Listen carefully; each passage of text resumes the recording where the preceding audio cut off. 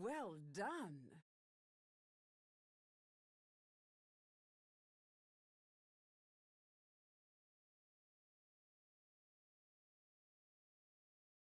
Well done.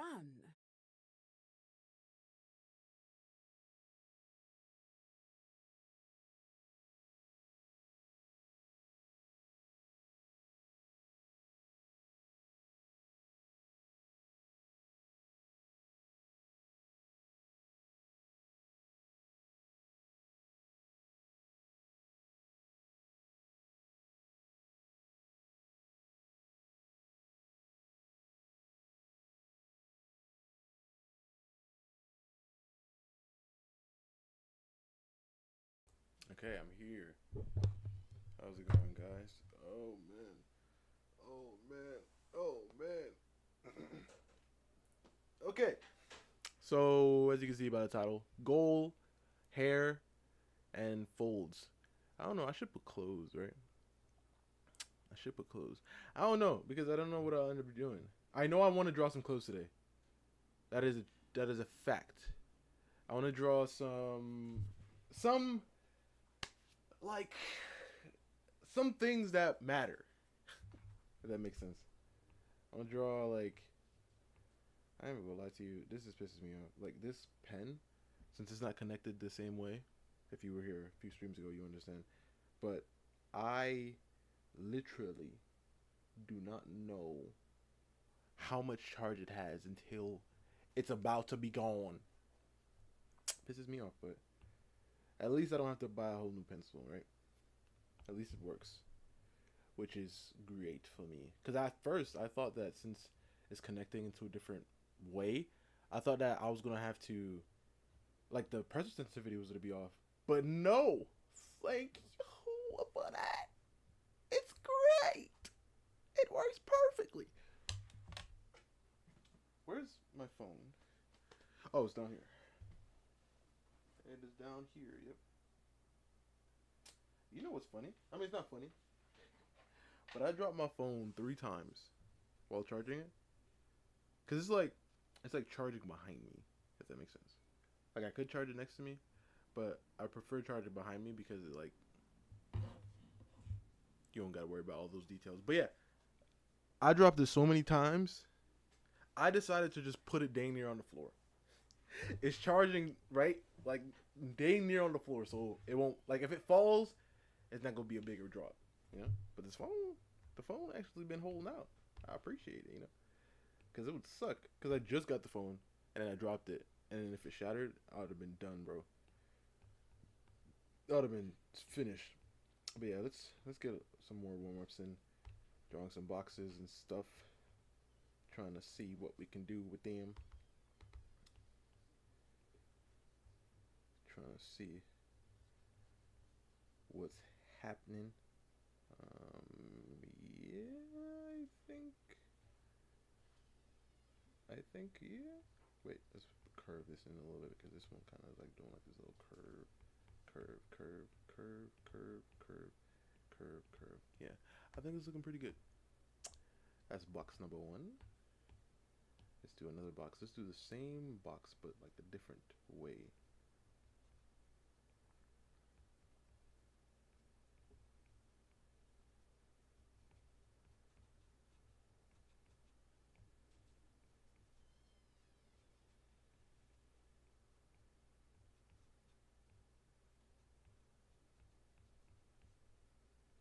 Kind of like that. Sorta, kind of, sorta. I could have did it better, especially this line right here. It doesn't follow the perspective that much. Always gotta think about those lines. Always pay attention to those lines. Gotta focus. All right, let's do another box, but this time like down. Let's taper it a bit more. I'm gonna do some ribbons as well, just so I can get loose for the what do you call it? The hair. Something more like these. Another one on this side.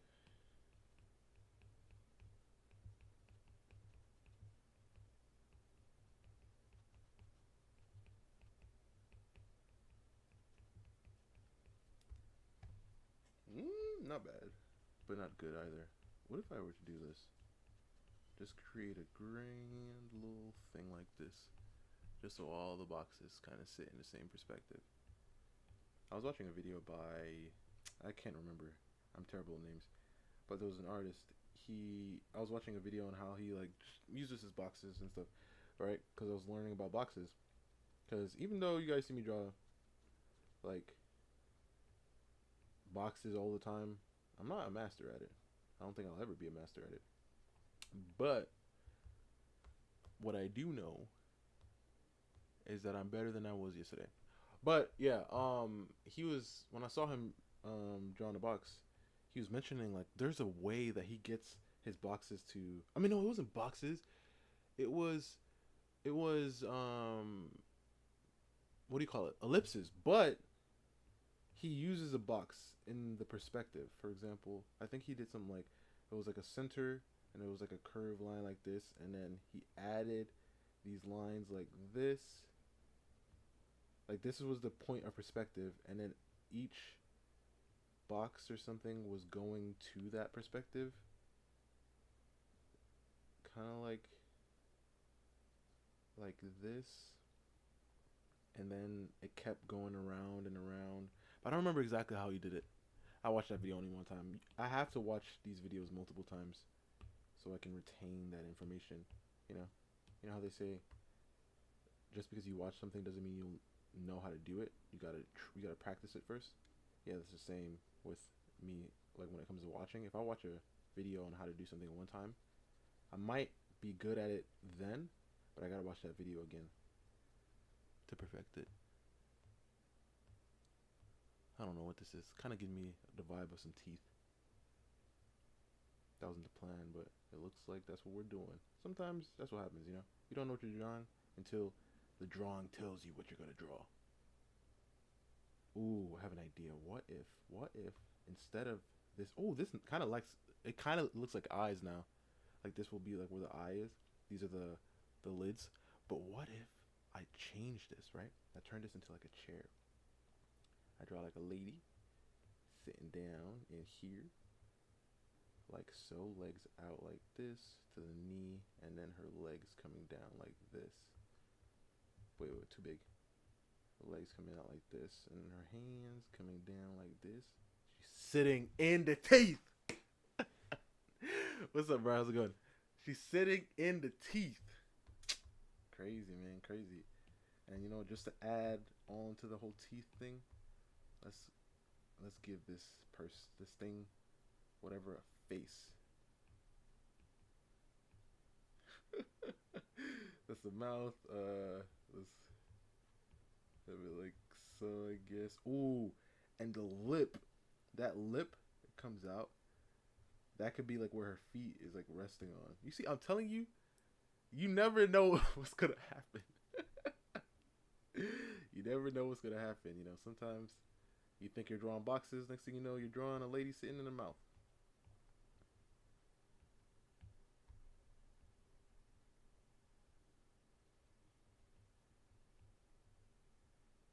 Next thing you know, you're drawing a lady sitting in the mouth.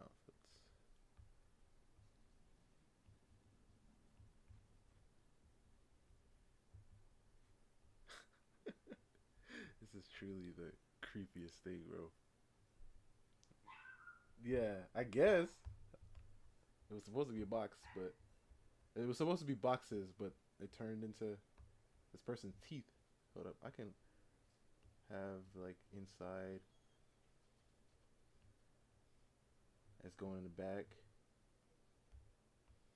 But yeah, we'll just supersize this.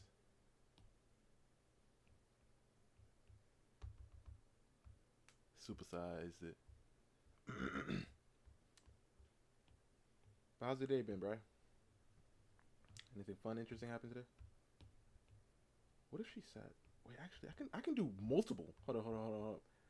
I can do whatever I want.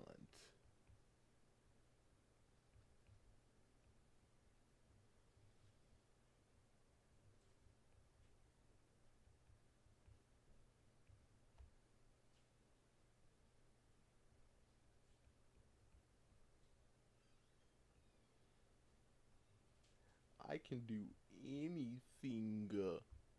Alright, another one there.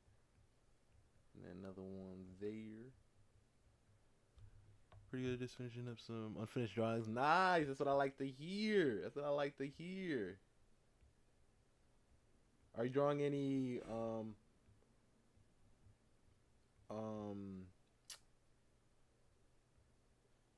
new characters or existing characters? Or fan art? What are you doing exactly? I'd like to know. You don't gotta tell me, but I'd like to know.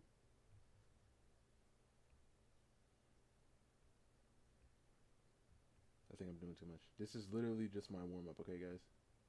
I don't like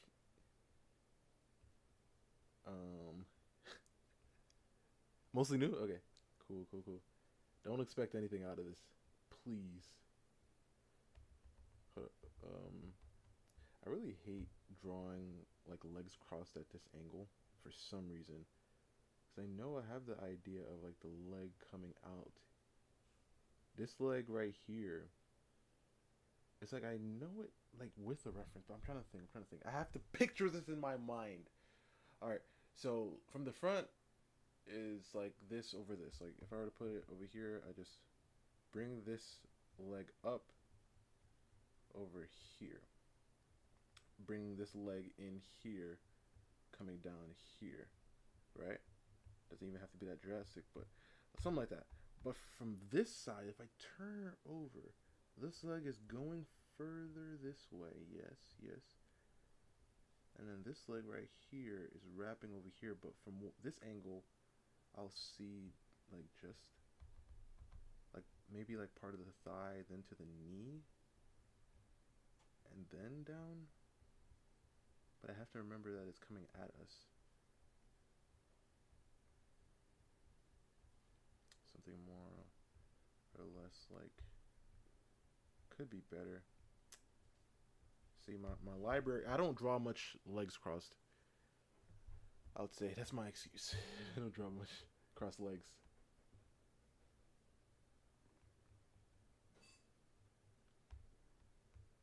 Oh, I gotta actually remember my training with the hair.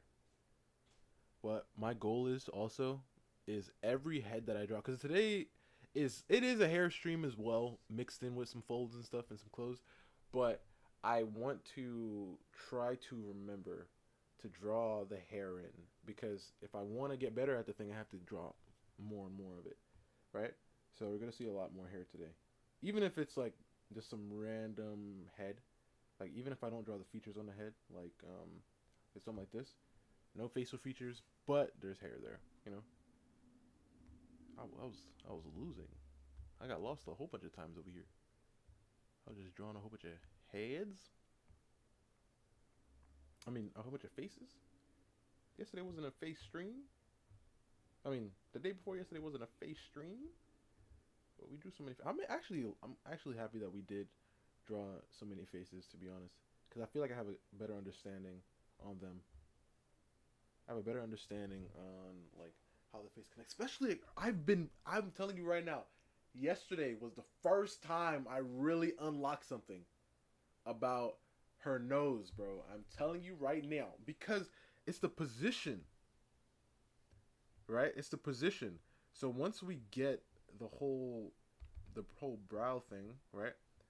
And then we get that whole section, which is where the face does its thing, to where like the cheekbones come out, right? Once we get our whole thing, because right here is the top of the cheekbone section, right? I mean, it doesn't go that way because the cheekbone like sits up here, and then it comes down here, and then the teeth roll around here, and then the other sets of teeth come down. I haven't drawn skulls in a while, so let's work with me for a second. And then the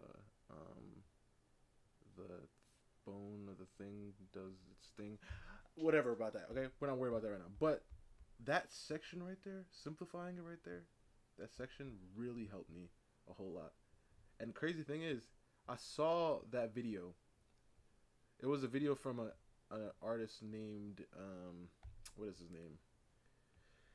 What is his name? What is his name? I'm terrible with names. I know I follow him. I follow his Discord though. I think it starts with a key.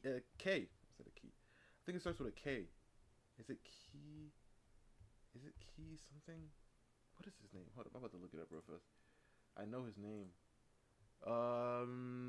Yes, his name is K. Kasim. Kasim is his name. Yeah, so I was on the right way. Yeah, I literally saw that video like maybe 3, 4, 5 times, right? When he was mentioning this shape. Yeah, it's like K-A-Y. But when he was mentioning this shape, right? And yes, I don't remember when, but when Sam Desart drew made his last video, his latest video, I was watching that video, right? And I was like in and out, right? I was watching it, but I was also doing some stuff, some other stuff. Bro, when I tell you, as soon as I saw that video come up, I was like, oh my gosh. Something clicked. It was like, bing! You know, something clicked for me. And then I instantly just been trying to do it, and it's been working. It's been working a lot. Because knowing exactly where it should go, like the top of, like I said, the cheekbone, which comes down, and then it goes, you know, with the whole thing with the jaw and everything. We're not doing all that. But it makes so much more sense now. And I remember years ago, I saw a guy, I mentioned him. I follow his Discord too. Let me see what his name is. It starts with a B, I'm pretty sure. Right here. Yeah, Ben. Ben, Eblin? I think he's this Australian guy. I remember years ago, I saw a drawing that he did of this thing right here. He said he calls it the whistle technique, right? And I was like, I was like, interesting, right? And then I just, I forgot about it. And then I remember I caught one of his lives, and then I said, how do you draw heads in multiple angles, right? I was stressing. And I asked him, and he said, well, this is what I tend to think about. First, you got to think about, like, the shape of the head, and then he drew the thing again, right? And I was like, right? And thinking about it now, I'm not even gonna lie, this just clicked for me right now. There's a Korean YouTuber. His name starts with a C. I'm not even gonna try. I don't follow his Discord or nothing. I don't know nothing. His name starts with a C. He's Korean. You guys probably seen him before. This man does this shape right here. I know why now. Because he does this shape, and then he draws he does like a circle, and then he does this shape, and then he draws like the sockets for the. Yo, I know why he's doing it now. You see what I mean? Everything is like clicking. Sometimes you watch a tutorial, and you don't get it. You know why? It's because you weren't meant to get it yet. It wasn't your time to get it yet. But sooner or later, you're going to get it. Like, there were so many tutorials I've seen. Like, I could show you. I mean, I can't show you now because I don't have a setup like I can show you on Discord. But if I remember it tomorrow, I'll show it to you guys. But I literally have what do you call it? I have sketchbooks, old sketchbooks of me before I even did digital, of me practicing drawing. What do you call it? Tutorials from Mikey Mega Mega. When I tell you, horrendous. I was just following what he said. I didn't know anything. You know what I mean? Like, I didn't understand. I just did what he said. And I got a result, at the time I was proud of, sure. But when I'm looking back at it, when I'm looking at the tutorials now, because I was doing like a refresher looking at some tutorials, like those old tutorials, things just started clicking in my mind. I was like, oh my goodness, everything makes sense now, right? So like I said, don't be discouraged if a tutorial don't hit you right away. It's gonna hit you. It's gonna hit you, all right? But yeah, let's I want to draw, like I said, I want to draw some clothes. Since we did a whole bunch of hair last stream, I'm gonna start off with like some clothes. I'm gonna still put the hair on the character, even if I don't draw like the face or anything. I'm definitely gonna put hair on there. All right. You know what I'm gonna do? Never mind. We'll just draw and see what is happening. I don't want to make no promises. All right. So we're gonna get like a nice little box here for the head. I just know the head is positioned this way, and we'll draw a neck, a nice little one going down here. Then we're gonna find the shoulder line, which I'm gonna put going like this way, and then let's see. All right, let's follow this form right here. It's easier form, especially when you find out the body's turning this way. It's really helpful. But I'm always trying to think of the measurements because a good measurement to remember, and I've mentioned this before, but the top of the body, from the top of the head to the bottom of the hips, you can duplicate the shape. You can duplicate the shape, duplicate it like this is one half, and then you can put it again the same. This is about the same, correct? No, this is a little short. Is that about it? Yeah, that's about it. All right, so this right here.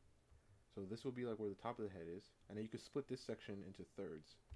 I don't know if you guys like, if you've been here for a while, you've probably seen those streams when I was like making sure to get the measurements of these sections right here. So if you split this section in thirds, the rib cage usually goes here, the neck and the head usually go in the top third, and then half of this is where the hips go because the hips are like half, right? And then you can draw, your legs. You split this around half. I'd say a little higher than half. You can get your knees, and then you can get your foot. And the reason why you see me going past here is because the foot is the heel of the foot, right? The palms of the foot. But sometimes if you're looking at the character from the front, if you're doing this measurement, you'll realize that it kind of looks weird if you put it like this, because the foot, like especially looking at this perspective, the foot is going out, right? That's just how it is. Like if you're looking at a person from like this way right here, and you see their whole body, you're gonna see their foot kind of going further out. And why? Is because you're at the perspective of seeing above them. So right here, you can put the shoulders. The elbows usually rest around here. And then the hands are usually like in a place where it's comfortable for them to like cover this area right here. This is a typical proportion of like a human. I don't like to use really heads because when you do heads, and like you can just run into a whole bunch of problems and a whole bunch of basic things as well. But like with the good idea of understanding these measurements, I think it really helps overall.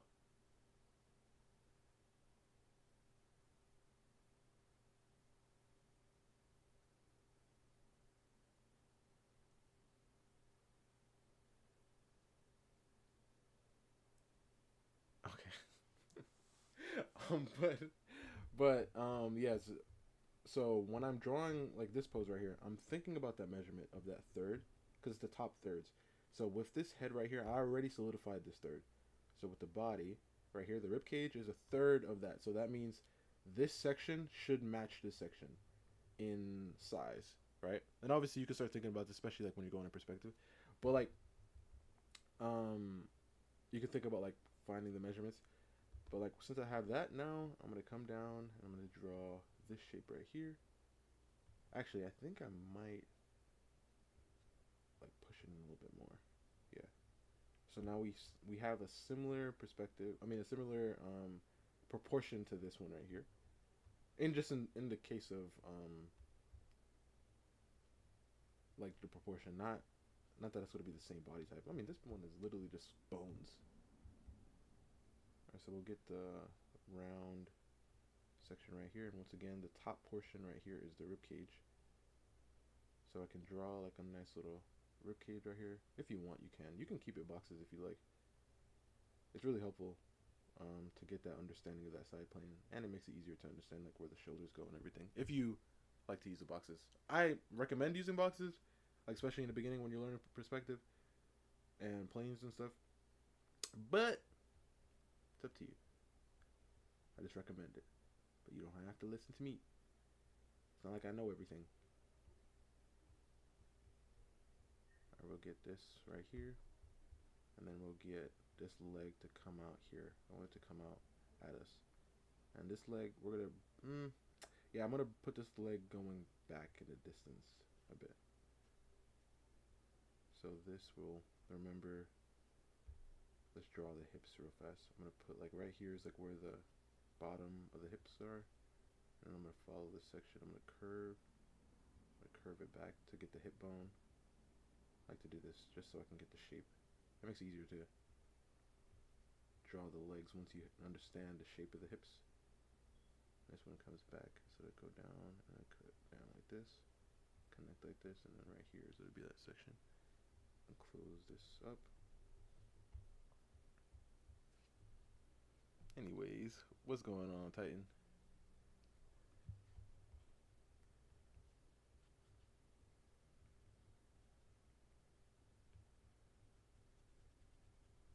Alright, so now that we have this part right here, is like where that leg is gonna come out. I'm gonna have this part in the back pop out a bit. It's a bit. This is gonna be like where the glutes are. The leg is gonna come in and go out, pop out to the thigh right there. I don't know. I mean, yeah, I'm not gonna draw the whole body because the clothes that I'm trying to draw are gonna stop. They're not gonna go all the way. I mean, I can draw the whole body. It's just not really that important.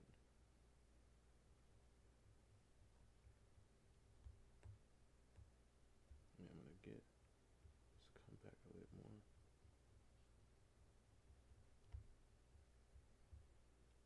You can get the bones here, curve in like this, and then on this side, come in, and then I'll I don't want to do this. I don't want to do this, honestly. I didn't think about this. You're on Saw 6? Oh, I've been rewatching Saw films. Dang, I didn't even know there were that many Saw films, to be honest with you. I think I've seen like one or two.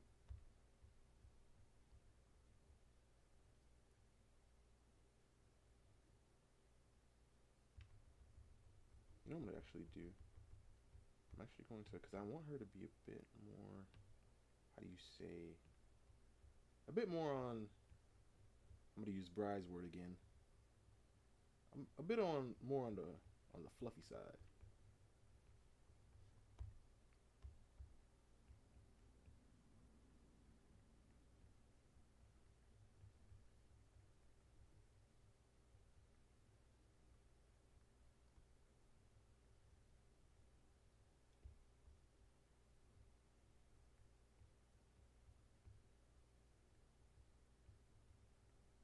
Just remember, since she's using like a certain perspective, I have to remember that she's going back. She's going back. But yeah, like I said, I don't really need to draw all of her. Okay, so I'm thinking, you know what? Let me draw her body first, and then we'll work towards there. Yeah, I mean, it could be. Actually, no, I'm not gonna say that.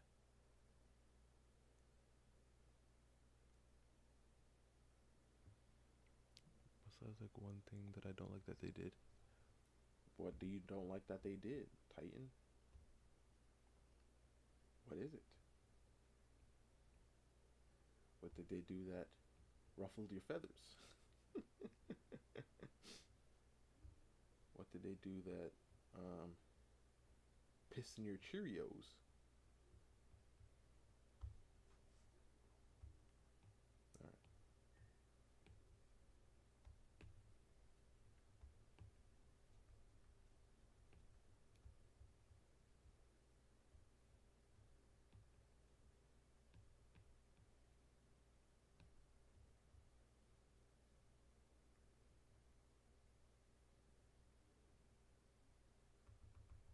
Gotta remember the shoulder section, and then it comes down.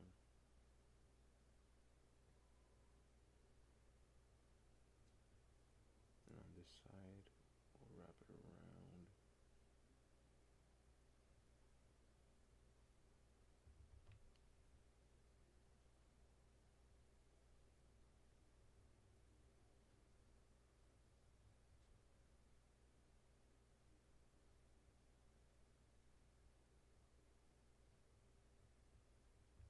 I think I did too much. Too far.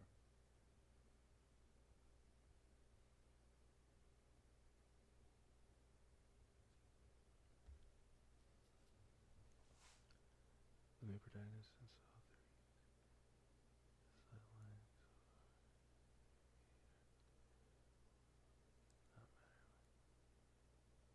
3. Oh. When did Saw 3 come out? It's been 20 years. I don't care for spoilers.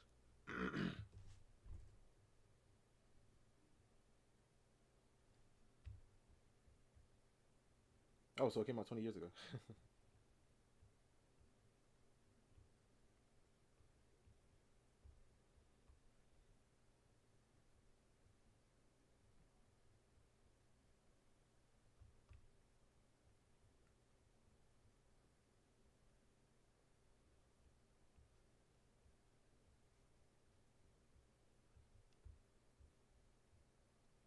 Ish. That's what I mainly want though. Is I want to think about drawing something kind of like this. We'll come in, get the legs to do their thing, and then on this part right here, we'll come back, we'll curve out, adding some thickness onto that part, and then up here, we'll have like a rope tie right here. I gotta remember, I gotta stay zoomed out. I zoom in too much. But let's flip the canvas real fast. Not bad. Okay, I like the rope to do its thing right here, and then we'll. But before that, let's clearing up these lines real fast.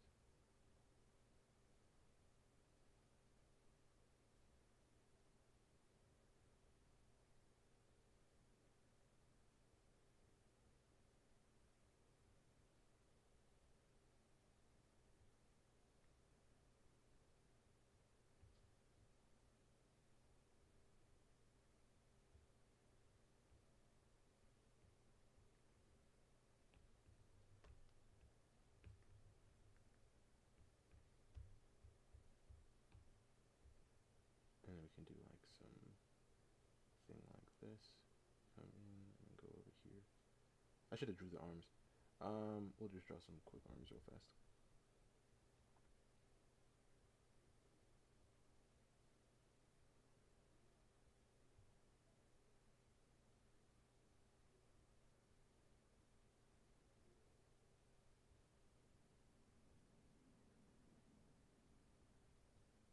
I didn't draw yesterday, so I'm still pretty rusty.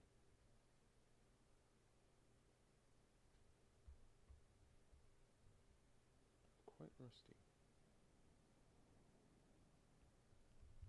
The Krusty Krab pizza is the pizza for you and me. Oh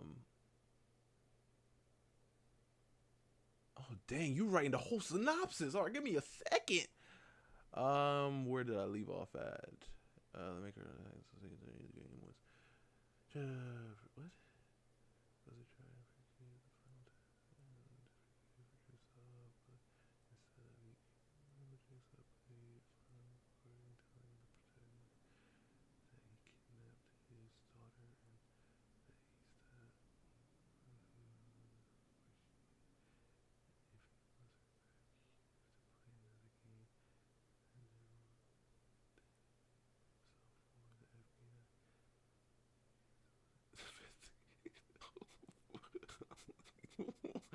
Are you telling me everything you don't like in each of the films?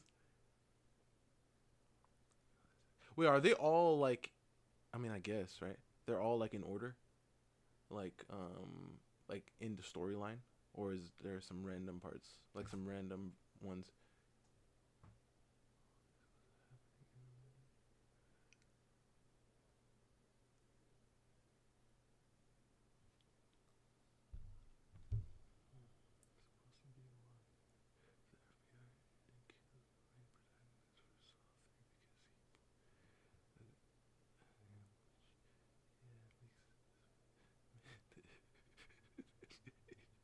Gets locked in the rooms.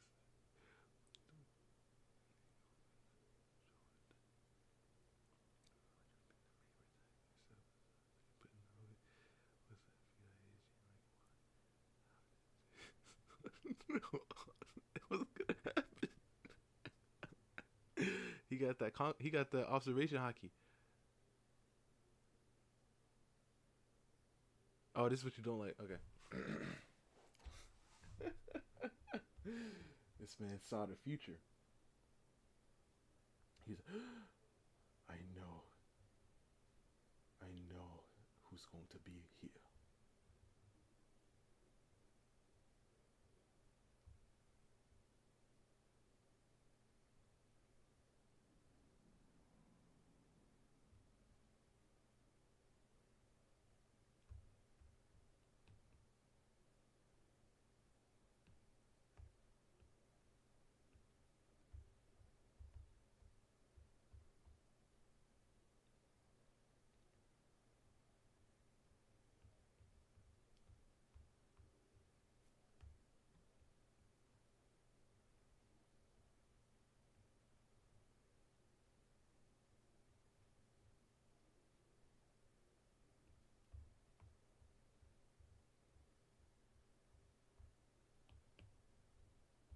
I mean, we can keep these together. Why not?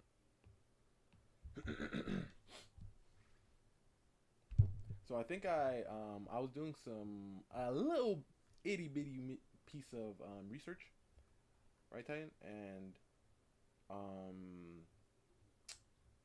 I think I know some answers to some questions that you asked me a little while back.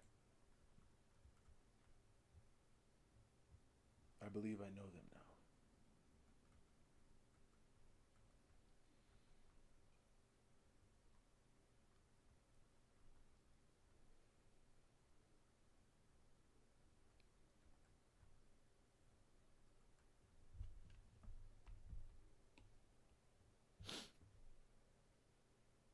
You don't know. I know you don't know. But by the end of this video, I mean by the end of the stream,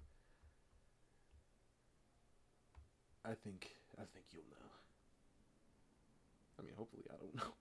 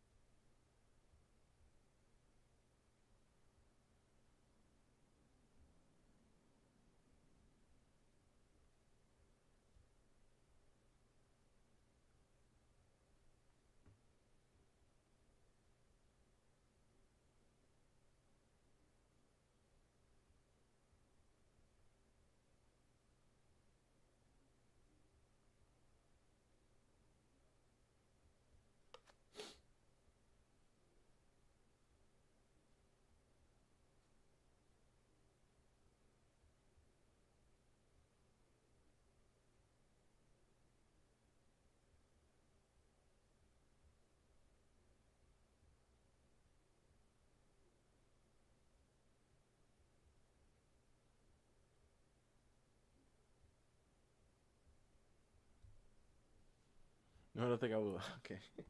You know what's so interesting? Me thinking about now. You know how parasocial relationships and everything are, like how they exist and everything. I feel like throughout our childhood, they have kind of been conditioning us to have these thoughts in a way. I think, and it might sound confusing, but the reason why I say that is because I remember, like when we were younger. I mean, when I was younger specifically. I don't know about you guys, especially with somebody who said they don't like Shrek. But when I was younger, I remember um, every time watching like a quote unquote like romance or a romantic movie or something. It doesn't have to be a romance film or something, right? Every time I watch one of those or a movie just when people were together in it, right? And then they'd have red carpet events and everything. People like even like the media and everything, they'll be like, "Oh, um, are they are they um are they here together?" Or you know, like the gossip people, like they always kind of like made it seem like they had a chance to be together in real life, and if they were together in real life, that was like the greatest thing, right? So now, we can go through life, or we be going through life, just seeing them as their movie co-stars and everything, the relationship, and then let's say they end up dating in real life. If they end up breaking up, we just feel like, oh, this is like the worst thing. I remember when Brangelina, what's her name? Angelina Jolie and Brad Pitt, when they split, everybody was like, "Oh my gosh, how could this happen? The perfect people." I was like, at the time, I didn't like understand it, but then when I started hearing a whole bunch of like the horror stories with the parasocial fans and the parasocial people, I was like, "Oh shoot, no lie, I may have not maybe not for them specifically, like Brangelina specifically, but like for other people, like and actors and actresses and stuff, or even musicians or just famous people. You know what I mean? I may have had that whole man. This is like they're perfect and this they should be together and everything. I'm just like, gosh, that was kind of weird thinking about it now. It's crazy. It's crazy. But I feel like they've been kind of conditioning us,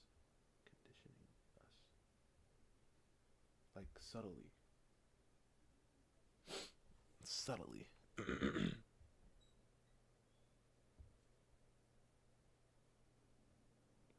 Some animals just aren't meant to be eaten. What was that to when I was talking about Shrek?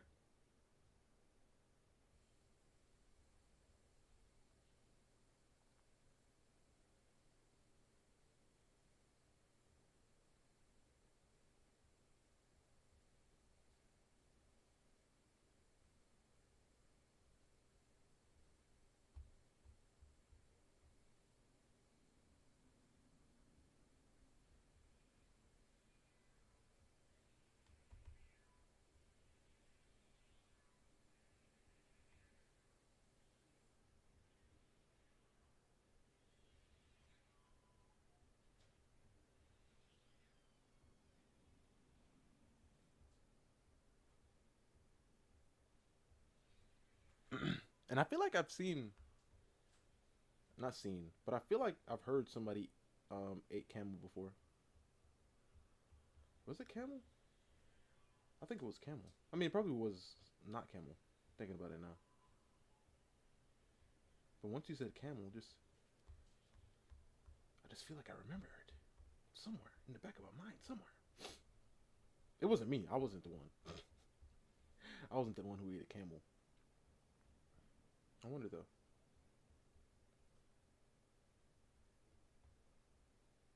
Why shouldn't camels be eaten?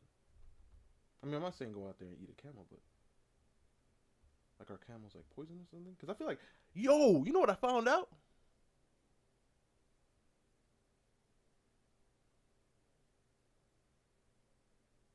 Eating camels is worse though. No, I never said, I never said I ate a camel.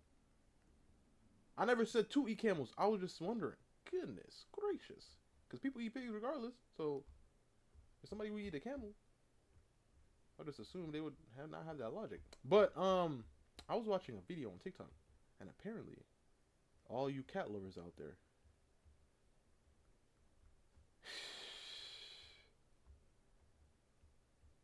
you guys probably seen this video, but all you cat lovers out there, apparently, if you end up, kicking the bucket, and like nobody, like let's say you live alone with your cat, it seems like your cat gonna be awfully hungry.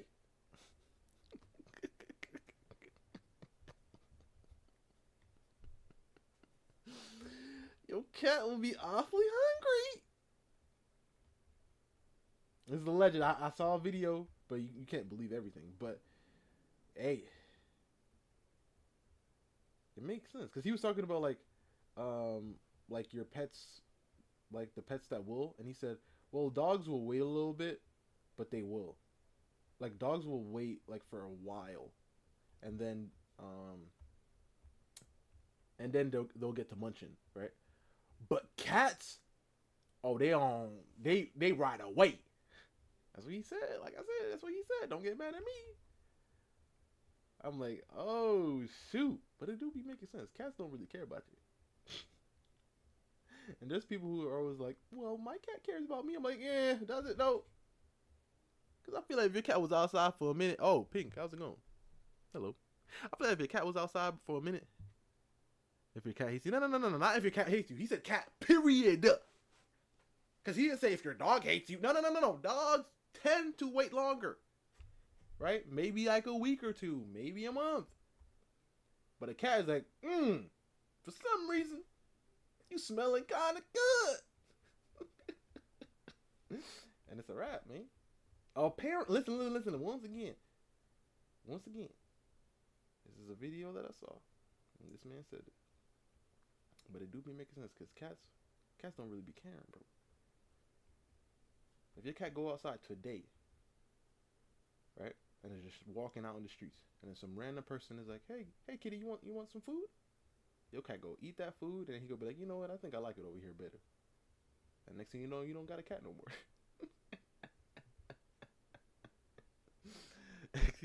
Next thing you know, your cat is gone.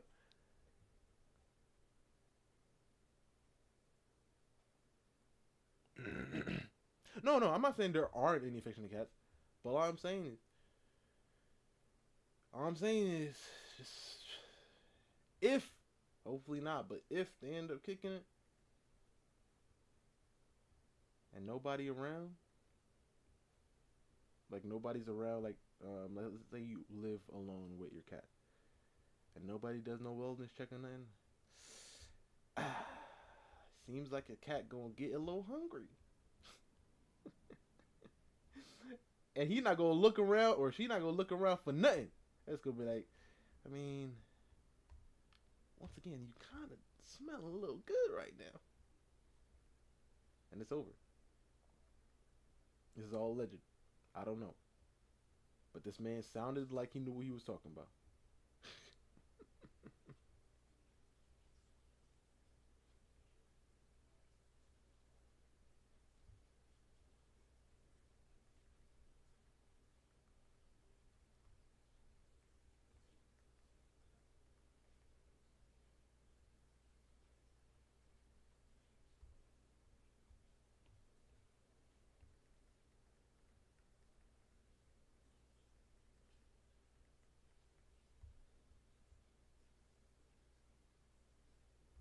I'm gonna try to see if I can get a little more, what do you call it?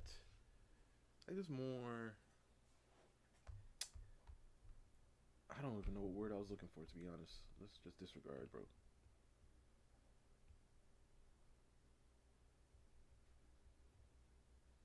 Like I think this one, I was thinking more Greek vibe. Not Greek. I mean, yo, I always get confused about, excuse me, like Greek and Roman.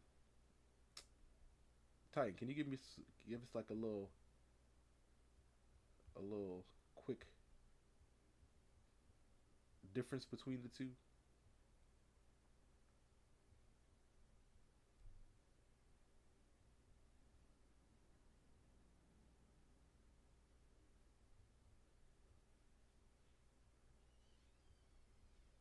And by the way, Titan is the official historian over here. If you guys were wondering why I asked, I don't know, because I always feel like they tend to have something like this.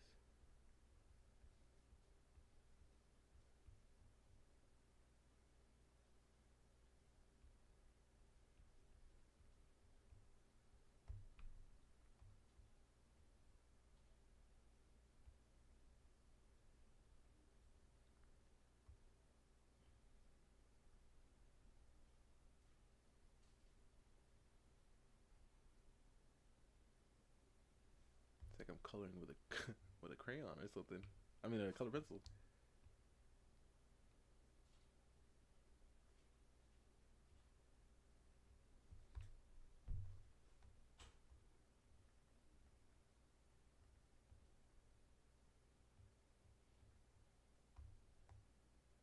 Yeah, I'm thinking more Greek maybe. It's more giving me more of a Greek vibe, I think.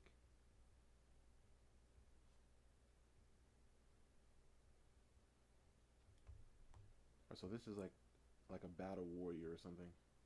That's what I'll think of, like him wearing.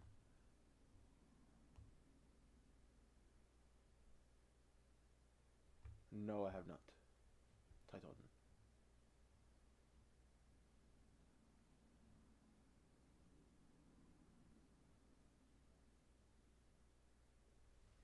But I feel like there's also like certain patterns that Greek characters tend to have. What if I did like something more big, like a big guy? Like I mean, hefty man over here.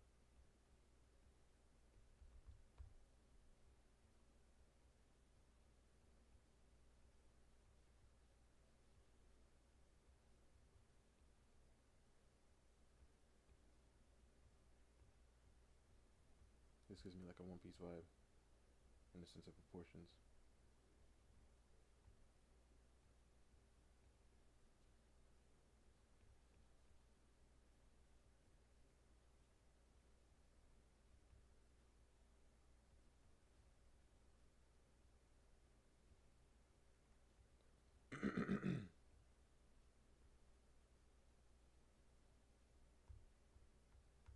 Something like these. I don't really care too much about the build. I'm just trying to just get. I mean, I'm just trying to get an idea.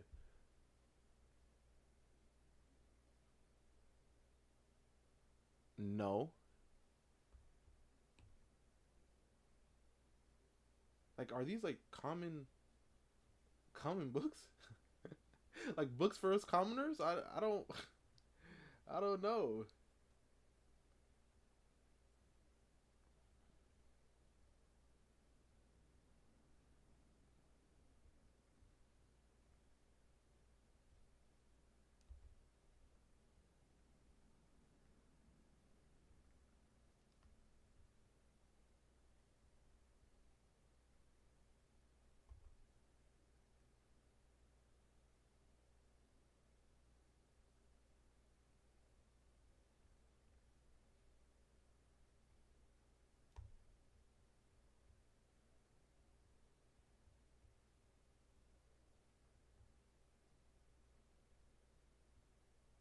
It doesn't really matter because I'm thinking. I don't know. Um, I just need a lot of drapery and like pulling and stuff. So like if it's like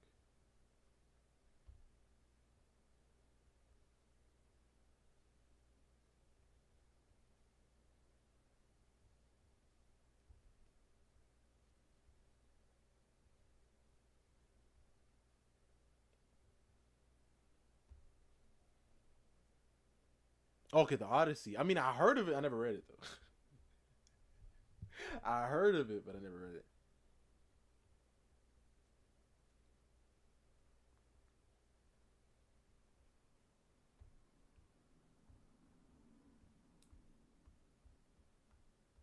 And Greek tend to have like these patterns on their like stuff. It's like I don't know. It's like really boxy looking.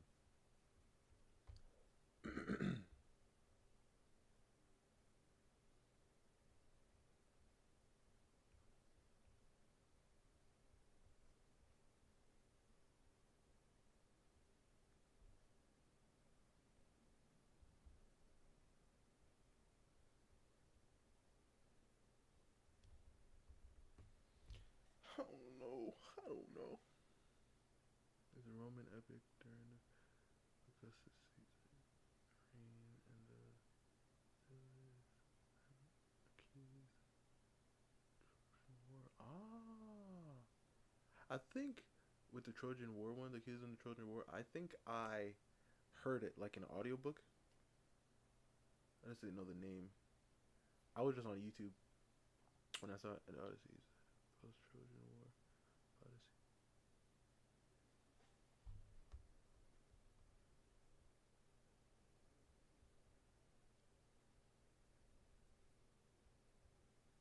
And they were a lot of. You know what's interesting? Because I had to look this up. I was wondering why didn't they wear. Like I literally like Googled it. I was like, why didn't they wear like pants? Did pants like not exist? Cause They over here, and then there was like, and this is the obvious answer, but I didn't even think about it. They're like, well, it's hot over there, you know, or it was hot over there, so like, so they don't want to be. And I was like, I see. And I heard like, I mean, you can tell me if I'm wrong, but I heard that they kind of look down on people with wear pants too, kind of like it was some like barbarish thing, like only the ruffians would wear pants.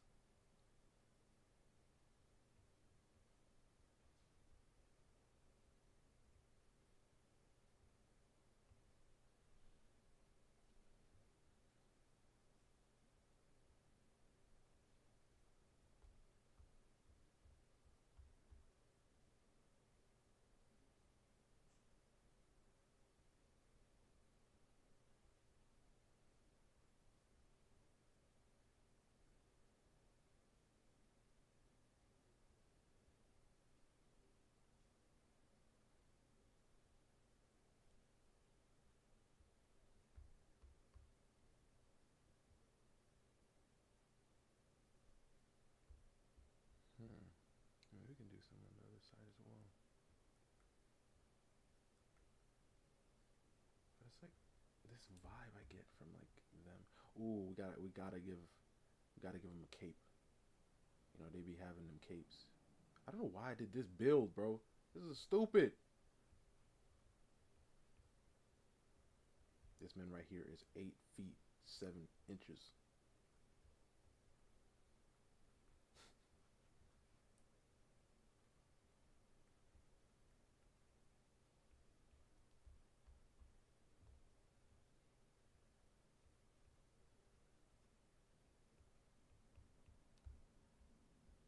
This is trash.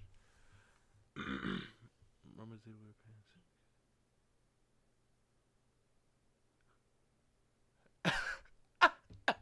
What? Nah, I'm joking. They thought it was. Oh! Give me a second. I gotta turn on the light. I was about to say, gosh. I mean, hey, man, why you keeping your stuff constrained? You must be. you gotta. Never mind. I'm gonna stop.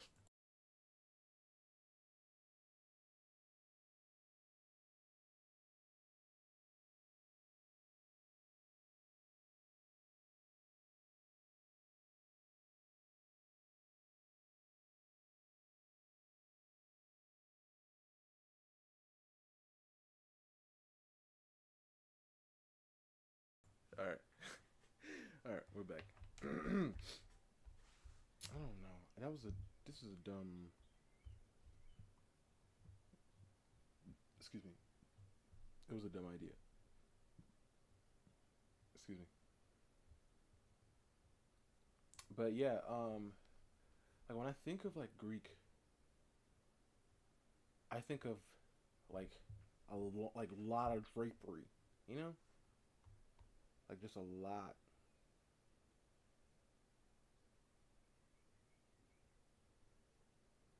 Let's make it smaller. I'm thinking like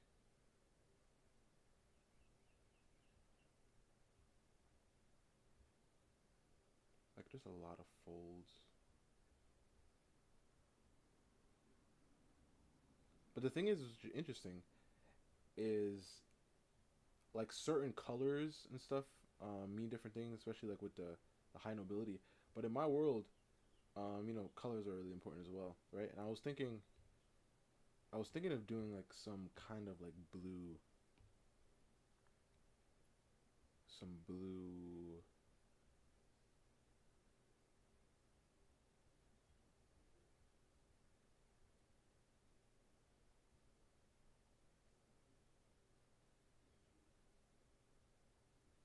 like the color of their garments. I mean, obviously the peasants and like the lower class, they'll have like it'll be pretty much white, but like I want it to be like blue for those of noble blood.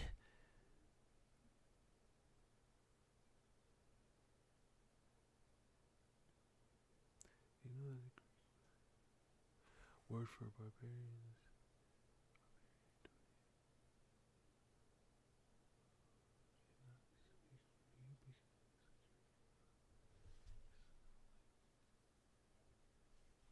Wow, that's interesting. I did not know that. Fascinating.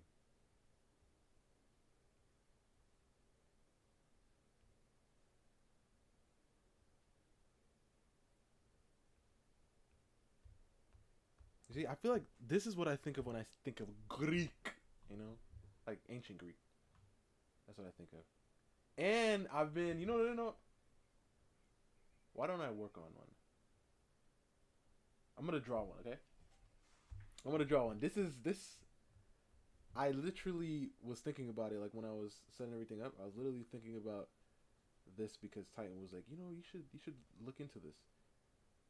And guess what, Titan? I did look into it. And guess what, Titan? I will be using it. Let me see. This lady's tall as heck.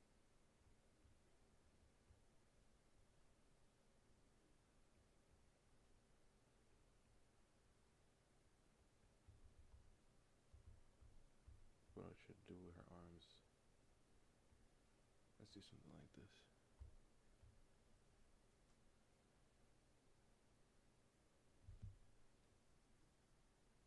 Oh yes, I've seen some. It's insane. It is truly insane.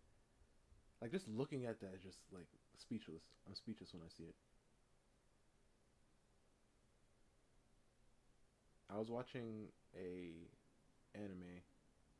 I never finished it, but it was like this art anime, and they went to a museum, and he was just talking about the history of like these sculptures and stuff, and I was like, oh, because they drew the heck out of it in the anime. I was just sitting there just watching. I was like, gosh, look at this. It's crazy.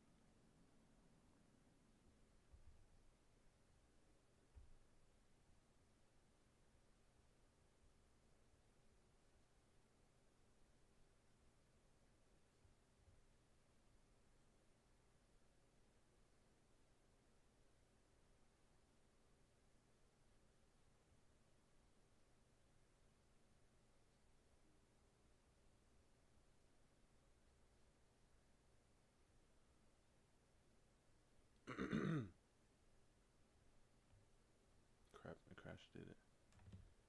Did it now?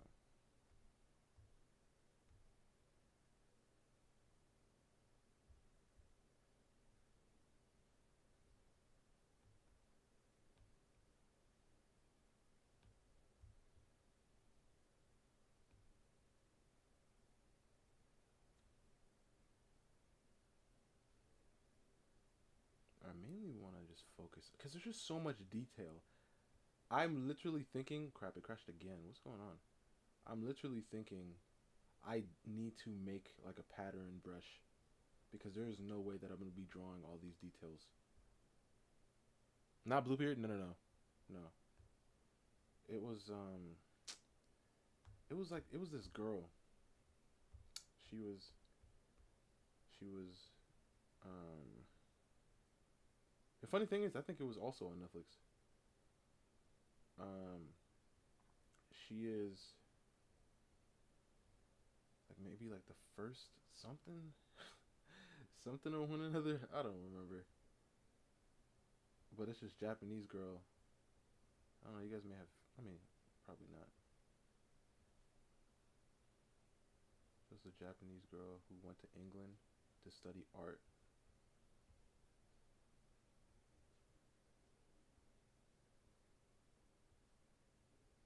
I love when I like watch art shows and movies and stuff, and it just and they be drawn in those movies and or shows like animated ones. Yo, why is it crashing? Maybe turn this off. Turn this on. Search, search, works.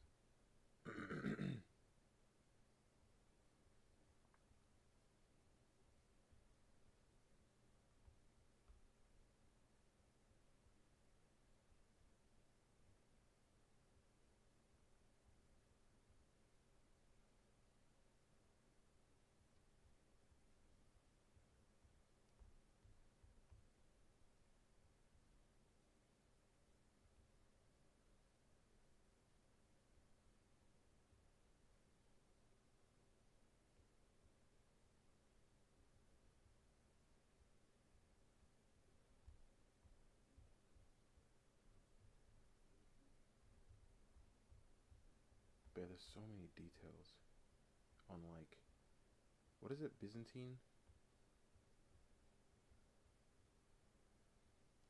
There's so many details. Yeah, I'm definitely going to make like a brush. Like once I find the pattern that I like, I'm going to make a brush um for the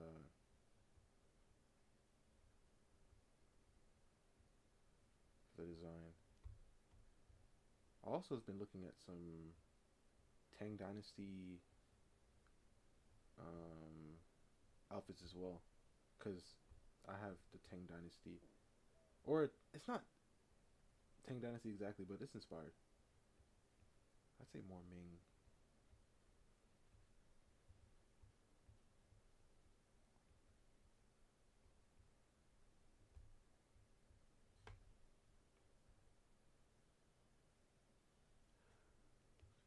Brutus killed the final king of Rome. Really? How am I? No, I did not know this.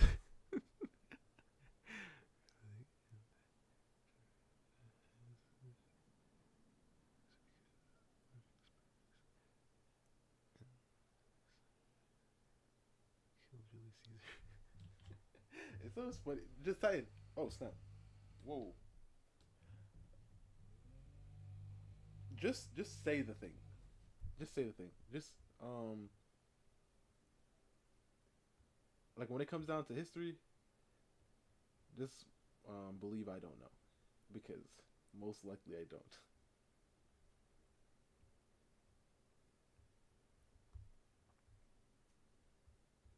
I'd say something like this.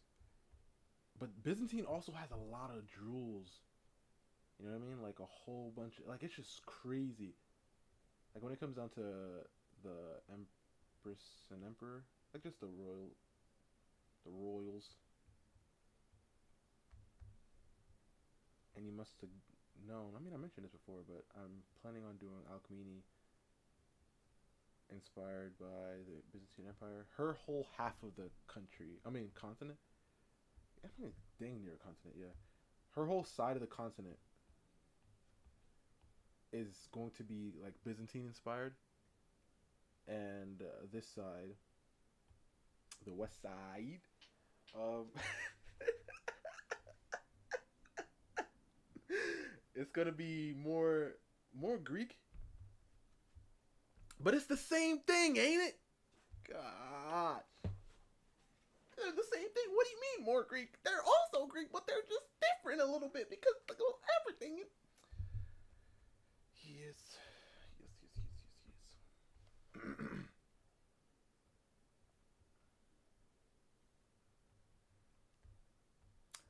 Yeah, just a whole bunch of jewelry and a whole bunch of.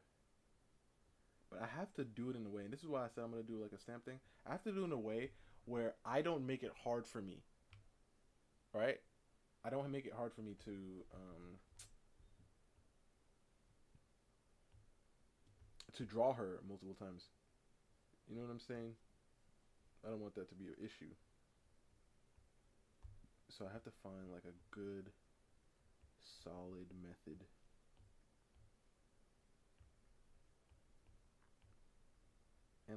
And a pretty simple pattern too. I need to find.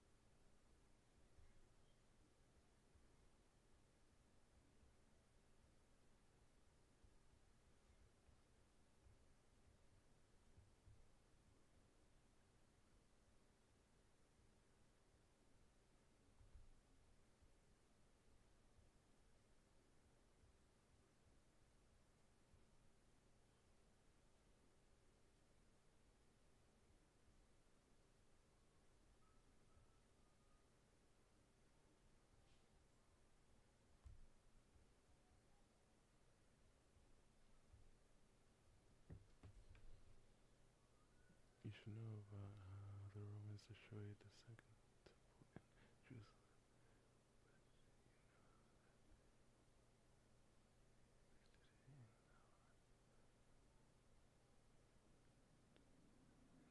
I did not know that they depicted it there. No.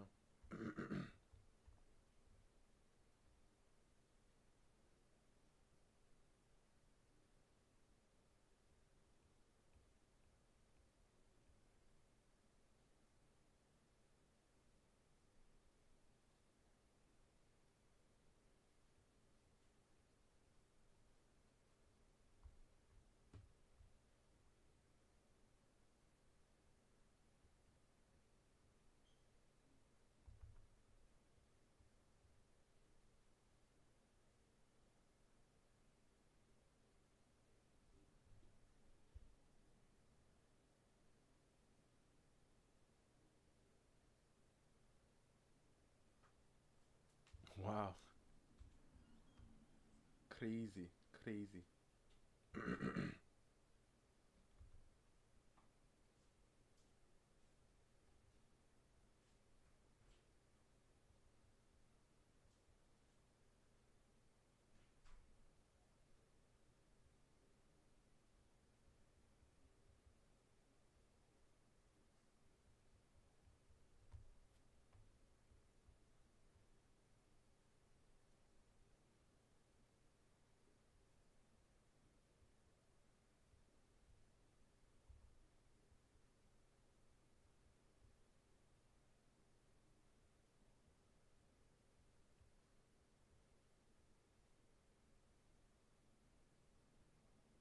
remember the perspective.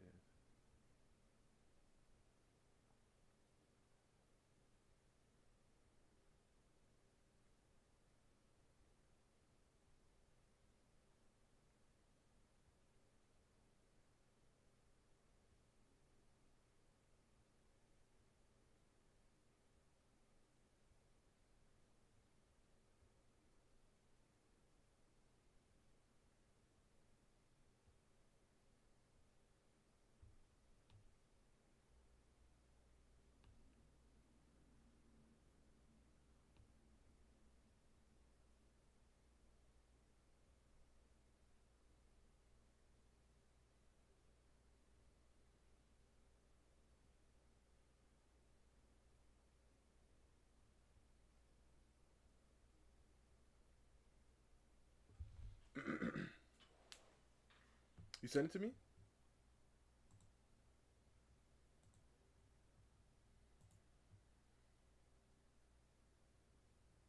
Wow.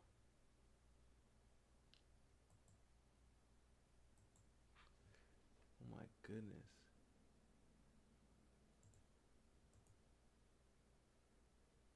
Oh my gosh.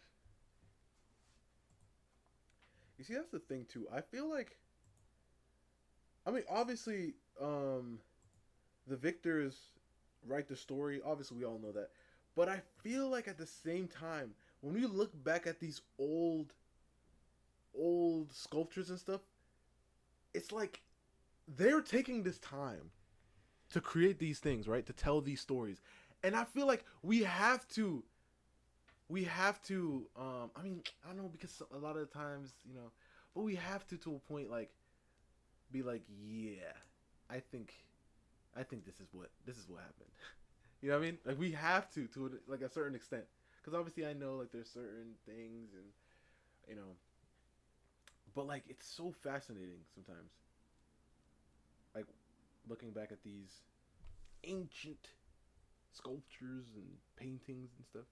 I mean, it's harder not with the paintings, but like with the sculptures, crazy. Oh, in that same anime too, we were talking about. I think they mentioned how the how the sculptors used to train and stuff. It's crazy, like how they used to train their people. It's wild, bro. It is truly wild. And a lot of them are artists as well, like the sculptors. Like, I mean, they're all artists, but I mean, like, a lot of them draw on paper or whatever. whatever they had back then, because it's the same like quality of paper that we have now. But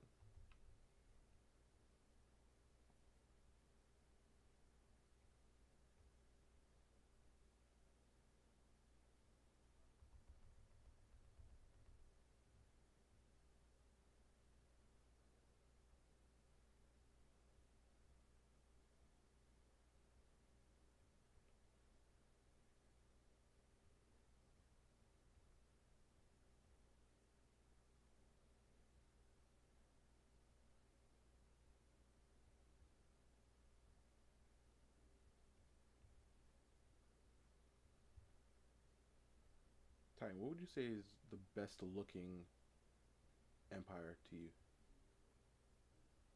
The best looking, strictly in aesthetic, like everything. It doesn't need to be just clothing, like the architecture, everything.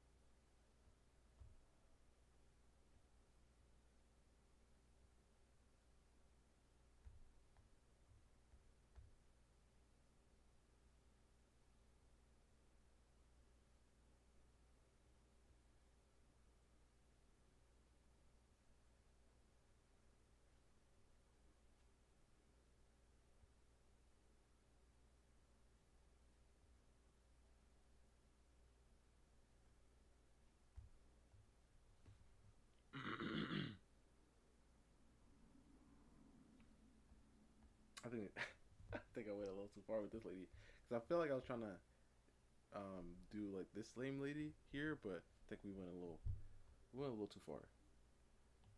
When I start off with the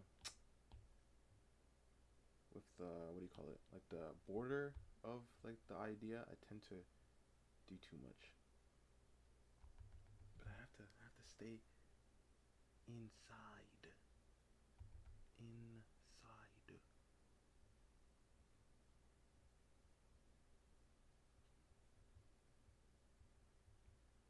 Oh, I forgot. We did say that we were going to do hair. We're going to try to do hair.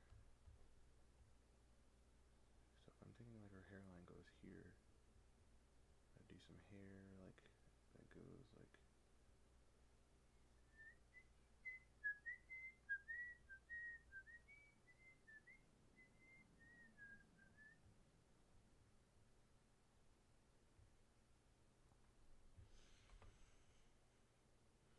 That's very interesting since I'm taking artistry right now. We just got Greek and Romans, and the next up is Christian. The Romans borrowed a lot from the Greeks, so if I choose either Greek or Romans, it's like I'm choosing almost the same thing. Yeah. Colosseum is very wrong. I'm gonna have to do some studies, but not now. Some what do you call it? On some architecture, some Greek architecture.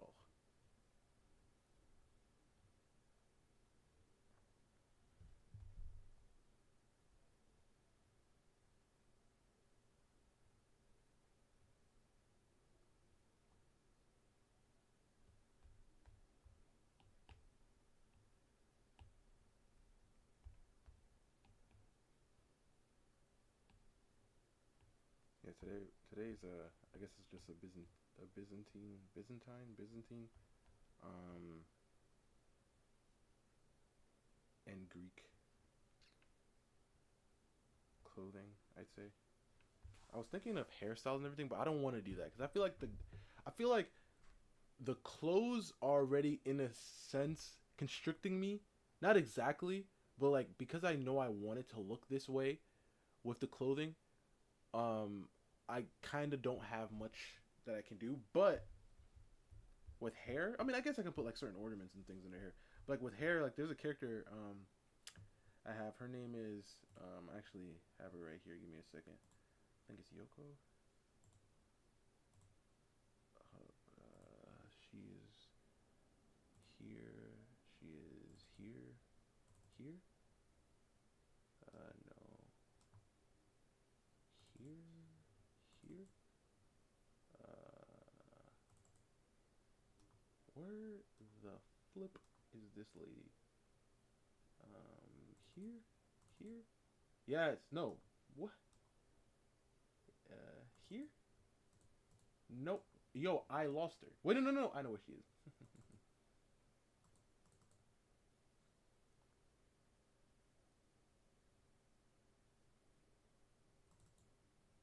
Yes, Yoko. All right, so her hair, Autumn. Ooh, Autumn is really cool. The aesthetic. Her hair is kind of like, it's kind of like, it's kind of like, she kind of got like that, like faded side type stuff, right? And if I were to, strictly go with the hair and everything, I feel like I'd be limiting myself from the certain types of hairstyles that they had back then. I think I could still subtly imply that, especially with certain elders and stuff. But like overall, I want it to be pretty freeing, like with different hairstyles that I choose for said characters. And I was also looking into. This one is really different than the main role. Just it being a direct. Yeah.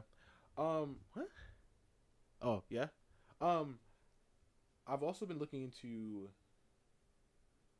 like I want to like the commoner wear and everything. And I've been seeing like still like pretty colorful. I feel like when you think of Byzantine, you think of more colors, right? Overall, obviously the nobility have so much colors, right? Like with the purples, the golds, and everything, like the colors, but and the reds. But I feel like with the common folk over there, because I feel like even Alchemy, she is like the embodiment of clean and beauty in the world. I feel like um her whole like because I said like half like the east side of the location of the world is like her territory, and I'm gonna say this is like the Byzantine territory. So if that's the case, type stuff. So if that's the case, then I want it to be like I kind of want even I want even the peasants to look kind of good compared to the peasants on this side, which they just are bland, right? Like they still have like the similar like torn rags and stuff like they do, but and like patched and stuff, but theirs are like more vibrant. I'm thinking. So when you can tell like if a person's from a different location, you're like, oh snap, they got some color on them. They must be from the good old area. I've been trying to find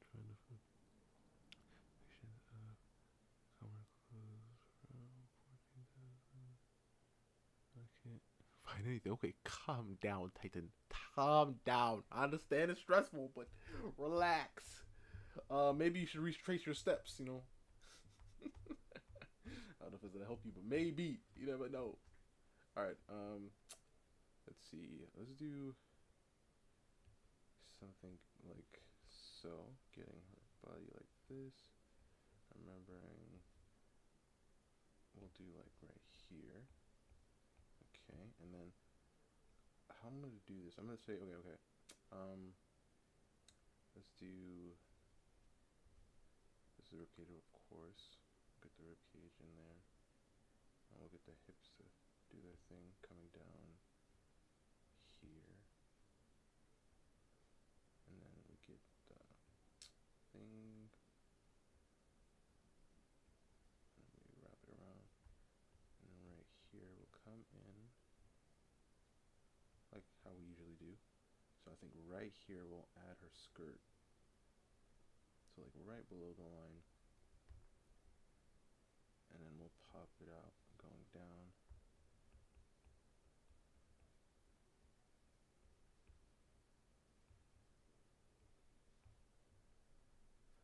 Okay, and then we'll do like come in like the crest of it, give it like a little neck here. And we're gonna get the shoulder circles. Wait, let's bring them in a little bit more. I don't want her shoulders to be too crazy.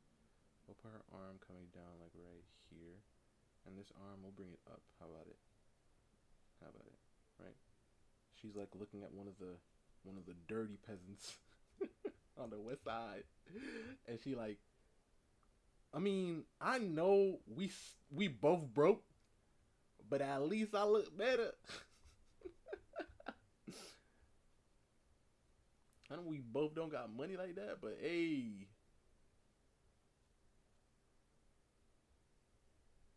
It's kind of like, you know, like I don't know if you guys ever experienced this, but like, let's say, I mean, I don't know. I'm not even gonna say it because let's just say, imagine you were born in like a not so good area or raised in a not so good area, right? And then one of your boys comes to school with some fresh, cool kicks, right? Y'all both at the same bracket, but he just right now he up because he got some new clean shoes. You know what I'm saying? So that's how it is. That's how it is. They both broke, but hey, at least she got a little. Her clothes are cleaner.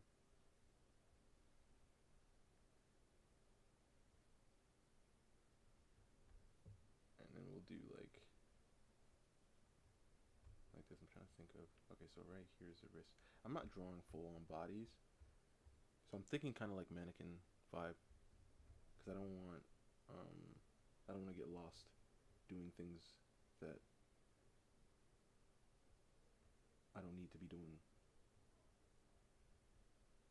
Because I'm mainly just trying to focus on the clothing right now. But today we definitely need to do some hair stuff. I know this. I know it.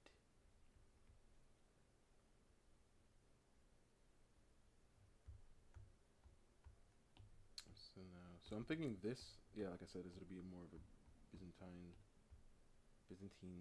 goodness, type of peasant clothes.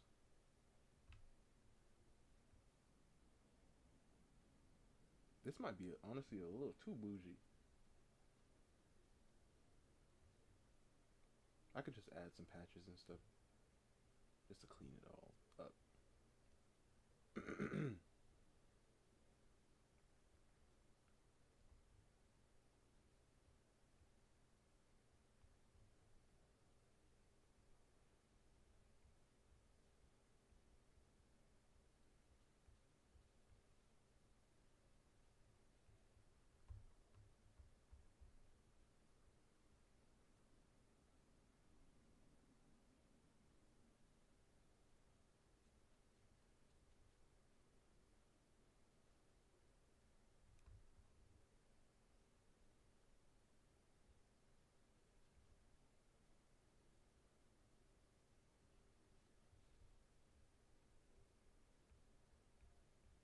I feel like nah, this is fine.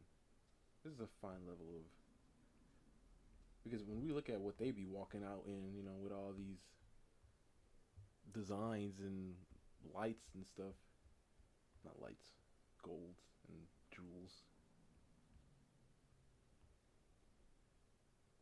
I feel like it'll be fine to have a little bit of, like her people could have a little bit of something on them.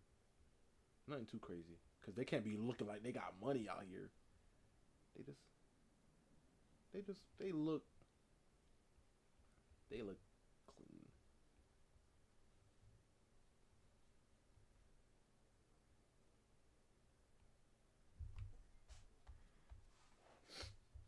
This arm as well we can do.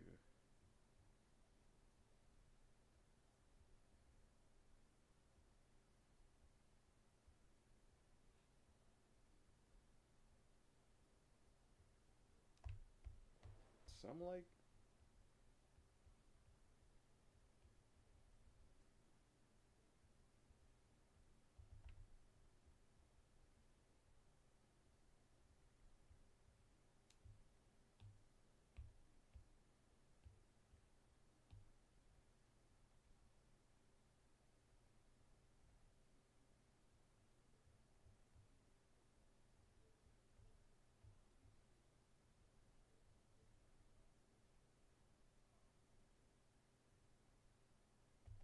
I don't like that.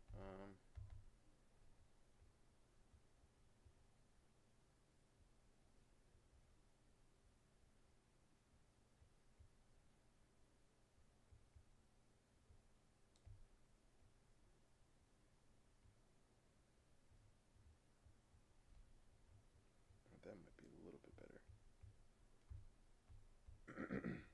That might be a little bit better.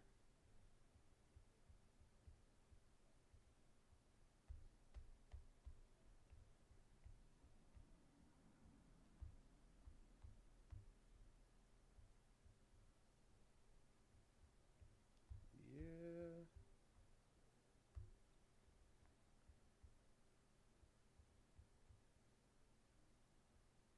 So it's the same thing, but I mean, so it's like similar thing, but um no jewelry. Like I said, maybe I can add like certain like patches, just to show a little bit more homey vibe. Like they still got the colors on there, and they still A, but it's a little dirty. Still secondhand, Still some secondhand stuff.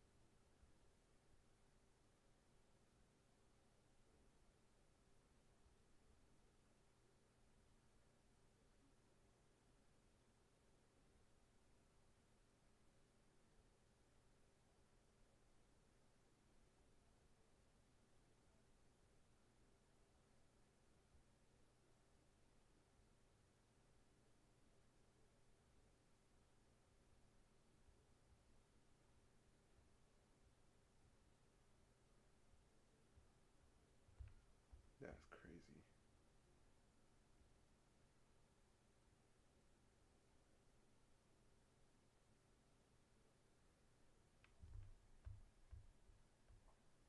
And like pearls and stuff too. Huh. I mean, I have a pearl brush.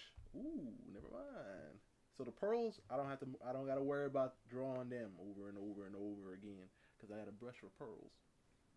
Mm-hmm. Mm-hmm.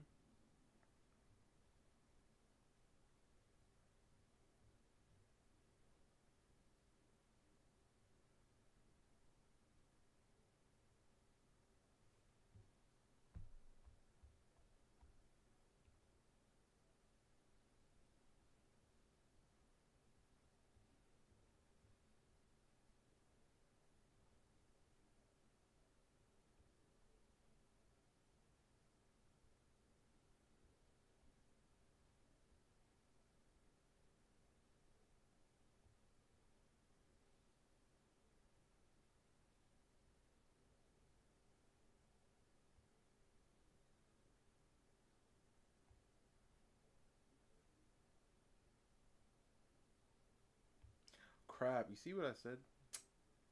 Because it's not connected. the normal way. I don't know how much charge it has until it's almost gone. But once again, at least it works. At least it works, and I don't have to buy a new one. Because that is money that I didn't want to have to spend. But I don't have to. So that's great.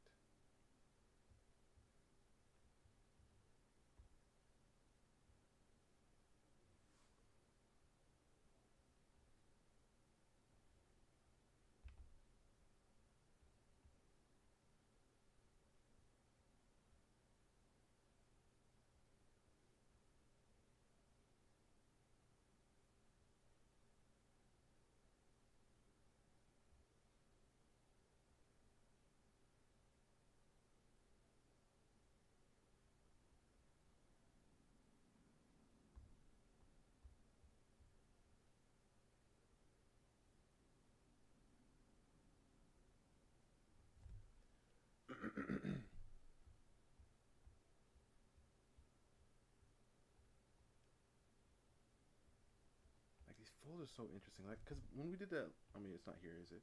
No. When we did that study those days ago, and it was showing us like how they interact with certain things, like the folds. It's so interesting because it's like one little pin, like, is creating, depending on the material, of course, it's creating so many folds because everything is like going to it. You know what I mean? Fascinating, bro. But it's interesting too because like your knee, let's say you have a knee like this, and then she has like wait, let's try to draw like something real fast just so I can have a better understanding of how this leg is connected.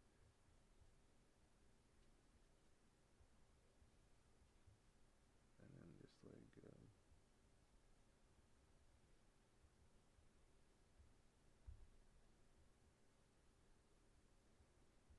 I guess, um, if she's wearing something like on her right here, and then it ends up getting to those knees, all the folds that come down will have to pass through it.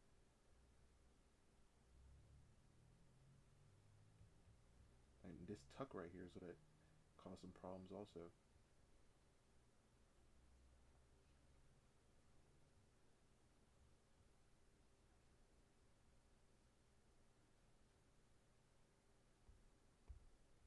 But let's do like a curve like this. So now these come from here. Since this knee is doing that, you can also do something like this. I don't know, bro. That was just a weird angle for me, especially in the stage. I feel like there's some easier ones and there's some harder ones, but that's how it is in the beginning, you know. You go to practice.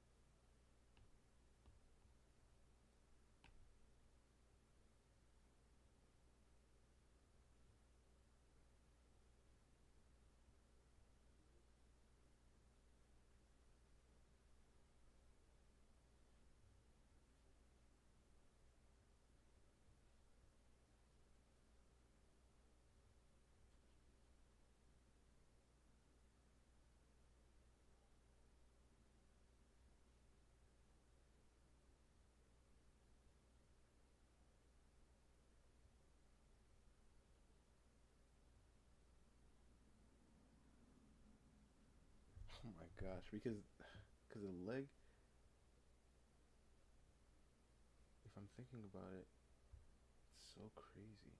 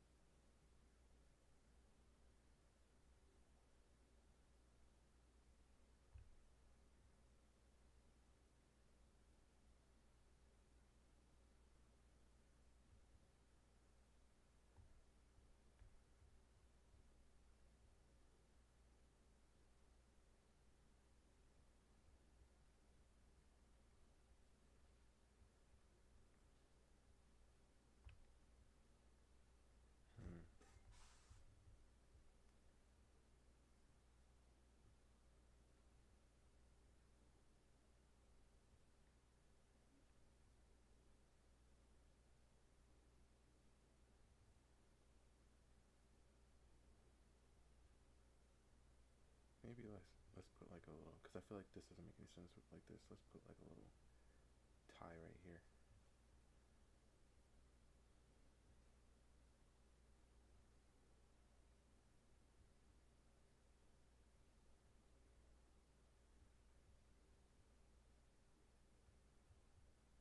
Surprised I was able to do this without a problem. Look at me learning. I mean, this is not difficult like way of drawing a tie, so I won't say that. I'm not gonna toot my own horn or nothing. I won't do that.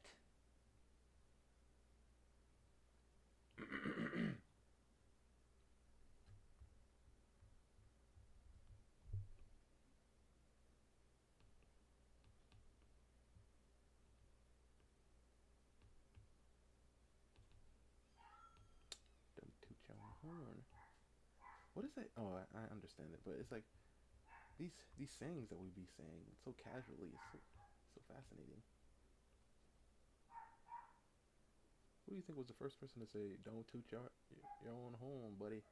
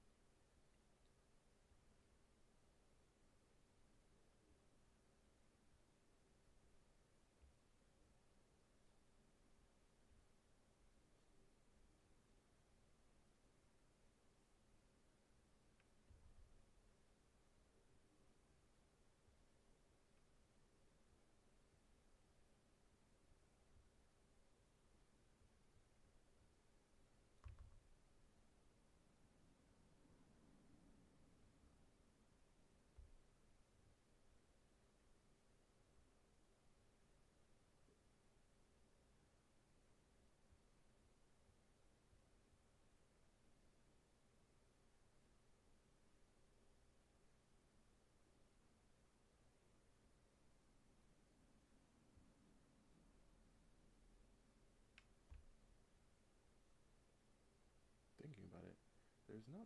I mean, there are many folds, but I don't think there are too many folds that are going.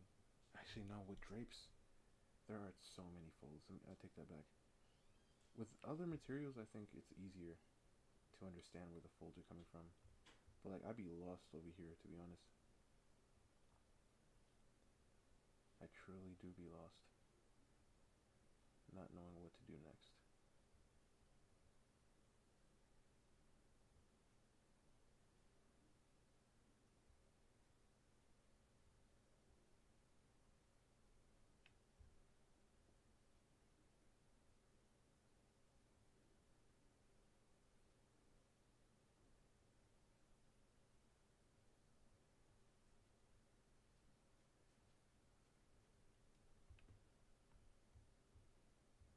You sent me a video? Actually, while I'm doing this, getting the video, I think I'm going to. We're gonna take an intermission. What is it? Some more Atla? We're gonna do some intermission. Wait, this not might be. This might not be Atla. This might be K Talk or T Talk, T whatever the thing says. But yeah, we'll do a little intermission because I need to charge this pen. But like I said, it sucks because I don't know like when it's done. But yeah, we could just sit back and do a little watch of some T-Lock. I mean, some T-Lock.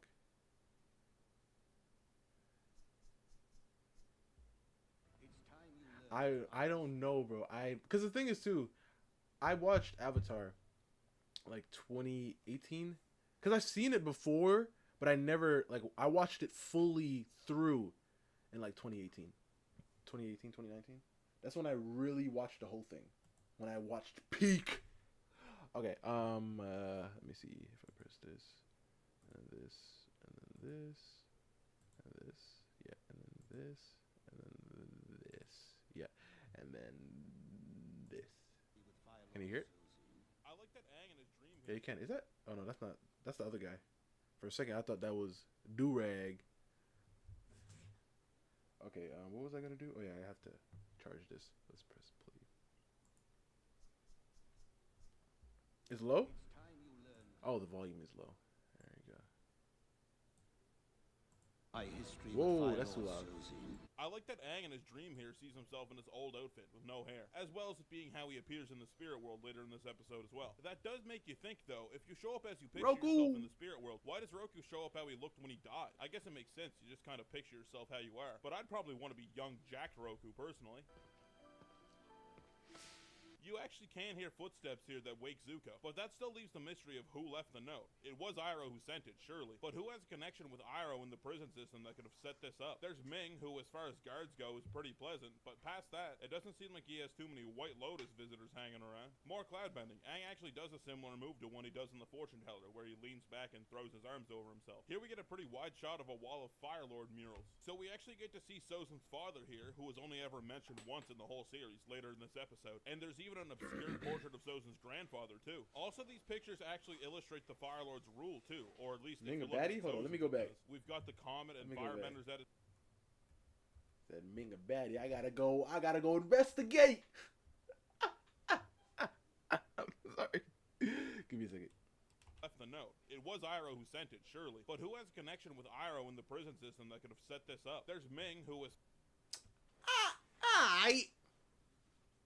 She listen to standards. Yes, okay. All right, I give you that one. I give you that. As far as guards go, it's pretty pleasant, but past that, it doesn't seem like he has too many White Lotus visitors hanging around. More cloud bending. Aang actually does a similar move to one he does in the Fortune Teller, where he leans back and throws his arms over himself. Here we get a pretty wide shot of a wall of Fire Lord murals. So we actually get to see I just love the world building. We get a pretty wide. I just love the world building of this anime. So good, bro. This is before this is before I saw the GOAT. And you know what I'm talking about. I'm talking about One Piece, of course. Come on now. But so good, so good, so good. Shot of a wall of Fire Lord murals. So we actually get to see Sozin's father here, who was only ever mentioned once in the whole series, later in this episode. And there's even an obscured portrait of Sozin's grandfather too. Also, these pictures actually illustrate the Fire Lord's rule too, or at least if you're looking at Sozin's, it does. We've got the you see, just these little subtle things. Because honestly, I don't remember this, right? But like just all these intricate little things that they put in there just to make the world feel real, bro. Pictures, because you know, like in like you can see that in a lot of, not a lot, but in olden history, you can see like portraits of like the previous rulers of certain lands, because you know they all got their picture painted or their portrait painted, right? But just like, look at this, bro. Look at the little subtlety. Illustrate the Fire Lord's rule too, or at least if you're looking at Sozin's, it does. We've got the comet and firebenders at his feet, representing the army he unleashed during the comet. There's not a lot more you can really glean from the portraits unless you're really looking to stretch, but it does look like Ozai's has machinery and stuff in it, so it could be that the Fire Nation made a lot of technological or industrial advances under Ozai's rule. Where is this on the island? It looks pretty uniformly messed up, but here we have this little alcove with this giant area shooting upwards. I thought for a second it might be something that Roku earthbent from later in this episode, but nah.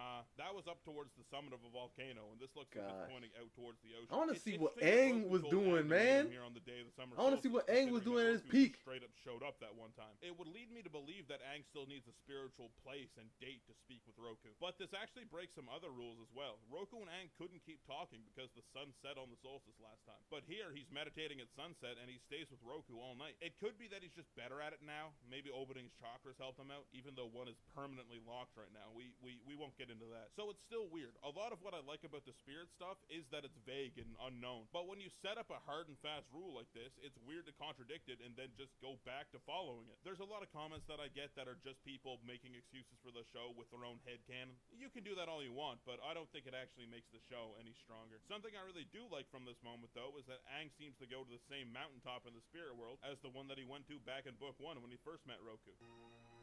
What does it mean? Boy, that was strangely lucky. Usually Avatar's better than having things just coincidentally. What a coinky-dink. It's only once in a blue moon, so I'll let it slide. In the Dragonbone Catacombs. I would be remiss if I didn't mention how sick Dragonbone Catacombs sounds. Very nice. To be entirely honest, this isn't a very good locking mechanism, right? I mean, not everyone's a fire. I guess, like you said, it didn't happen again, so.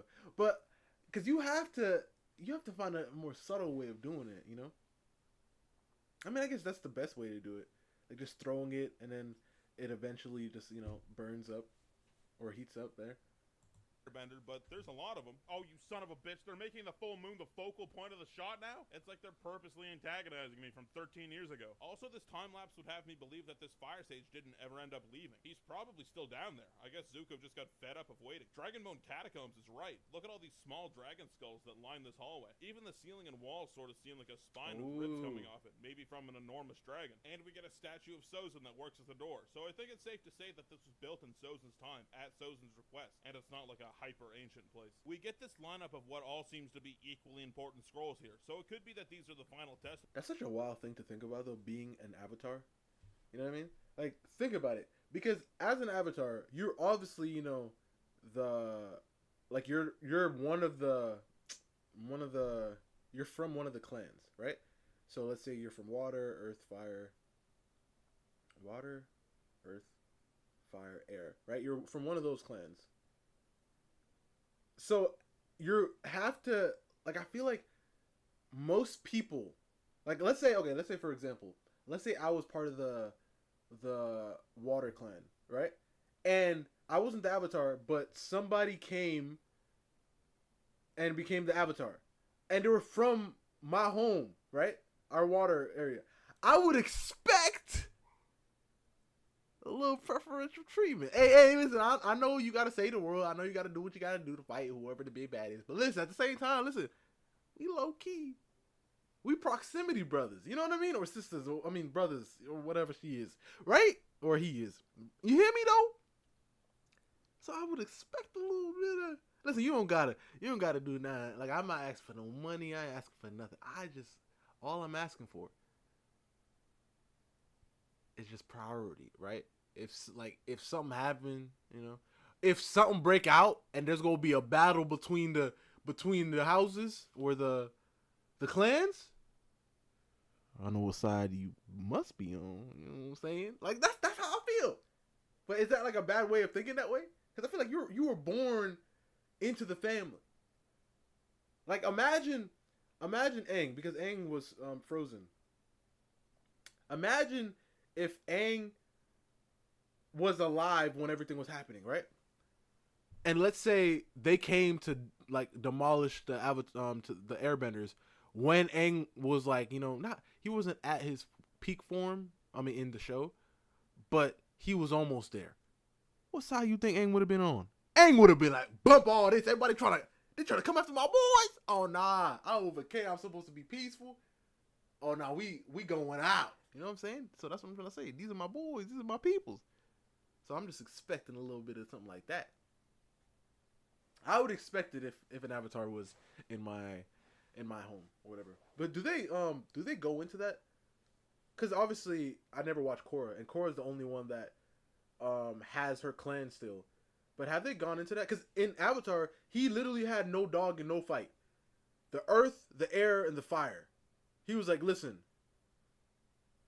I don't care about none of y'all, but I do at the same time. I care about all you guys, and I don't care about none of you guys. Because I don't got no dog in the fight, right? There's some goods and some bads. But I know my people were all good. You know what I mean? That's his mindset, right? Because his people were all good, right? Because these are his family, his home, his people, right? So now, think about Korra. Here's the question again. So in Korra, is there any does the water clan or the people, like the elders or something, do they expect Korra to do more for their water nation? Because I feel like I would expect it. Because I couldn't, like, if I was an Earth, let's say I'm an Earth avatar, right? I'm from the Earth and I'm an avatar. I would expect my earthly brethren, right, to expect me to do a little something for them, you know? Is that too much to ask, though? Because I feel like that makes sense. Aang just didn't have a choice.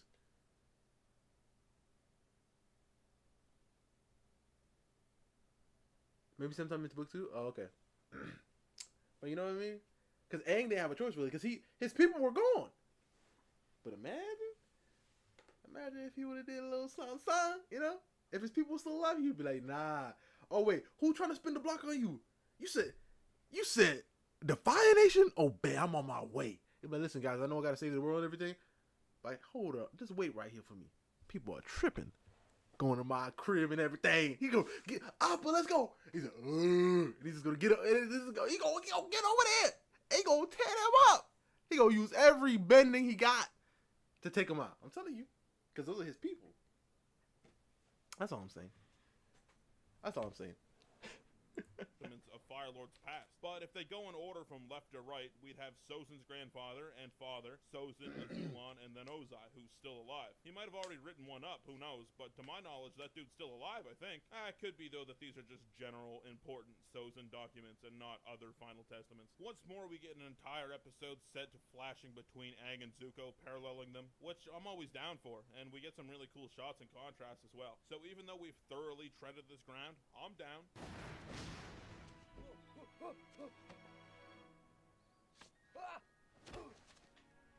Looks like I win again, Roku. I haven't talked about how Avatar characterizes its characters in the first scene for a long time now, because we've kind of been introduced to everyone, but here we go again. Sozin is characterized awesomely. He's quick-thinking, a little bit of a gamesman, but good-natured overall. You also already get a feeling of his relationship towards Roku, as he says, I win again, but they're clearly both fine with that. I just threw my pencil on the floor. Even before you even realize this. Please tell me nothing, bro. Incredible, man. Oh my God.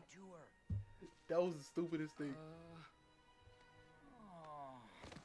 Even this tiny little detail of literally piling onto Roku. Oh, heck nah. Oh, that is a complete concussion. Don't play with me. That's concrete, my boy. Oh, nah.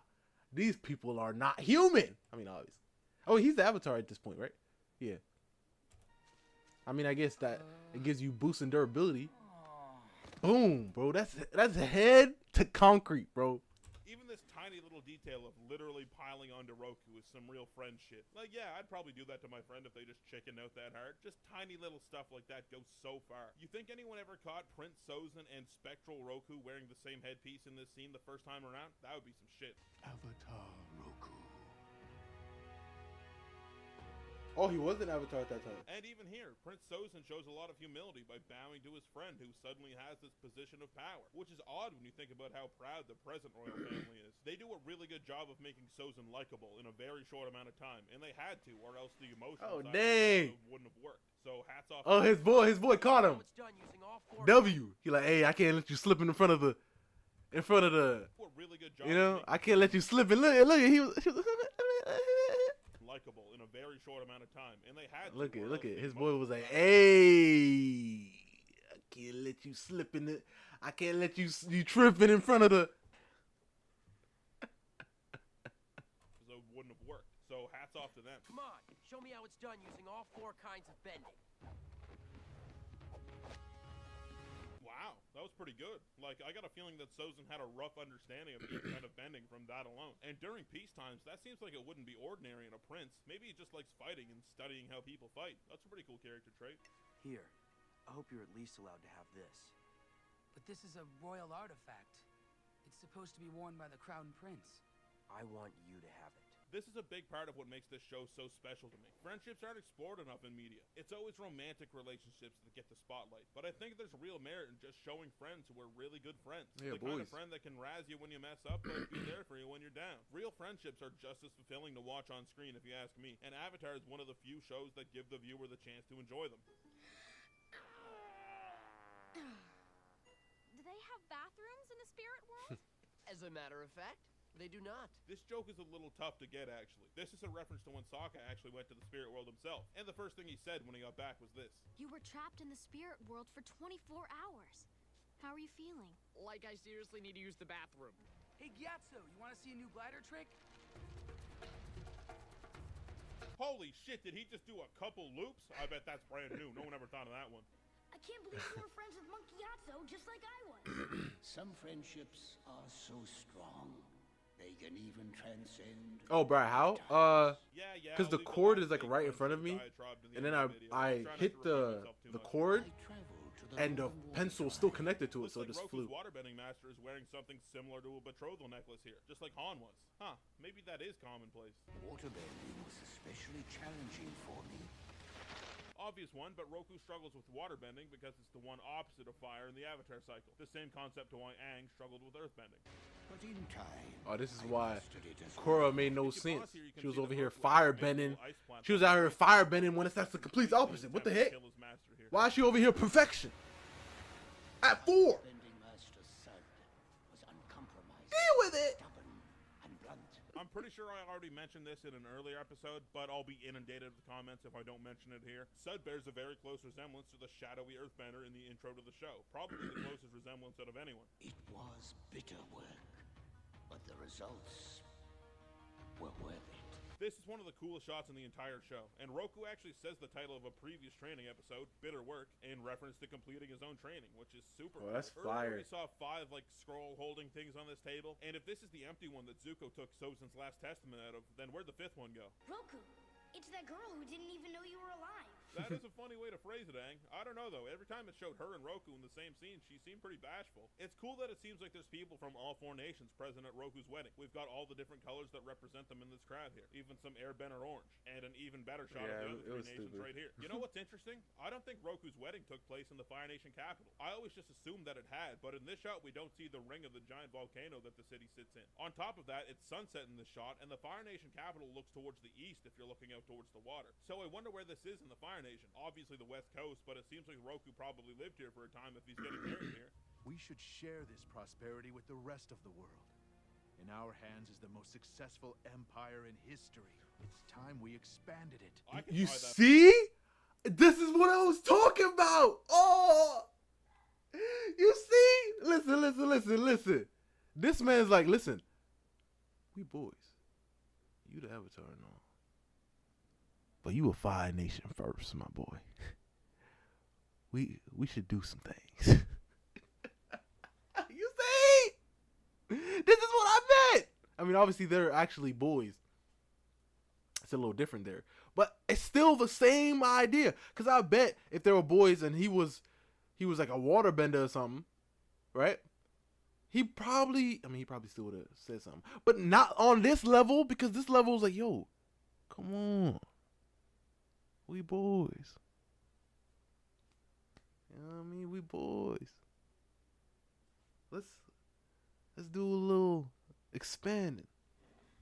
But honestly, we've seen Sozin be largely good-natured and opportunistic to this point, which helps make this feel more gray than just a straight turn to evil. I don't think Sozin had bad intentions with this plan when it started, but obviously things change. Don't do this, Sozin.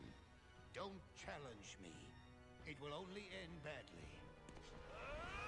Oh shit, hold on, Sozin's nuts? That's a lot of fire for a non-combat enhanced bender. That's some Jong shit. This is one of my favorite little details that goes totally unmentioned and can totally go over a viewer's head. Have you noticed that Sozin's throne room isn't the throne room that we've become acquainted with the Fire Lord using? Sozin has a more traditional one when compared to the burning one that Azulon and Ozai use. And you wanna know why? It's because Roku fucking obliterates Sozin's throne room right here, and they had to make a new one. Even a single step out of line will result in your permanent end.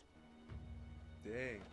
Oh, it's gonna be tricky getting him down from there, isn't it? Sozin and I didn't Definitely. speak or see each other for 25 years after our battle. All right, this is a big one. You gotta focus up here. You gotta dial in, because this isn't gonna be the easiest thing to follow in the world. I've done the math, and it turns out that Sozin is very, very old when he dies. Like, older than you would think. All right, so lock in. Here we go. At the start of this episode, it's shown that Roku and Sozin share a birthday. They're 16 at the start of the episode. Sozin then states Roku didn't return home for 12 years while he traveled and learned the elements, making them both 28 at the time Roku marries. And Sozin proposes the expansion of the Fire Nation. The next time skip is only revealed to be, quote, many years, but looking at the two physically, graying hair and wrinkles, I'd think around the 40 to 45 years old range would be a fair guess, and that's undershooting it, if anything. So it's around that age that they have their duel in the throne room. The final time skip is 25 years according to Roku, putting them both at 65 at the youngest at the time of Roku's death. Aang lives out the first 12 years of his life with only the idea of war being on the horizon, and Aang is born immediately when Roku dies. Aang freezes himself in an ice iceberg at 12 years old, making Sozin 77 at the time. I'll assume that the comet arrives very shortly after Aang runs away, within a year. It could be more, but we're trying to give Sozin the benefit of the doubt here. So that puts Sozin at the age of 77 at the youngest when the comet arrives. Okay, now here's the real shit. In the episode Zuko alone, we're shown Zuko around the age of 10 at the end of the reign of Fire Lord Azulon, Sozin's son. So that places these events around 5 or 6 years before Aang comes out of the ice, which is agreed to be 100 years. So this is why you just need to have all this stuff written.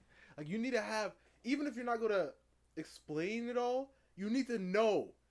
Just so, okay, if this happened this time, like I literally have a notepad thing, right? And the notepad, literally, let me see it. I'm about to say it, like what's on it or anything. But the notepad literally is called, hold up, where is it? Not here, down here. It's literally called like timelines, right? So I have each and every year, right, that is established and what happens at said year and how old the characters are. So if something happens at this year and the character's not born yet, they're not involved. We don't have to worry about them. So just the idea of having Zuko there at 10, you had to know in advance before he died and after he took him out. It's just, there's just so much going on here. Crazy, but you know, if you want to fill it up, you gotta think about these things. This is about 95 years after Aang goes in the ice. At Azulon's funeral, it's said that Azulon served as Fire Lord for 23 years, until his death, setting the precedent that the Fire Lord rules until his death. Meaning, 95 years, subtracting the 23 years of Azulon's rule, leaves us with 72 years of Sozin still ruling as Fire Lord after he leaves Roku to die. That puts Sozin, at his youngest, remember I've undershot everything to a reasonable amount, at 149 years old at the time of his death. And yes, I know this has been retconned. The creators made Azulon's rule way longer with some hindsight, but I'm not analyzing what the creators edited after the fact. I'm talking about the 61 episodes they put in front of us. So I don't care to hear about this retcon talk. I like that even though they show Roku having seriously aged here, they immediately have him leap out of bed and get into position to show he's not some feeble old man. Good visual storytelling. Okay, this is a really weird thing to include, right? It very specifically shows the royal artifact being left here on the ground as both Roku and Min flee their home. And only minutes after this, their home is buried in volcanic ash. Roku's got his hands full this whole time, so unless Min remembers her husband's headpiece and turns around to go get it, therefore running towards an actively exploding volcano, I don't see any way for this to not be buried along with the town. But Iroh has it at the end of the episode, so why include this shot? It's really strange. This scene is great. We haven't gotten to see it fully realized that. While I'm sleeping, while I'm with my old lady sleeping, you wanna? Oh nah, bro. Oh nah, we both going. There's no way, no way. Nah, I ain't. Nah. But the thing is, imagine though, isn't that wild? Like, think about it. Wait, I want to know, because I don't remember this. Is there a specific time for the Avatar, or that's why they took out the Earth. That's why they took out the air nomads, right? Because they wanted to fast track the next Avatar, right? Because wait a second, it's air, water. It's air, water, earth, fire. Air, water, earth, fire, right? Yeah, because Roku was before Aang. Yeah, so fire, air, water, earth. So is that why they did that? So the Avatar comes in, or the next Avatar comes in when the previous Avatar is gone. Like right when they gone, or like some time gets passed. Is it like tomorrow? I mean, it can't be, because Aang was gone for a minute before she came to, because right, yeah. Avatar strut their stuff since Kyoshi. And since we're more familiar with Roku, it feels even better. A really cool payoff to seeing a summarized version of Roku's Avatar journey. You'll also notice that in this shot, Roku didn't just make a way to the top of the volcano with this move, he actually raised a whole ass wall. I think we could have probably shown that a little better, but it's still a cool feat for Roku. This is amazing, Roku. You're battling a volcano, and you're winning. I agree, the spectacle is really cool, but this scene is pretty horribly undercut by the fact that Aang also battled a volcano with the objective of saving a town, and he actually survived and saved the town, and he was just an airbender and a fledgling waterbender, I guess. He did have some things working for him, though. As he got to plan before it erupted, it seemed like a much less violent eruption. The town seemed further away, and there wasn't an entire-ass second volcano. But the way Aang phrases it still makes Roku seem kinda lame. Yeah, because the next Avatar. Yeah, okay. Yeah, so that's what I was thinking. So, yeah.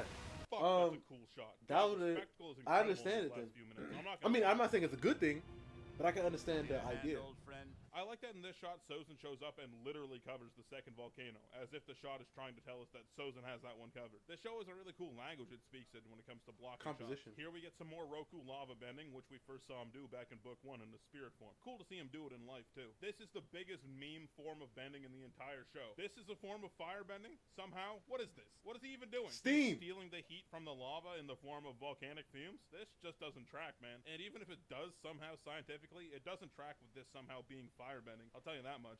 Please. Without you, all my plans are suddenly possible. I Dang. have a vision for the future, Roku. I'm not the first one to point this out, but Sozin's betrayal here mirrors the first scene we see these two share. Sozin goes to help Roku, catches him, but ultimately lets him fall. It's a pretty cool little detail. Sozin also has a blue dragon, by the way, which plays back into the imagery of Zuko's dream back in Book 2. The red dragon was the angel on his shoulder, Roku's dragon, and the blue one was the devil, Sozin's dragon. That's a really nice touch. Of course, these dragons are both related to It's Zuko so because good. of the You reveal see? we get later in the episode, so we'll get to that. That's the thing that sucks, bro. Like, when you have all of this, and like literally Avatar, The Last Airbender, is so good. It is such a good show. It's my favorite. It's one of my favorite cartoons. I don't even like to consider it a cartoon because it's cheating. It is so good, right? But then to do what they did to like the sequel of it, it's sad. It really is truly sad. Overall, I think Sozin was a great character, well fleshed out, and despite his heel turn on Roku seeming a little quick, once again, we've got 24 minutes in an episode. We gotta get this shit done. Was he a bad guy in the end? Yeah, what he did was messed up. But like all great villains, we can kind of see where he's coming from. Yeah, to that's an what I extent. said. So I think his character works really well. Ah, come on, dude. That shit's sad as hell. Fang was ride or die, man. Literally. Interesting to note that these look like female air nomads. So unless these guys came to the southern air temple to help deliver Aang, Aang was either born at the eastern or western air temple. You have more than one great-grandfather, Prince Zuko. Sozin was your father's grandfather. Your mother's grandfather was Avatar Roku. This What? is so good, man. What an awesome angle to take. It enforces the struggle between good and evil in Zuko so much more, and it just ties together parts of the story that you wouldn't think would be intertwined. This is masterful storytelling, and just amazing scene writing as well, the way it builds up to Iroh saying it. And I finally get to talk about the cinematography in these prison scenes Zuko and Iroh share too. Not just in this episode, but this episode especially. Most of the time the shot is framed from within Iroh's cell, so it looks like Zuko is the one that's in prison. There are a lot of shots of Iroh behind bars too, but most of the shots actually zoom in through the bars. On the flip side, a lot of the shots do the opposite for Zuko. They zoom out to show the bars in front of him. This is a metaphor to show Zuko's mental imprisonment in this broken cycle of hate and anger he's found himself in, Yeah, while the Iroh composition is is free of beautiful. it, and on the other side of the bars that confine Zuko. Look at this shot especially. If you didn't know the situation here, who would you say is in prison? Zuko is the one behind bars, and the light and Iroh are just beyond them. He's the one that needs to break free. What happened generations ago can be resolved now by you. Because of your legacy, you alone can cleanse the sins of our family. And only on this shot, when Iroh explains the role Zuko can still play, does the zoom in on Zuko's frame start. He begins to realize he can break free. Not totally yet, as we cut away before the bars are totally out of shot, but he's starting to see it. The way the camera works in this scene is simply brilliant. It's amazing. Roku was just as much Fire Nation as Sozin was, right? If anything, their story proves anyone's capable of great good and great evil. I like that Exactly. Aang has his own take on his vision here. I don't think that point was pushed very hard at all in the narrative, but it's cool that Aang had the chance to take it that way. I like that a lot. Do you really think friendships can last more than one lifetime? Tough.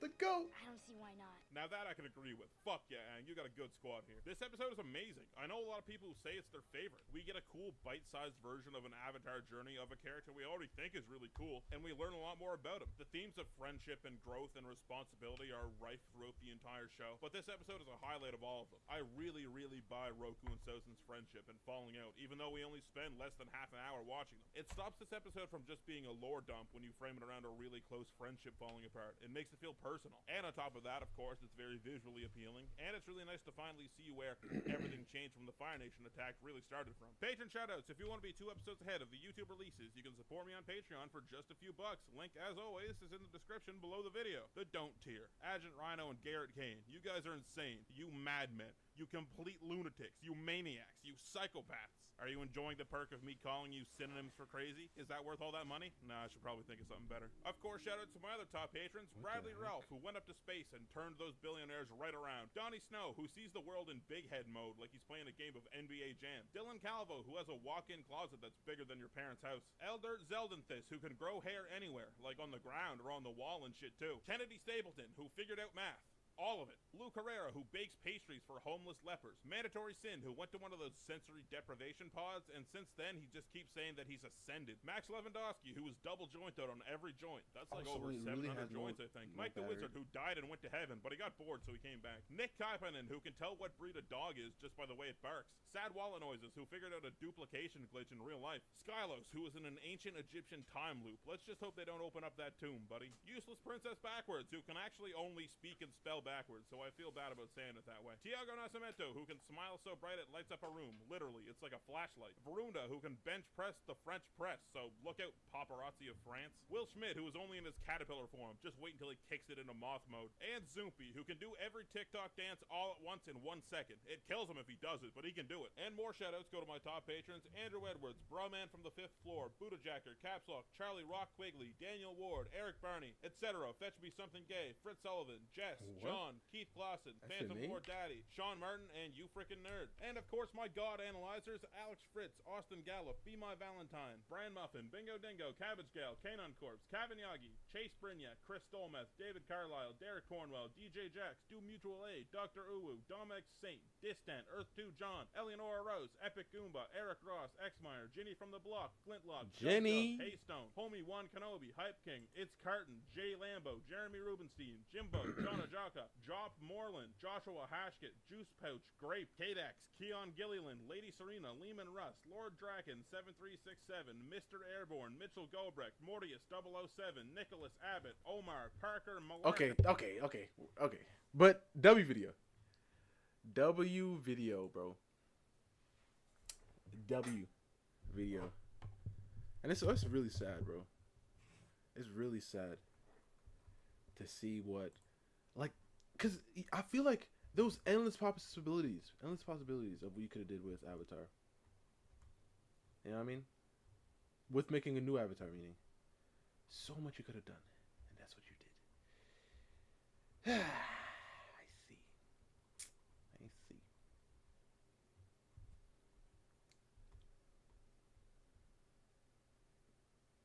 Do I like it? I do not.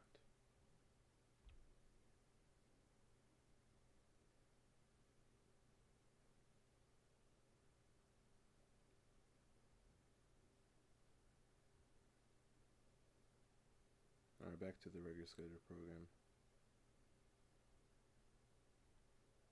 Drawing some more folds.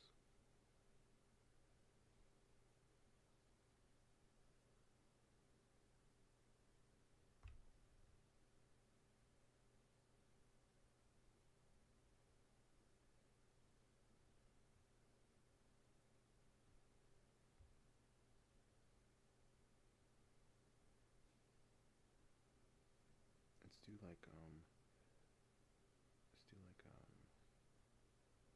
fold.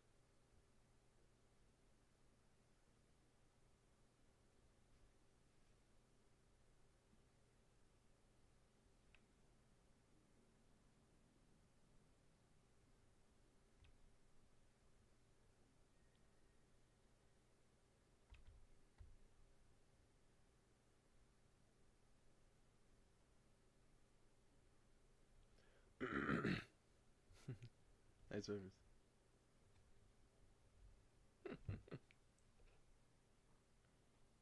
Yes, they are. And you know what? I keep remembering that one, that one scene that we saw in that last video that Titan showed us, where they showed the Avatar, like Aang, Roku, and what's her name? Kyoshi. I always forget her name when I think about her name, but then I always remember right after. They always show, and when they showed them disappearing, and I was like, "Yep, this has solidified my dislike for the show." It has solidified it.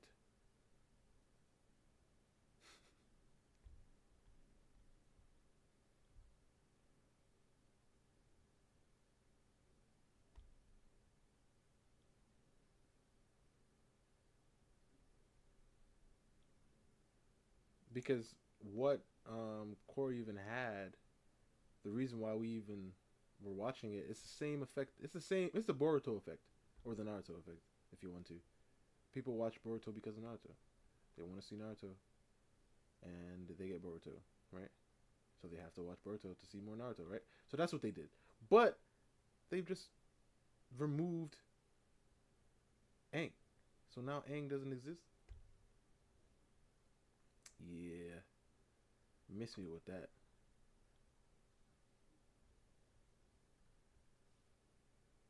I have a perfect way to restart this, guys.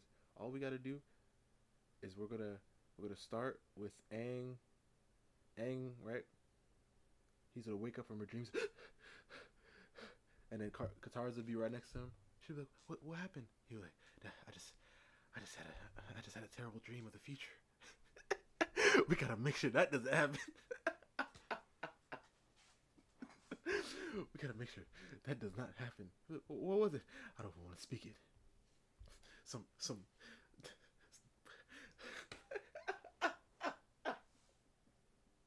That would be a perfect way. That would be a perfect way to just clean all this stuff up. Maybe not perfect, but I feel like we'd all be like, "Whew, that's good." We'd all be like, "Wow, that's nice."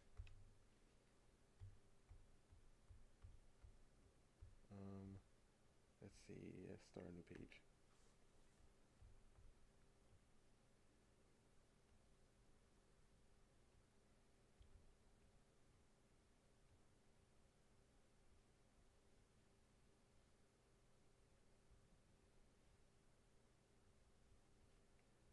I think it's strictly on the clothing aspect of it.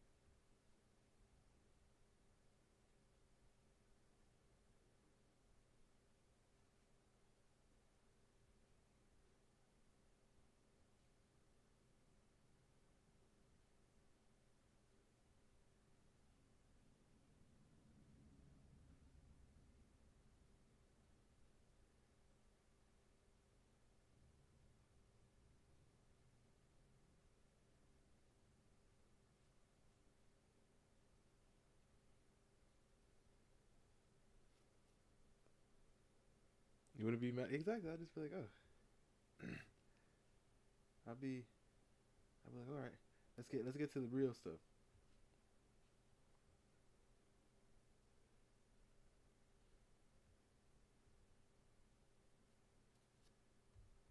Let's get to the real nitty gritty.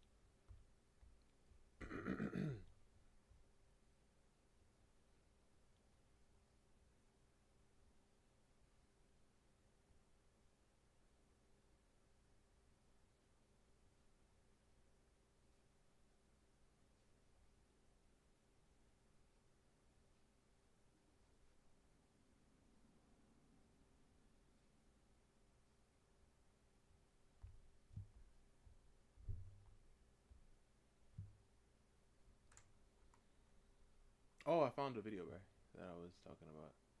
We could put it on, I guess. Let's see.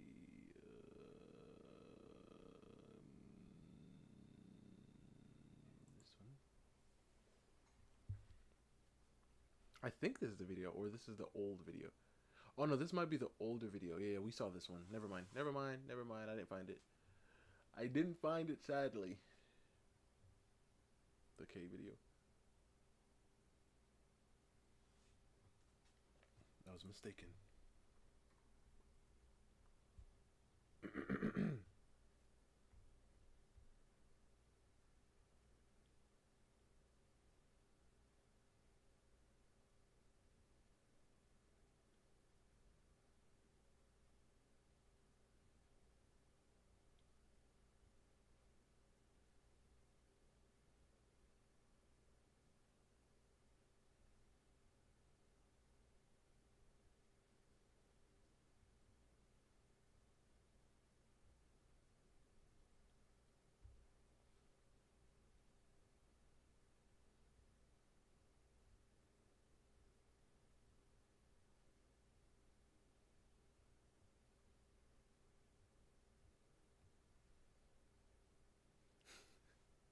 I remember last stream Titan was talking about a weird dream he had. I had a weird dream today.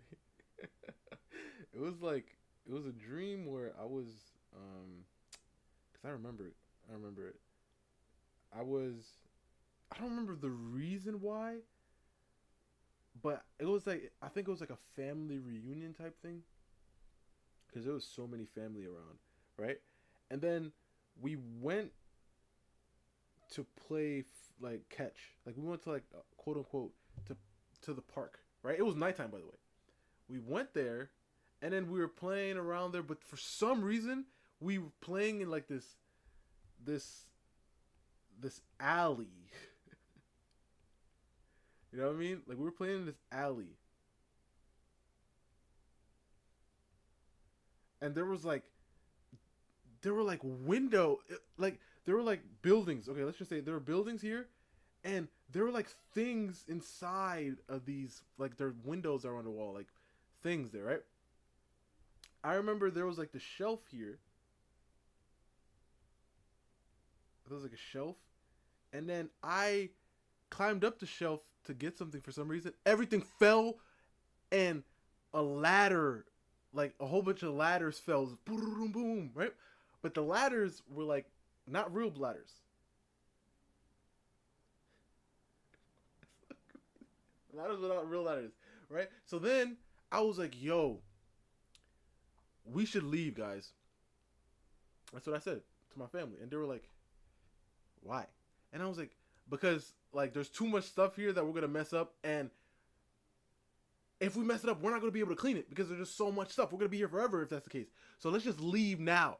And they were like, no, let's just hang out and play. And then I was like, you know what? Let me clean up my mess, right? I cleaned up, I put up the ladders, I put up everything. And then I left, I dipped, right? And then cut to the next part of the next scene of the dream. I wake up and I'm in court. And the judge is like, so yeah, you're being sued. I'm like, I'm being sued for what? They're like, yeah, because you were involved with them. I was like, nah, I was not with them. I told them to leave. And they're like, yeah. And then I pull out receipts. Like I had videos. I just thought I had a forefront. I was like, yo, I'm recording my process of me cleaning up my mess. And then I'm walking away. And I was taking pictures of newspapers. And then the judge was like, nah, I don't believe it. And I was like, what else do you need? And I was like, oh, I have another thing that I did. I went to a diner so I can get another piece of an alibi. And they were like, oh, you went to the diner? I was like, yeah. And they were like, okay, I guess you're good. And then I woke up. That was the weirdest thing. That was the weirdest dream I had in a while that I can remember. That I was like, what the heck? Because the thing is, in my head, I was like, what? Like I was on 10. Like I was like, I thought of recording myself cleaning up my mess, and then I thought of, like, I took a picture of a newspaper, and then I went to a diner, so I was just like, there's a way that they won't believe me, so I have to put a, what? Believe me for what? Why would I go to Crazy. Truly insane. Truly insane, bro. But yeah, that's what happened in my dream. That's what be happening over here.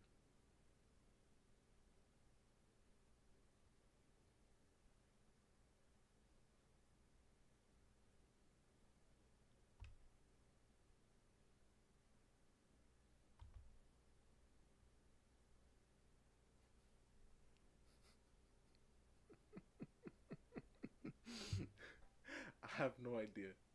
I have no idea. I have no clue, man.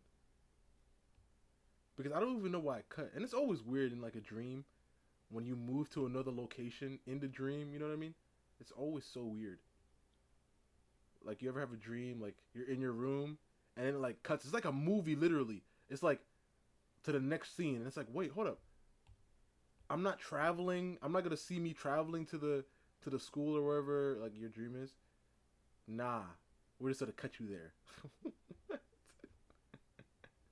It's crazy. And it's crazy when I found out, because I always thought you didn't dream all the time, but apparently you dream all the time, but you just don't remember your dreams. That's so wild. Like every time you go to sleep, you dream, but you just don't remember them.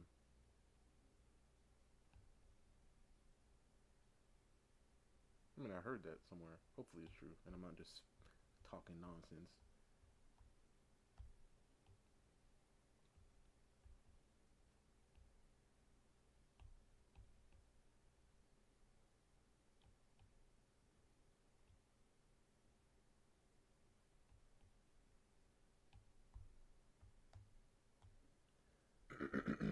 let's jazz this up a bit. Excuse me. Interesting dream there? Yeah. Really interesting. I remember like scary dreams um and weird dreams. Like if the dream is scary, I'm remembering it. And if it's weird, I'm remembering it too.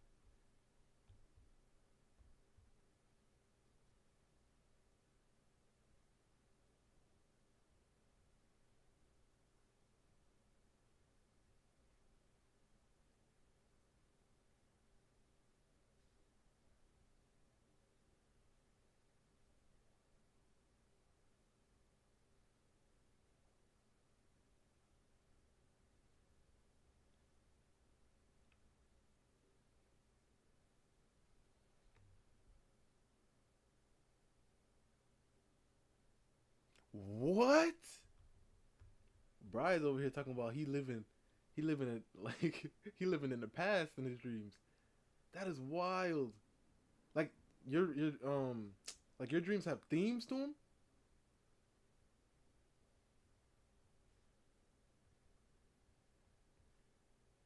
That is trippy, man. Brian be like, all right, what era are we going to today?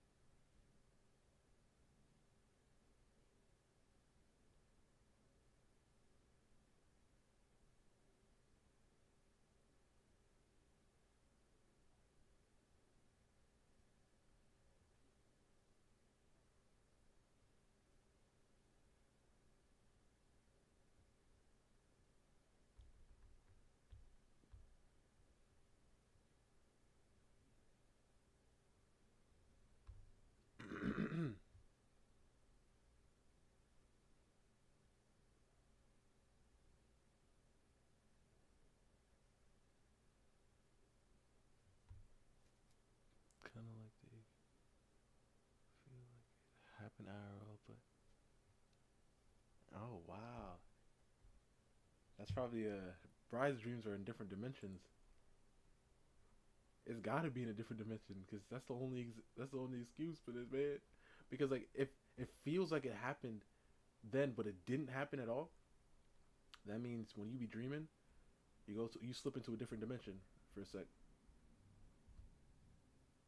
It's the only. That's the only way.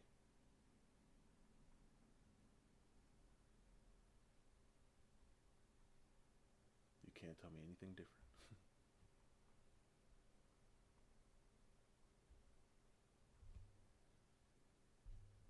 Let's do a little something, a little dirt here.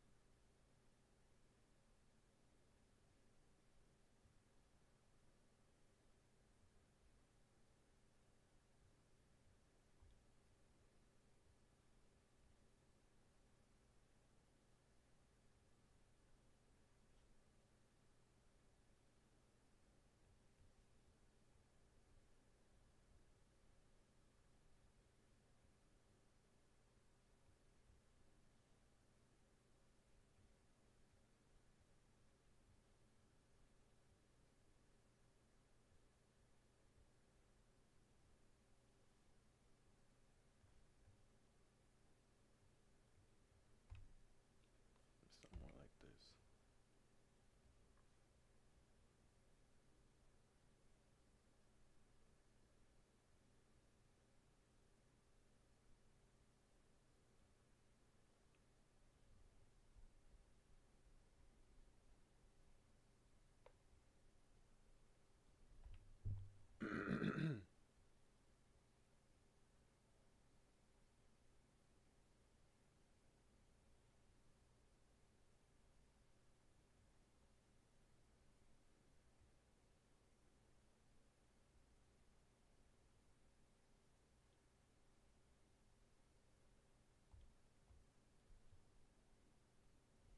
Maybe the other bird.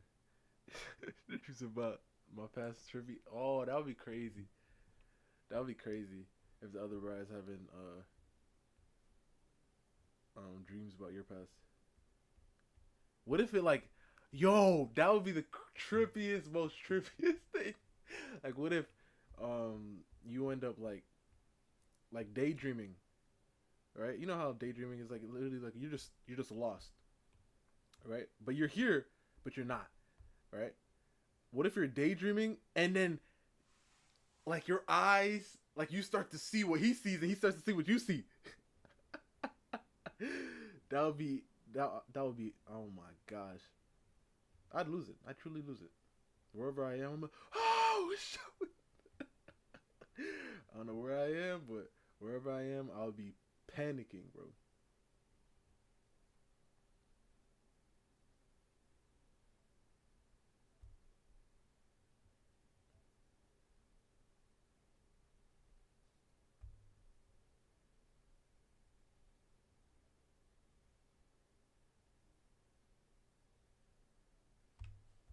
I feel like this is good. This is more of a cringy type thing. Let's give her or give it a thing.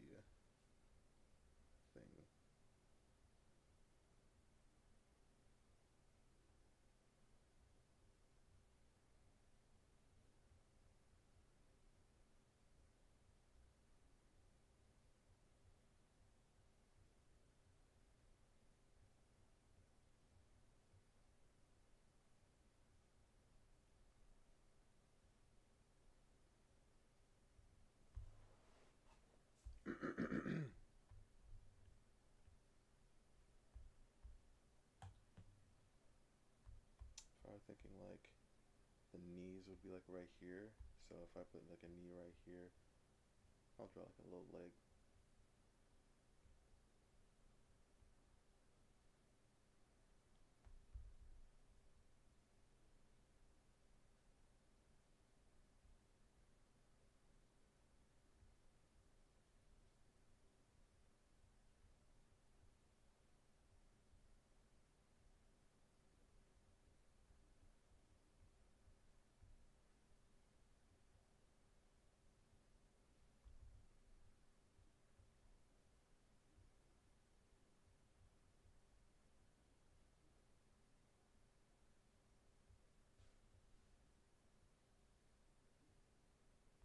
I feel like I'm going too far with our leg.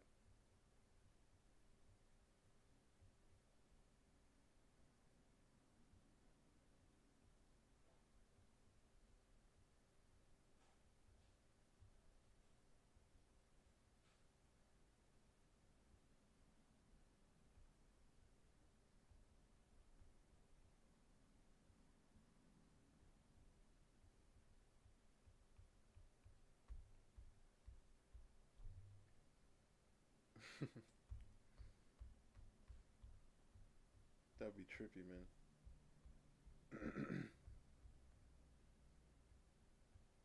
Like that the best though. Like hopefully that doesn't happen like when you're driving or something. You know what I mean? Or doing something you got to be focused at. Because typically, especially like if I'm driving down like a just like a long road. You know what I mean? All I see is this, bro. All I see is this.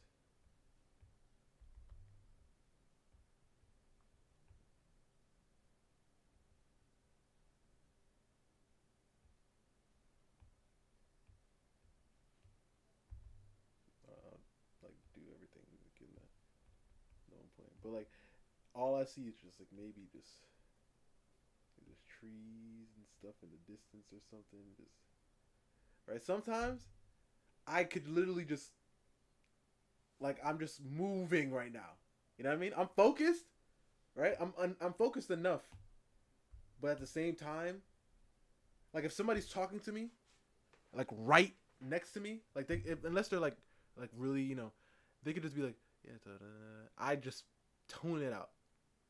I'm somewhere else. Now imagine you just driving, and then you blink one time, open your eyes, and you seeing something that don't make no sense. Like you're somewhere that you shouldn't be right now. This is a different dimension, so it could be anything. I'll just hold the steering wheel. Oh my god!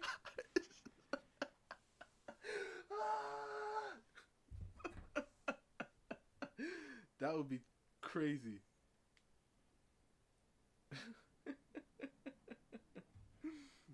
That would be so crazy.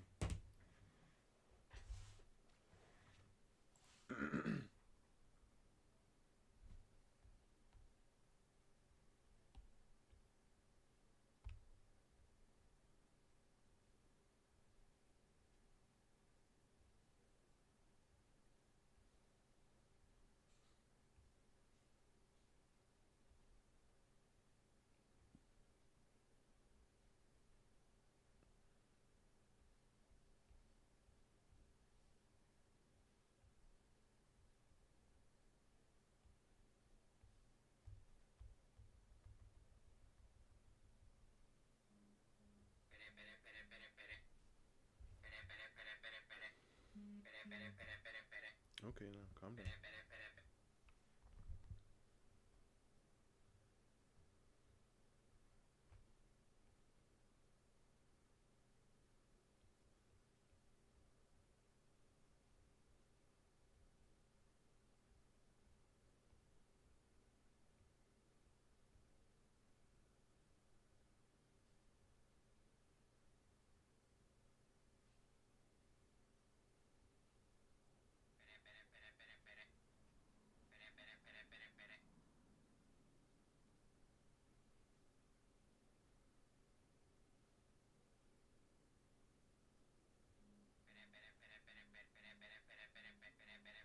gosh. Oh, okay.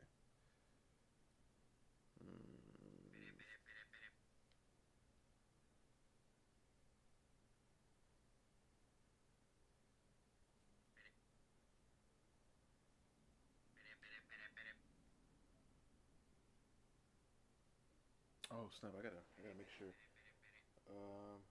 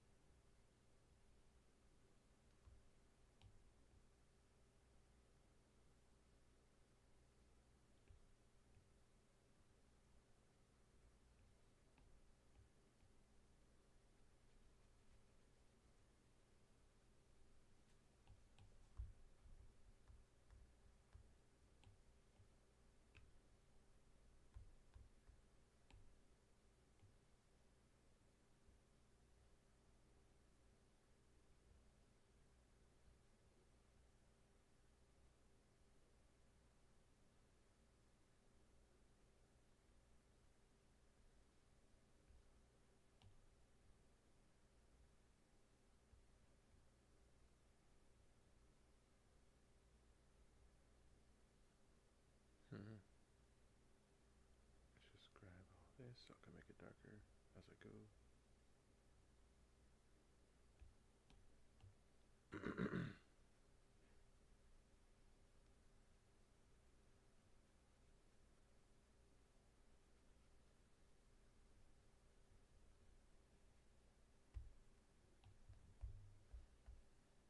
You know what?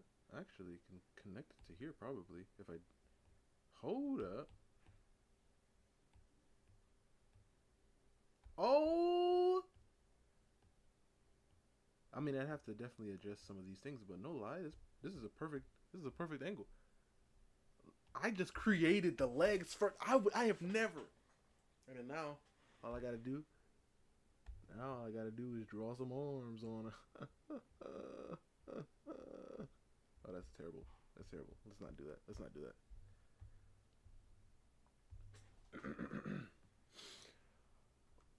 Jeez.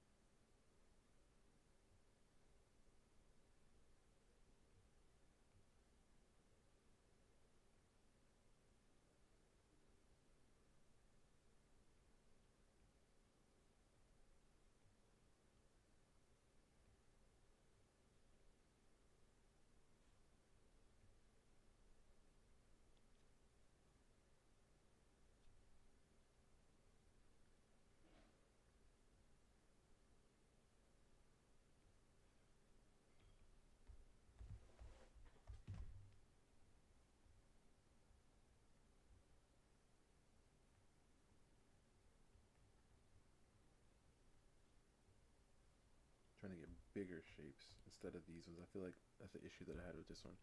The shapes are a little too small. These ones seem better.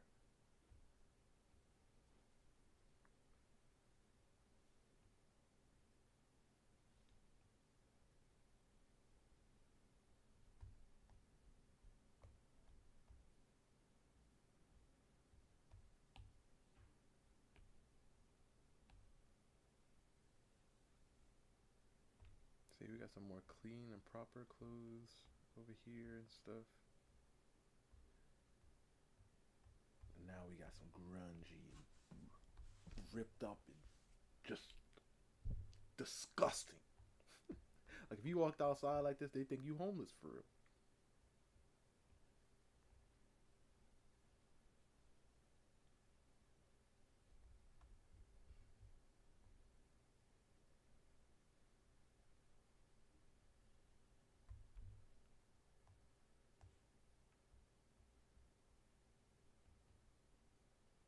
Add like just some.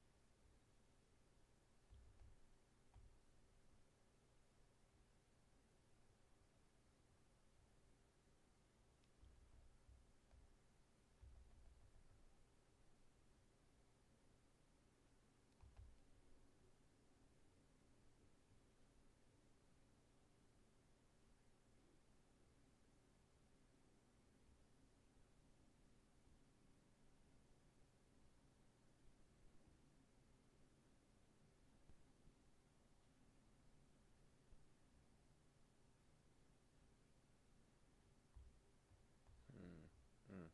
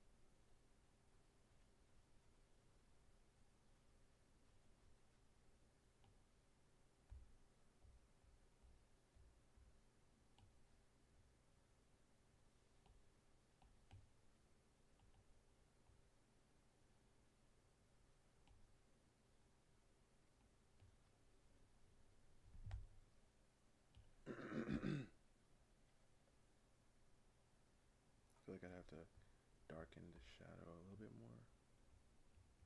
Because I also have to think. There's no lines in drawing. I mean, in real life. So we're just literally thinking about the shadow every single time we make a line.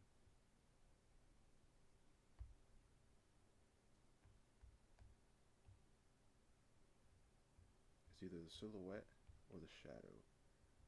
So if I draw this, it's a silhouette. But when I do any line inside, it's how the shadow is interacting.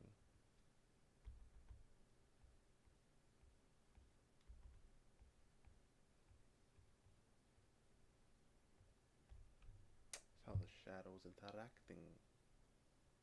Try to think about that. Sleep on it. That might change something for you. Maybe how you see things or something.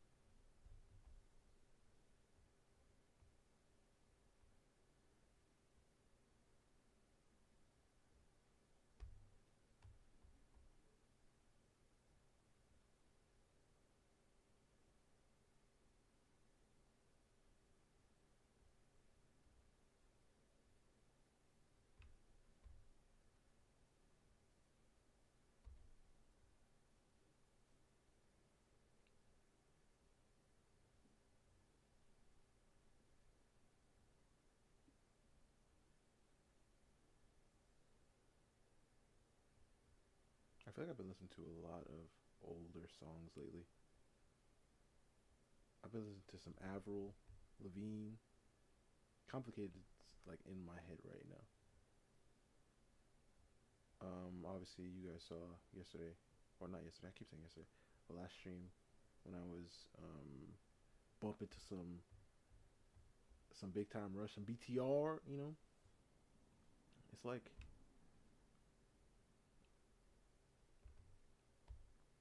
there's nothing that came out in recent times that I've been listening to, honestly. Besides like J-pop, to be honest. This girl said, it was a TikTok, she said, is it just me or has anime ruined like media for me? Like I can't watch a normal TV show anymore. I can't do any of that. And to an extent it is, bro. It has. To an extent it has. Like every time I watch like a show or something, it could be a really good show, I'm always like, it could be better if it was animated. With some great voice acting, you know. It could be better.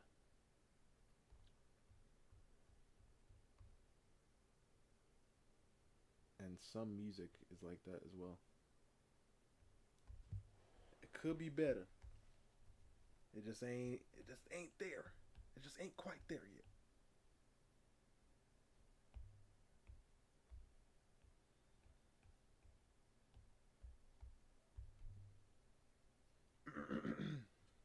It just ain't there yet. It's been feeding us too well. Yeah, it has. It has. And it's crazy because it's like, excuse me. It's crazy because it's like they're all telling a story. That's what everybody is doing, right? But for some reason, they just are doing it better. You know what I mean? For some odd reason, it just feels like they're doing it better, right? And it feels like they care more too, because sometimes it feels like you guys are phoning things in. And also feels like they, especially when it comes down to the point where they just hire actors and actresses and stuff just because of their name. So a lot of the time, these actors and actresses don't care about the media that they don't care. They're just, you know, trying to pull up a check right? And because of the fact that their image is on the line, what they tend to do is they just be phoning it in. They're just like, all right, you guys really did just hire me because you wanted my fans to come watch this, so I guess I'll give you guys a subpar show or thing. Like, you don't know how many times I've watched something and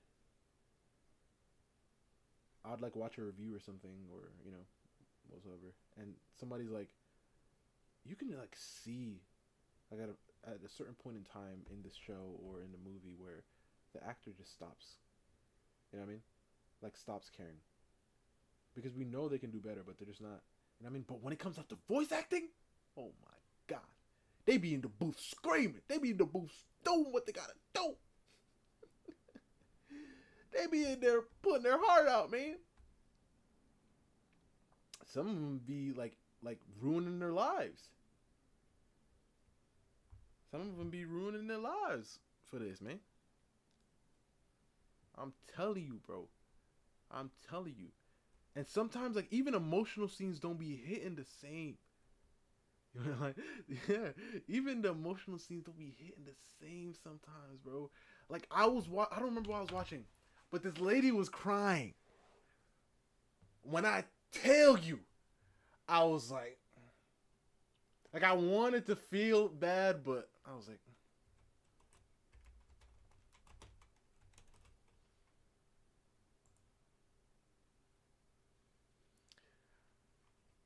I wanted to, but when I tell you, hold on. When I tell you, without fail,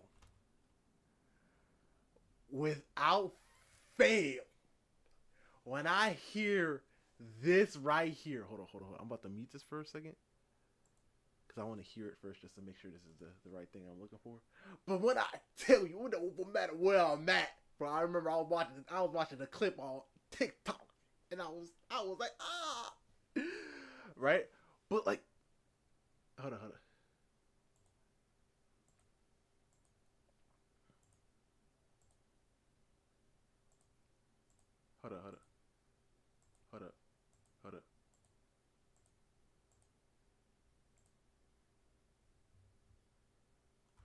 up. Wow, just listen. You don't have to hear that, but just listen to the voice and the pain.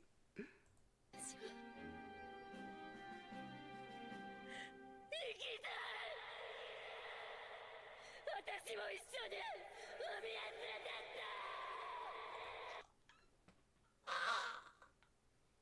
て The visuals will hit even more, but I don't want to. Yeah, I probably got copyrighted for that. But I mean, like, not even just that. Let me hit you with another one. Let me give you one more.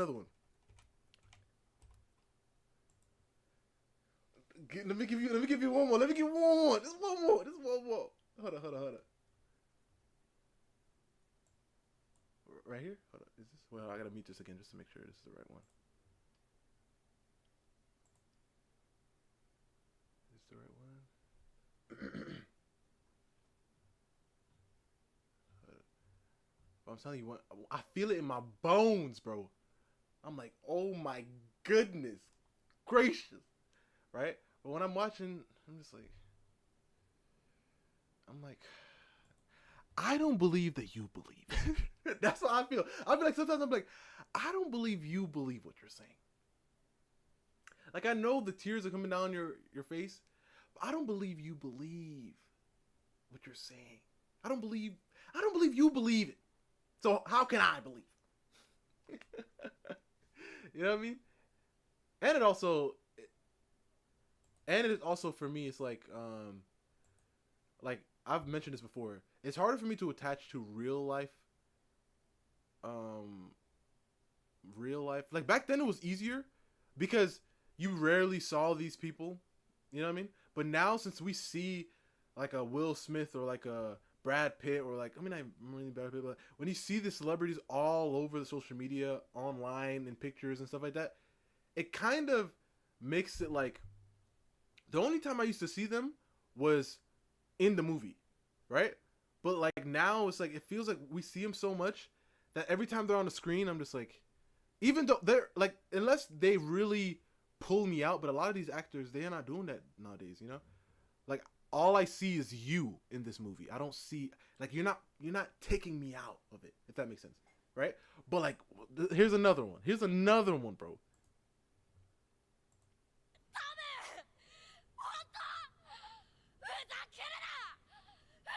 Oh my gosh. Come on. I'm gonna show you a little bit. Right here.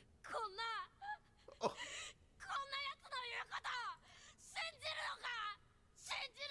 Oh my god. What? What? This man was acting. Listen, I don't even need to know. Alright? I don't even need to know. I don't even need to see. But I don't even need to see, but I know this person was acting in the studio. Everybody was just sitting, waiting, like, oh my god. First take. They were like acting. Hold up. Yep. I'm about to skip past to my boy. My boy gives his line. Hold up, when my boy says his line.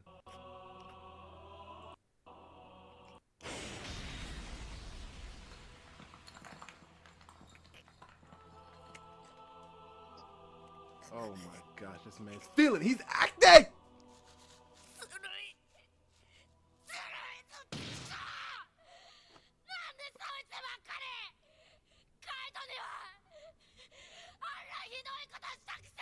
Go. Hold on. I missed the best part. Hold on.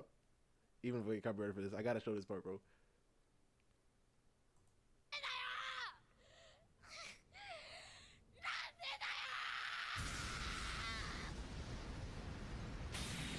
Acting. We don't get this, bro.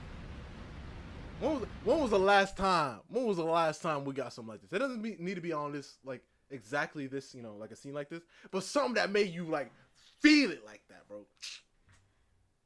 I mean, sometimes you can get a chill here and there, but it's not the same, bro. You know, it's not the same. Titan said he sent a video.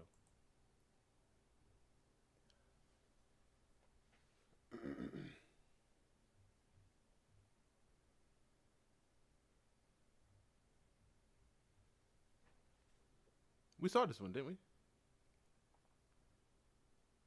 Didn't we see this one? Wait, hold on, let me double check.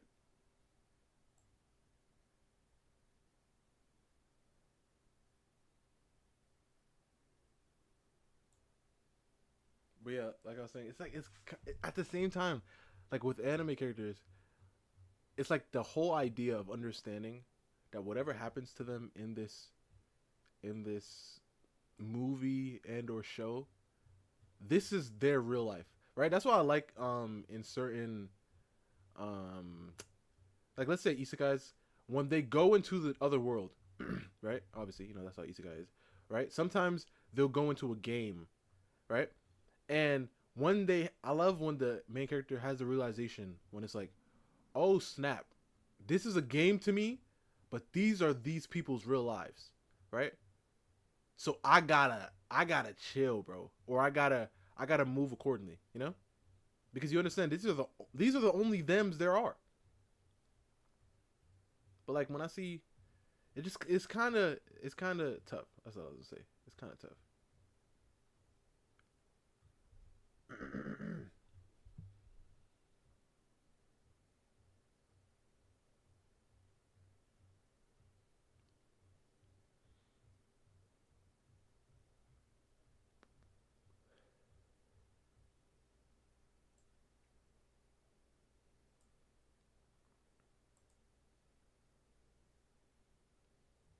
All right, let's see. And then after that, the Killua scene with old girl. I don't remember her name. Oh my gosh, it's just straight peak.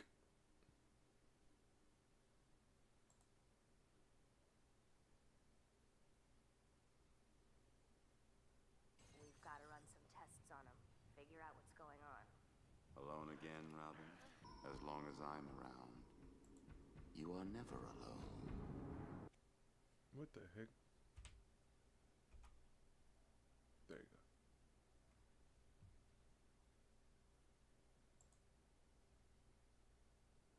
Back to some shady do-rag.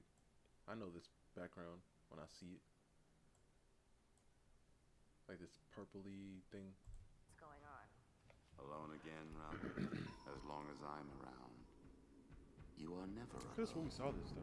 Hey, hello, how do you do? Shady Durax here. No, I haven't stopped reviewing Teen Titans episodes, and no, I don't plan to. I just took a break because there are a lot of superhero shows to cover. Today, we're taking a look at the episode Haunted. This was by far the most requested episode, mainly because a lot of you intellectuals really want me to talk about Slade. But we are deep in Season 3 territory with one of the show's main antagonists, so let's get going with context.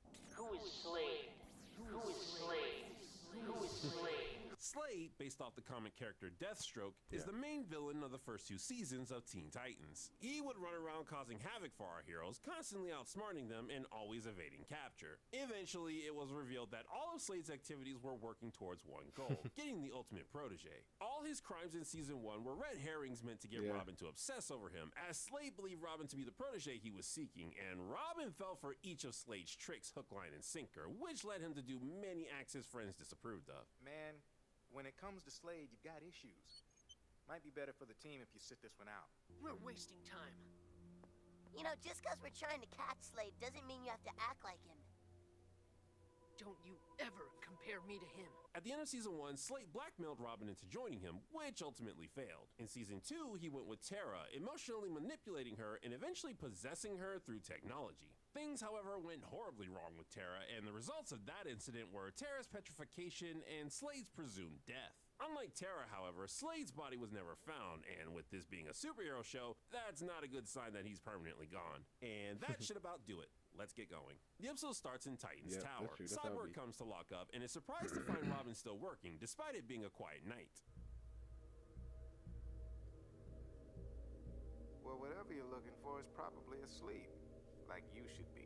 Bruh, you're talking to one of the Bat family members. I don't think they even know what sleep means. Robin heads to what I presume is the basement to take a look at Slade's dust-covered things when Cyborg catches him. This lets Cyborg, as well as the audience, know that what's really keeping Robin up is his own paranoia. That's all that's left of him. Nothing but dust. We can't be sure. Before the conversation can get too awkward, an alarm goes off. Apparently, Cinderblock has escaped and is fighting off the police. Raven, that wasn't yours! You can't destroy stuff just because it makes you look cool. Though I'm not gonna lie, good gravy, do you guys look cool? Yeah, that was some. This man hit her with a third flying Grayson. What do you call it? They're falling Grayson. Didn't know that trait was hereditary.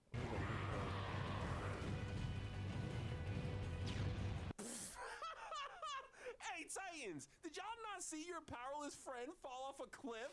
I feel like one of you could have helped him, considering Starfire can fly faster than light and Raven has freaking telekinesis. I could use some air support, since I can't fly at all. Robin somehow survives the fall, but before he can make his way back up, he spots Slade, who flees from him.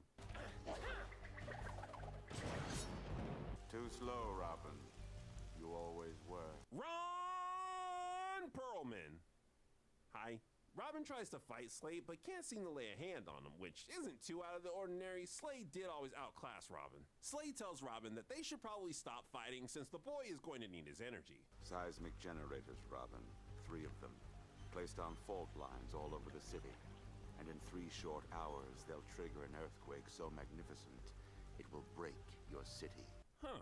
The same 3 locations Robin was monitoring.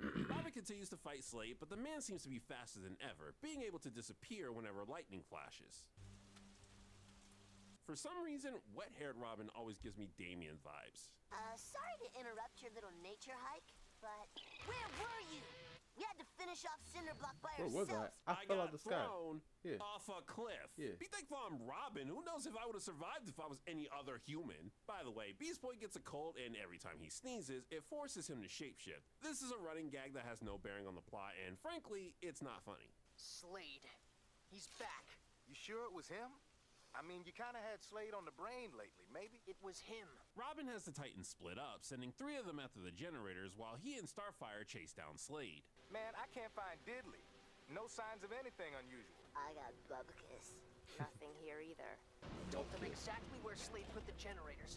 I should have gone to find them myself. Okay, so this part's a little weird. The episode is trying to put Robin in a position where he doesn't consider his friend's perspective, thinking he's the only one skilled enough to stop Slade. Now, that's all fine and dandy, but Slade has misled the Titans before, including Robin. Given that, there's no real reason for Robin to think all his friends are wrong when they say they can't find the generators. It would make more sense if Robin theorized that Slade might be tricking them again, but his friends were too incompetent to see it. Maybe there was a deleted scene or something where Robin saw the generators with his own eyes. The episode does kind of act like he did. Robin sees Slade and runs ahead of Starfire to fight him, but once again, the boy wonder can't seem to lay a finger on the dude. Starfire, stop him!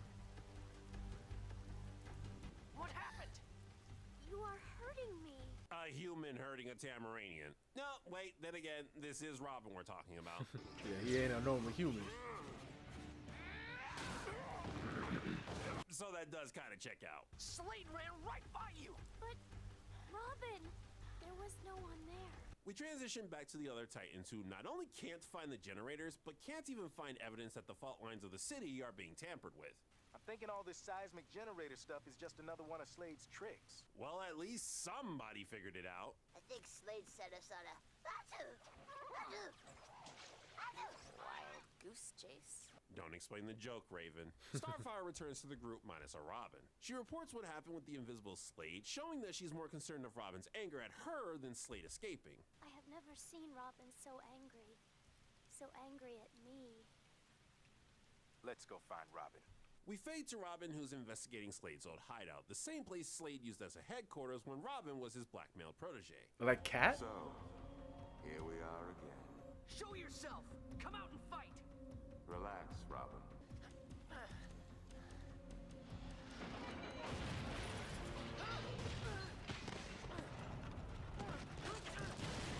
Oh my god. Take note of Robin's heavy breathing. He's been shown doing that multiple times now, and that's not an accident.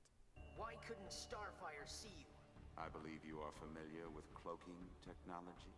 Another chemical situation, I see. You can just make up any sci-fi or magic explanation in superhero shows and it'll make sense. Well, actually, I probably shouldn't say that here since the cloaking thing is really a lie. Definition of insanity, Robin.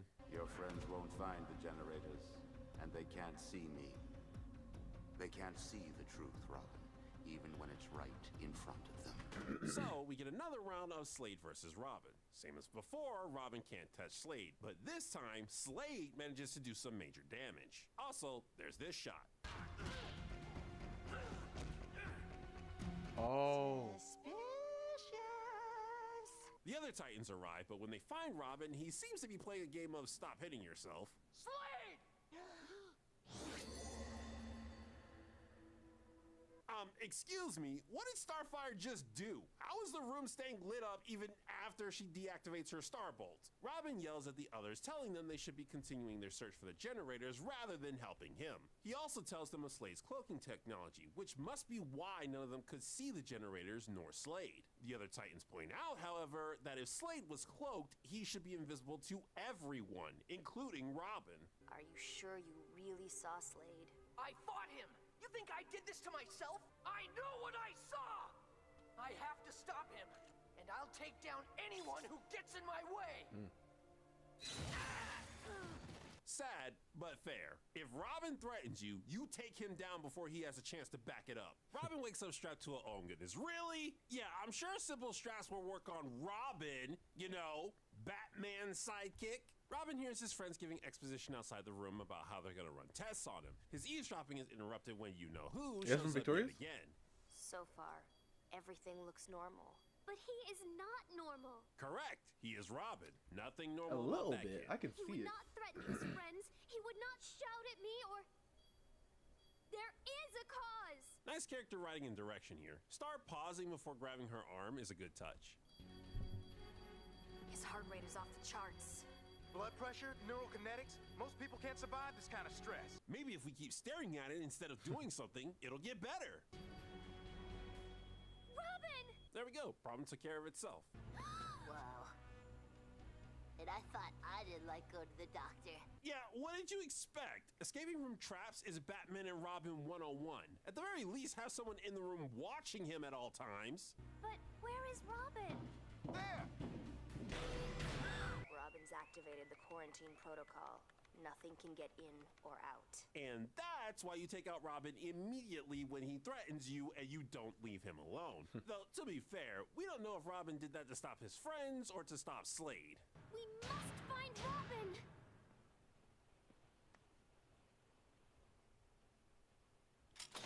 Man, Cyborg is so good at reacting to Starfire. Every time she's emotionally distressed, his response is calm yet firm, becoming a good rock for her. While Cyborg is sawing through the door, Raven remembers that she's a broken character and decides to find Robin herself. Robin, your heart. You're in danger. He's here! He's real! I've seen him! Then let me see him. Through your eyes. Whoa, whoa, whoa! How you just go drop Yeah, that she is flying broken. Grayson memory in there like that? Drop. Raven possesses Robin, allowing her to see the world through his eyes. Her intent is to show Robin that the paranoia is all in his head. But then Slade punches her in the face. Robin truly believes he's fighting Slade. And Slade is winning. Elsewhere in the, again, I think it's the basement, Robin continues to get the snot kicked out of him, with the cinematography giving heavier hints about what's really going on. As he gets beaten more and more, his body comes closer to reaching its limit. Robin, I can feel him. He's not gonna make it. Then why are you still sitting there? Go help him! Raven, did you forget you can phase through walls? Then let us end this battle now! Holy floor. I'm hilarious. I am the thing that keeps you up at night. The evil that haunts every dark corner of your mind. He starts monologuing. He starts monologuing. There was no one there! There are no generators. There is no Slade. My friends say you're not real. Every dark corner, you're only in my mind. And that's why Slade sometimes showed up and sometimes didn't. It's also why Slade's plan just happened to involve the places Robin was monitoring. Slade didn't come up with that plan. Robin did. Although, it is somewhat up in the air if everything this pretend Slade does is conjured by Robin's imagination, or if it's being controlled elsewhere while Robin's brain is just filling in the gaps. Because of the details we do have, I'm guessing it's the former. Every dark corner, you're only in my mind. Only in the dark. No. Like, only in your mind? Yes, but not only in the dark. I'm real enough to finish you. Lights out, Slade. Wait, but this happened. And also this. I mean, maybe you could justify the explosion and say that it didn't make any light. But Cyborg directly put light on Robin for a good 5 seconds, and the dude kept getting beat up. Don't get me wrong, this is a fun twist, but there are some serious holes in it. The episode ends with the Titans figuring out exactly what happened. His mask contained a chemical reagent that infiltrated your central nervous system. Like I said, any sci-fi excuse just works, though at least this one's consistent. Slade has used biotech to manipulate the Titans multiple times now. The dust. It made me see, hear, and feel Slade. Okay, but why did the real Slade put that stuff on his mask in the first place? Was he just so petty while he was alive? He was like, yeah, I'll lace my mask with dust so whoever finds it later will have a heart attack from fighting me. I really hope it's Robin. Also, if Robin's nervous system was playing tricks on him, then how the crap did his clothes get affected? I've been fighting Slade for so long. I guess it's hard to just let it go. Robin, you are never alone. Get it? It's like what Slade said earlier. As long as I'm around, you are never alone. But subverted to be a good thing. You are never alone. And if Slade really does ever return, we'll be ready. It's also a reaffirmation of one of Robin's main lessons, how important his relationship with his friends is. As much as I hate to admit it, he and I are kind of alike. But there's one big difference between me and Slade. He doesn't have friends like me. He doesn't have any friends. Robin leaves the others and heads to sleep for the night. Before the episode ends, well, 1, we get shown this terrifying looking chibi Raven, and 2, the reagent in Slade's mask didn't trigger itself. There was a signal from outside the tower. Nani? If I remember correctly, the show never really follows up on that. I mean, Slade does eventually legit return, but when he does, he specifically says he stopped caring about Robin. And when you see why he returned, you don't get the vibe that he would have wanted this to happen or even had time to do it. Anyway, that was Haunted. A really fun episode and a great epilogue to Robin's journey with Slade. It's a decent mystery, especially considering the audience has no reason to believe Robin is mistaken, though some of the clues could have been more consistent. Also, the jokes, which are all centered around Beast Boy, are the weaker parts. Not enough to turn the episode bad, but just don't expect to laugh while watching this. Now, while this is a great episode, I kind of find it weird that so many people wanted this to be the one I reviewed for Slade. I imagine you intellectuals will want me to talk about Slade himself in the video he's prominently featured in. The problem is, you can't really do that with this episode because Slade's not actually in it. Everything we see is just how Robin views Slade, so there's not much I can say about the man himself. Then again, Slade's role in the show has always been more about how the Titans respond to him rather than who he actually is. Tara got manipulated by him because he made her feel alone, Raven was terrified of him because of the impending threat he represented, and Robin was obsessed with him and considered the man a dark reflection of what he himself could become. With that being said, the scenario with Slade in this episode is a metaphor just itching for someone with a soapbox to talk about. The situation as a whole works as an allegory for dealing with people who have an unhealthy obsession, particularly with something in their past that they can't seem to let go of. Robin was obsessed with Slade when he was alive, and now that the man's dead, the boy can't seem to get him out of his head. It got so bad that Robin began doing actions that hurt his friends and almost got himself killed. The other Titans kept trying to tell Robin that there was something wrong, and Robin kept insisting that his view on reality was fine, but no party could seem to get through to the other. And what was the solution? Why, empathy, of course. Well, actually, the solution was turning the lights on and detoxing Robin. But that solution was found through empathy, so it counts. Slade kept making Robin think that only he could see the truth and that his friends were blind. Your friends won't find the generators. They can't see the truth, Robin, even when it's right in front of them. But the thing is, Robin couldn't figure out the actual truth until he believed that his friend's perspective was worth considering. My friends say, you're not real. You're only in my mind. My friends are right. You aren't real.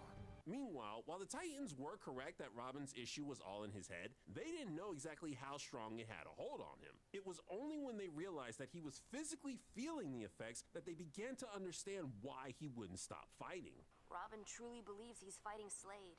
The stress on his brain is destroying his body. I don't know if he's real or not, but he's real to Robin, and that's all that matters. Both parties had to look at things from each other's points of view to figure out the whole truth. Of course, we can take that message and use it in the real world. If your loved ones are warning you about a dangerous obsession they think you have, considering their points of view might just allow you to see a problem you hadn't noticed before. Shoot, considering anyone's perspective who disagrees with you allows you to fight against biases and discover more truths in general. Conversely, if someone you know is going through an obsession and you're trying to warn them, consider their perspective about what they're going through before constantly trying to dismiss it. Remember, empathy doesn't mean you agree with someone. It just means understanding their point of view more, and doing so can lead everyone to a better solution.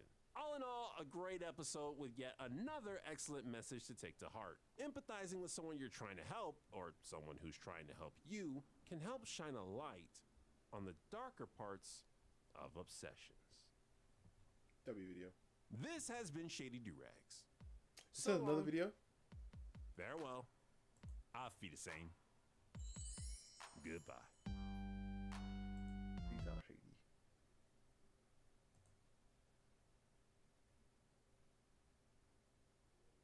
A few days before his trial. What the heck was that?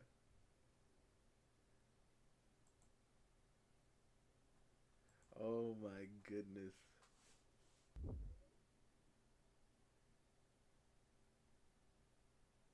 You never seen this one? Oh my goodness.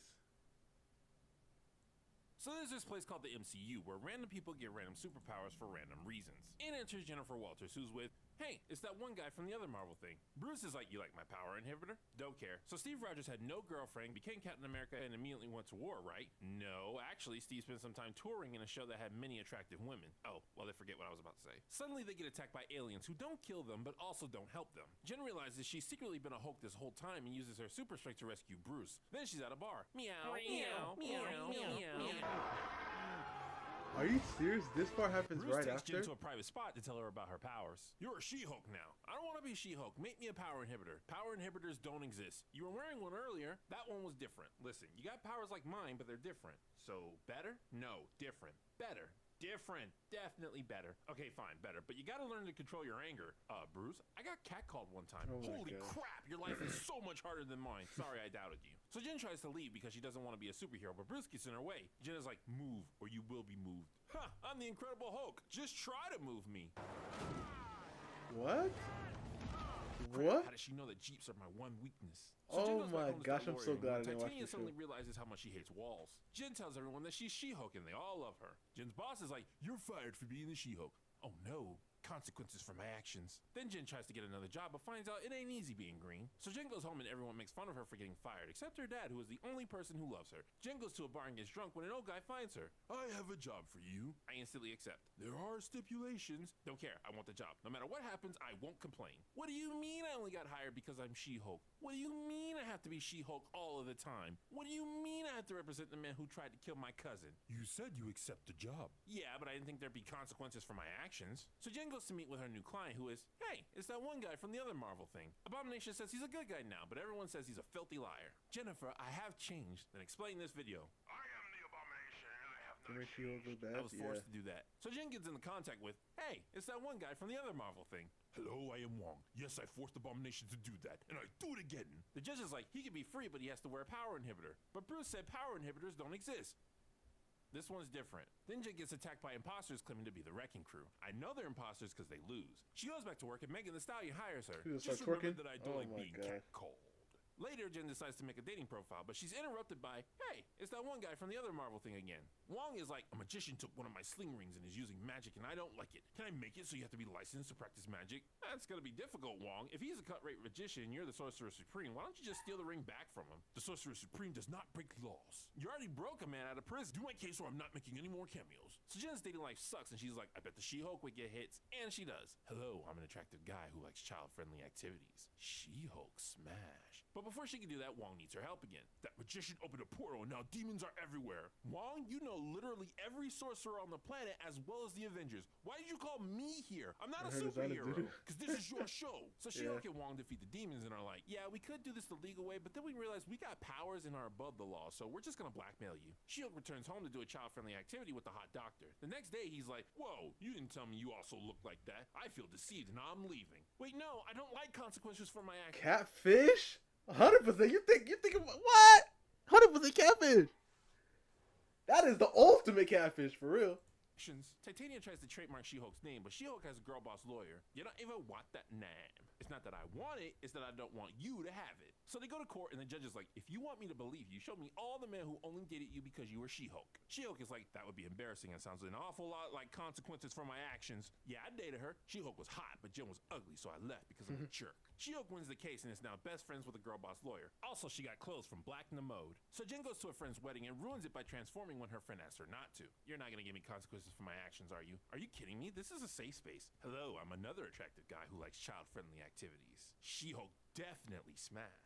But like all men, the dude turns out to be evil. Jen gets ghosted by her boyfriend and goes to therapy. Nothing else happens there. Then a frogman shows up. I want you to sue your own tailor. Okay. Hey, Black Namone, I'm suing you. Then I'm not your friend anymore. That's not fair. You know I hate consequences for my actions. They go to court and, hey, it's that one guy from the other Marvel thing. Daredevil is like, Your Honor, I'm a better lawyer and I'm also very sexy. I would like to request that I win this case. Granted. So he and Jen go to a bar. Hello, I'm another attractive guy who likes child-friendly activities. Must resist urge to smash. Then they try to kill each other. Does every girl have to go through this to find out your name? Try asking for my number. Daredevil explains that he's a superhero and that he's here to fight crime. She-Hulk explains that she's not a superhero at all, but she's still gonna help and upstage him while fighting crime. The two become superhero best buddies and decide to engage in a child-friendly activity, but Daredevil regrets it because he wore uncomfortable shoes. She-Hulk goes to a celebration. Then everything changed when the internet trolls attacked. We don't like She-Hulk. Look at this video of her engaging in child-friendly activities. It's okay, everyone. Jen's not like other Hulks. She can control her anger. Oh my god.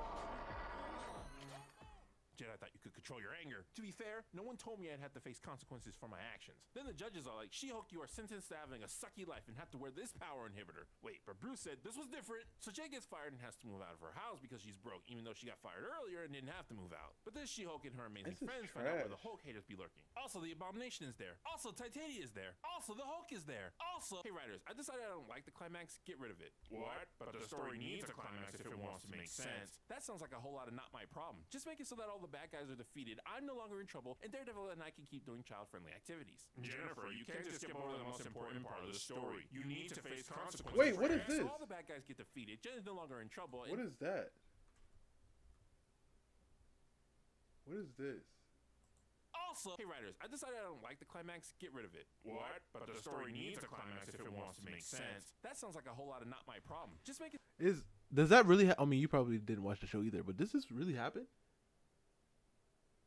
So that all the bad guys are defeated, I'm no longer in trouble, and Daredevil and I can keep doing child-friendly activities. Jennifer, you can't just skip over the most important part of the story. You need to face consequences for your actions. So all the bad guys get defeated, Jen is no longer in trouble, and Daredevil comes back to do more child-friendly activities. Also, Hulk returns and, hey, it's that one guy from the other Marvel thing. Oh my goodness! So basically, the Man-Baby Trolls got served. What? What? That was garbage. And it sucks because I actually like the actress. I mean, I only seen her in one thing. Orphan Black. I don't know if you guys saw that. Man. Trippy.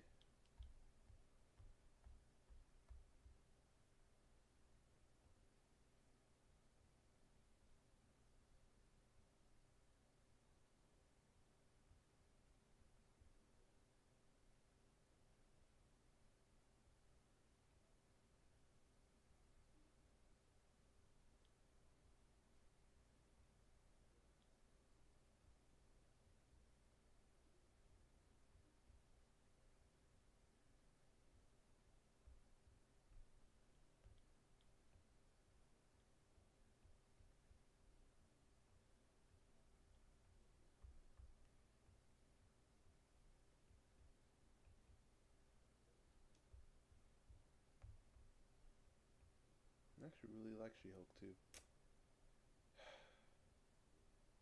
Why do they always have to ruin our stuff? They always gotta ruin our toys.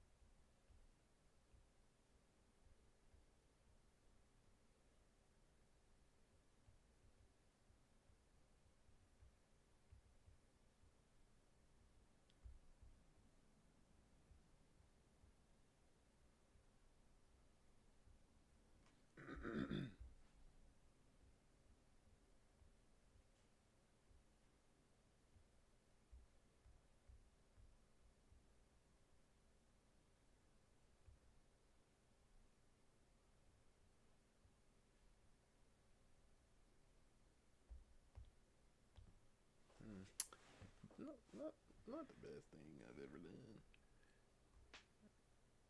Truly not the best thing I ever done. But not bad.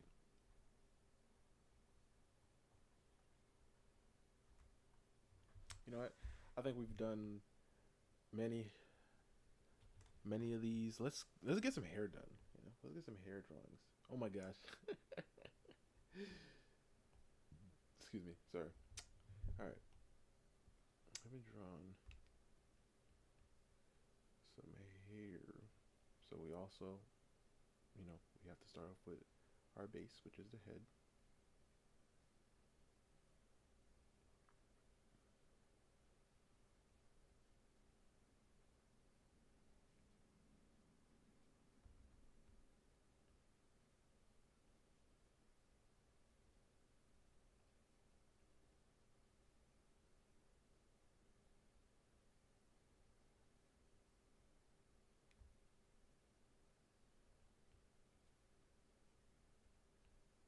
This hairline, come back here, and we'll curve to the tip of the nose here. We'll curve back, kind of like a visor, understanding that it curves on this side, pops up, and then it'll, this is the tip of the cheekbone, and then it can come out for a cheek.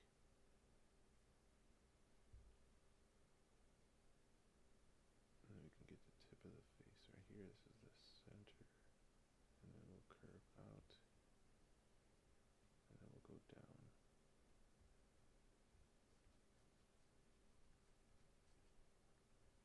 Wait, no. I have to remember that cuts back a little bit more, a little tighter.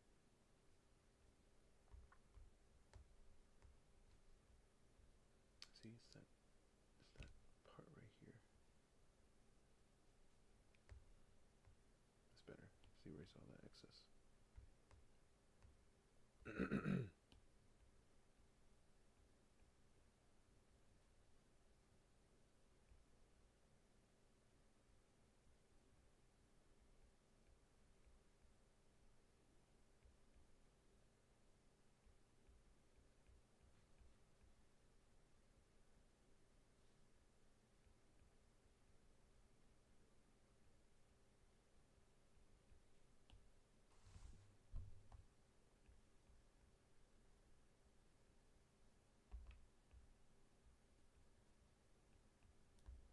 Is that all? Yeah.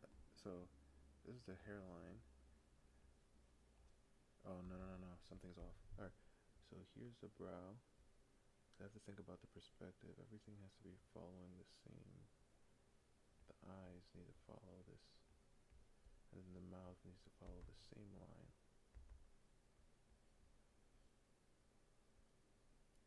Mouth, and then the nose, eyes, brows.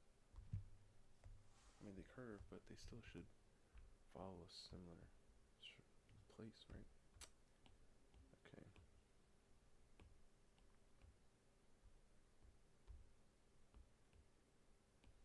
I'm over here trying to draw the face, but I feel like I just can't start a head with a terrible face, you know? Alright, so I'm gonna do like right here. I'll have like some bangs.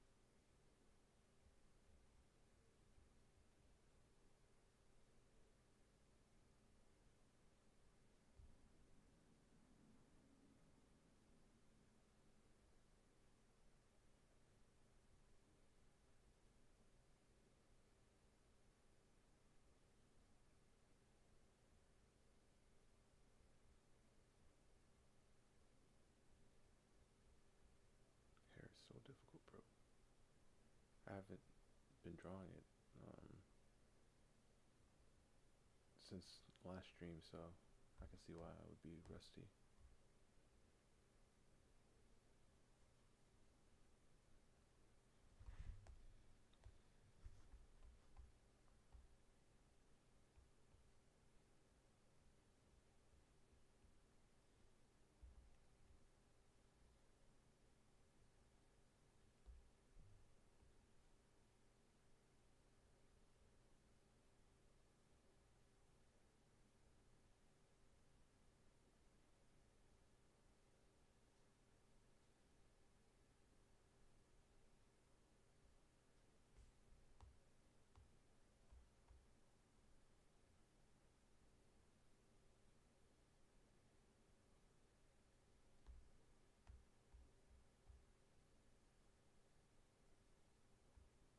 I have to remember the eye is shaped like this.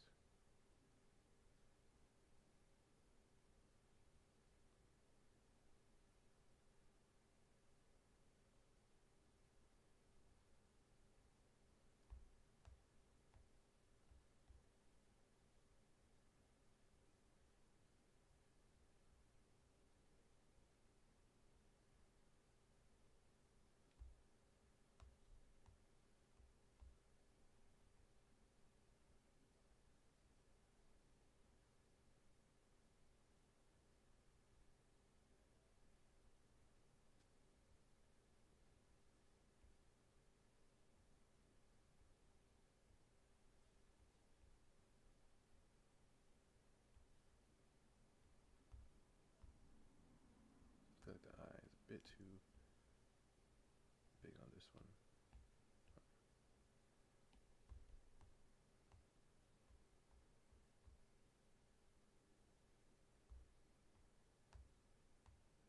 No. I feel like that, even that point. Yeah.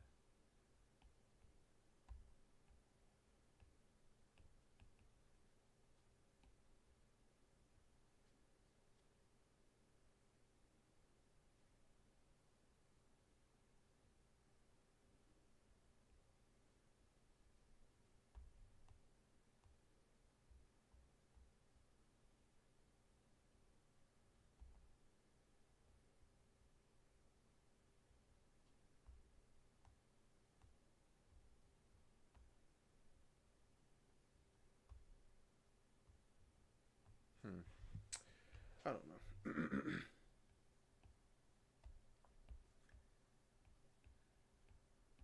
Terrible, like, way to draw the head. Why do I do this to myself? I always put it in, like, so difficult places.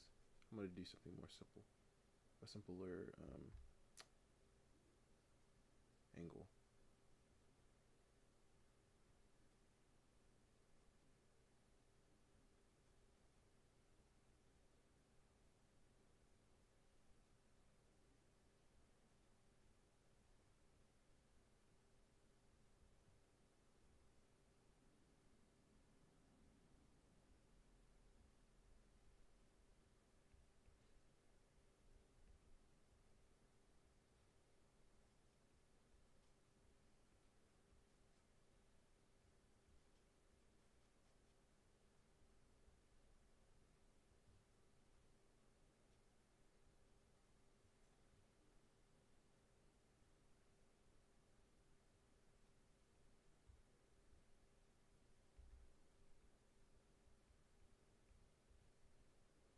I don't know why that song that's like, I'm only human after all. That song is just played in my head.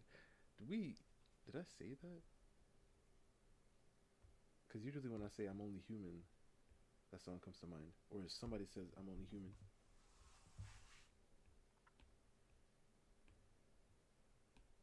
Shady probably said that. That's the reason.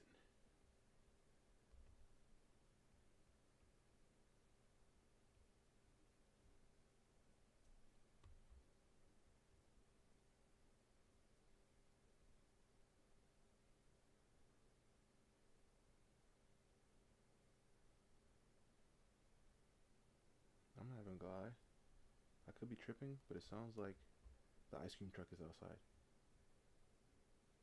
If the ice cream truck is outside, bro,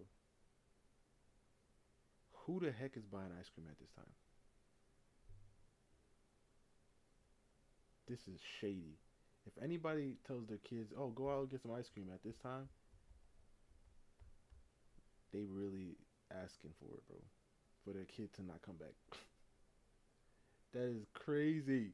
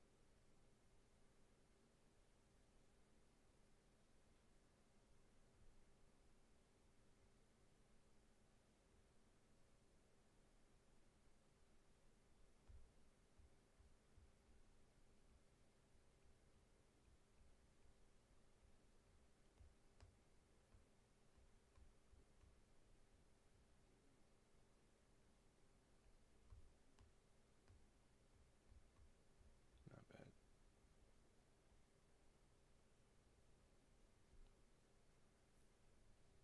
Don't put the blame on me. Yeah, I don't know why I'm singing that song. It's in my mind.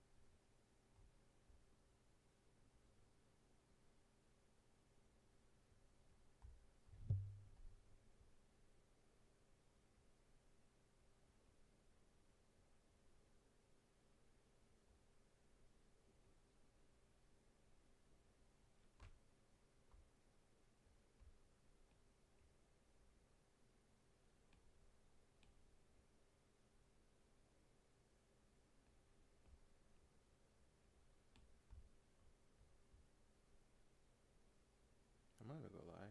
This right here. Never mind. I mean, yeah, I'm gonna say this right here looks like kind of, not exactly, but I think it's with how I positioned like the smile or something. I don't know, but it looks like, I don't know if you guys remember. Told you guys about this person that I know. She really likes K-pop. I'm pretty sure I told you about her. Yeah, bro, this is giving me like her vibes, bro. It's kind of tripping me out right now. Gotta fix her face a bit since I said that.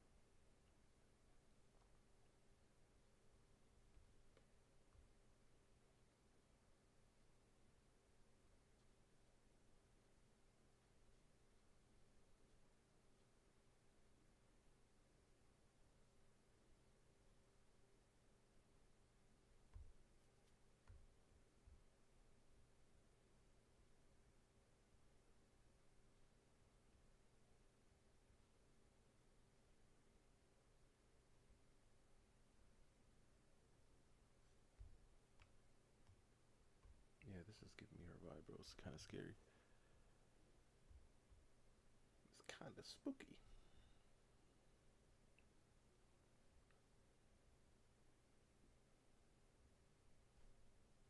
Let me bring her mouth back.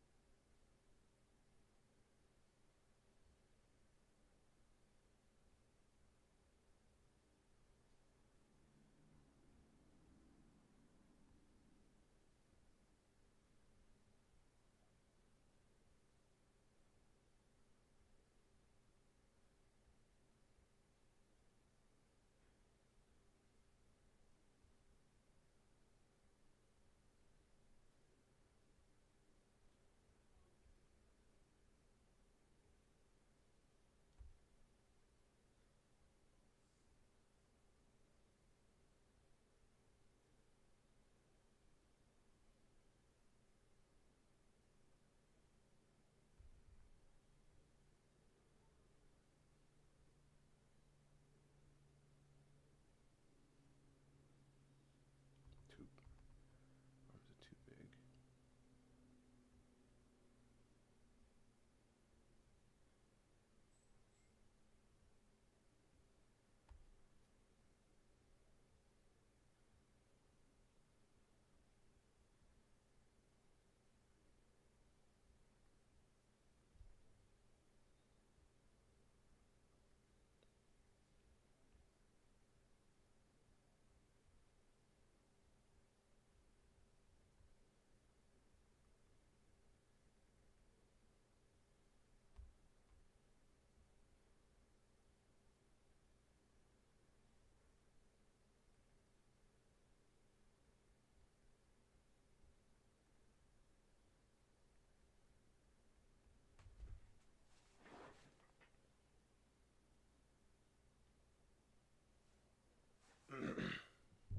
Oh my gosh.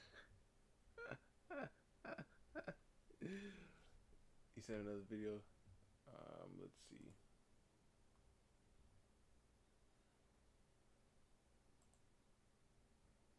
Oh my gosh.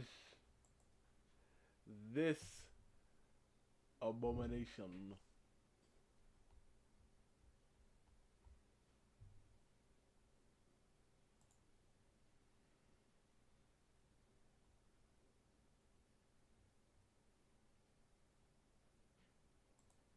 Another week, another episode of The Last of Us to get through. Oh my God! And I say it that way because that's exactly what this show is starting to feel like for me. Homework. Some mildly unpleasant tasks to be completed as quickly as possible instead of a rollicking good piece of entertainment that I can't wait to experience week after week. And apparently, I'm not the only one to feel this way, as the show's lost almost 20% of its audience by episode 3, and its Rotten Tomatoes score has plummeted to just 49%, officially marking it as rotten for the first time. Golly gee whiz, I wonder what could have possibly caused this. I mean, that really got out of hand fast. It jumped up a notch. It did, didn't it? The thing is, almost everyone knew this was coming. Yeah. Everyone who played the games knew that killing off Joel was going to put the show into a death spiral that it would struggle to pull out of, as the narrative devolved into a grimly sadistic misery simulator where every major character dies or ends up broken and alone. Everyone who watched season 1 could have told you that Bella Ramsey's Ellie wasn't going to be able to carry a show like this without Pedro Pascal there to support her. Everyone knew this was coming, except for HBO, apparently. You know, they say the definition of insanity is doing the same thing again and again and expecting Hoping a different different results. And if that's the case, then I think Neil Druckmann needs an intervention pronto because... He's the one who In did Last of technical Us 2, right? terminology, he's a loon. But from a writing point of view, I think it's actually worth explaining why killing off Joel was such a massive mistake, both in the games and in the show, because this ties into a much bigger issue about character relationships and the importance of having balance and contrast in your stories. And the reality here is that without Joel, The Last of Us has no emotional heart anymore. See, the first game, and to some extent the first season of The Last of Us, both successfully tapped into one of the most compelling and universal character dynamics in all of fiction. The bond between a father and his daughter. Yeah, it was definitely an unconventional version of that relationship. Ellie wasn't really Joel's daughter, and they didn't even meet each other until she was an adolescent, but the all-important dynamic was still the same. Joel was the experienced protector and father figure, and Ellie was the young and vulnerable daughter that he had to guide, protect, and watch over. He was jaded, cynical, and pragmatic, hardened by a lifetime of tough choices and brutal survival, while she was idealistic and maybe a touch naive, eager to see the world without knowing much about how dangerous it could really be out there. Obviously, she was no match for him physically because he was a grown man and she was a little girl, and if anything, she's actually a burden on him at first. She doesn't know much about hunting or survival, she makes a lot of mistakes that almost get them both killed, and despite all her bullshit and bravado, she's actually pretty scared and intimidated by the world around her. It made for a great contrast, allowing them to spark off each other, provoke and challenge each other, and grow and develop in interesting ways. Because of Joel, Ellie gradually learns how to look after herself, second game, but how never to played it. survive in a harsh and unforgiving world, to the point where I mean, she I played, even has like, to step up and become a beginning, protector but for him when he's stopped. badly wounded. And because of Ellie, Joel's demeanor slowly softens as he warms to her and starts to see her as more than just a package that has to be delivered to a destination. He begins to see her as someone he genuinely cares about, a surrogate for the daughter that he lost 20 years earlier. Joel brings out Ellie's inner strength, while Ellie brings out Joel's humanity. Bro, waste of money, in a neat yeah. piece of narrative give How and about take, it? they each Like, fill day it gaps came in out, the too. other's life. The show mostly managed to replicate this dynamic in Season 1, despite its best efforts. And the reason I say that is that you can tell they did everything in their power to toughen Ellie up and break Joel down, bending the dynamic as far as they could possibly go without breaking it. The Ellie in the show was much more confident, assertive, and capable right from the start, easily taking control of conversations and disagreements, rarely showing any fear of Joel or the world around them, frequently disobeying his instructions and mouthing off at him as if a 50-year-old man with a gun that she barely knows is the kind of guy you'd want to risk pissing off. TV Joel, on the other hand, is much less decisive, capable, and stoic than his game counterpart, even at the beginning of their journey together. He suffers from panic attacks, he's starting to struggle physically, and often seems to be at a loss for what to do next. He frequently gets flustered and outmaneuvered in conversations with Ellie, and he even defers to her when it comes to making decisions. Wait, what game is that? As if a 12-year-old girl who's never been outside the walls of her hometown is the kind of person you should listen to in a life-or-death situation. I hate so much about the things that you choose to be. The subtext here is that TV show Ellie has a lot less to learn from Joel than her game counterpart, that she needs him less. There's less of a contrast between them, so the father-daughter dynamic is weakened considerably. It's not destroyed completely, but it's far inferior to the game, and that's not even taking into account all the shameless political pandering the show indulges in. Communism. Nah, it ain't like that. It is that, literally. This is a commune. We're communists. This place actually fucking works. You see, kids, if everyone just pulls together and does their part, communism really can work for all of us. To find out more about how you can get involved, contact your local political commissar now. Which Still, it was is it the one with audiences the? happy with Season 1 of the show. That, however, is gone now. Joel's dead, and instead Ellie is left with Dina to play off of. And well, that's a whole different dynamic that's That one considerably game less interesting. that I saw the trailer for? Why? Because there's no contrast between these two characters. They're about the same age, the same gender, and roughly the same level of experience and competence. Even their personalities are broadly similar. Yeah, Ellie's a bit more serious and focused, and Dina's a bit more outgoing and playful, but there's really not that that much of a difference between them.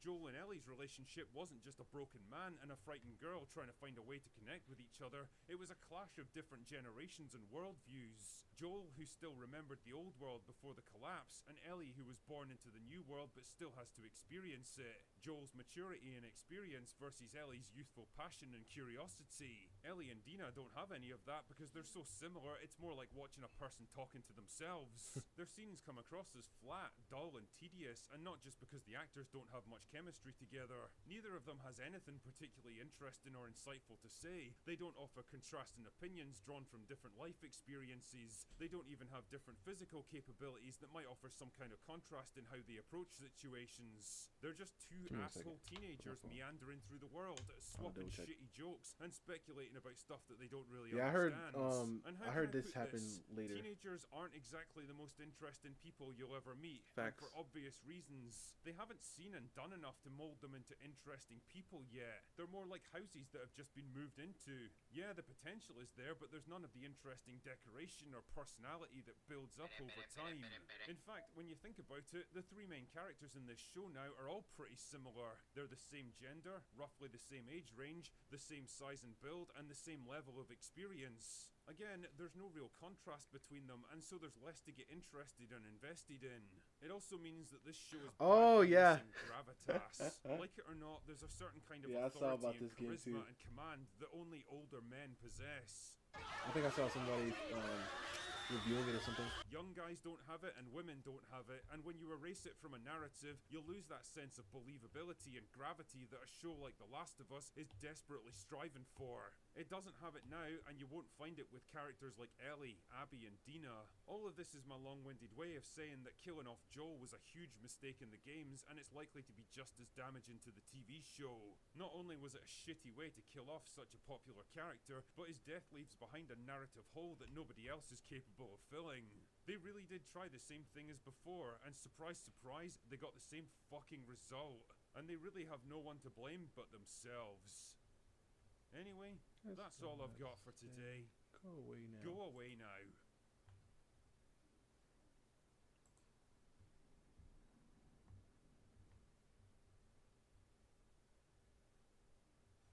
At one point or another, we will all buy a game that ends up disappointing us in the end.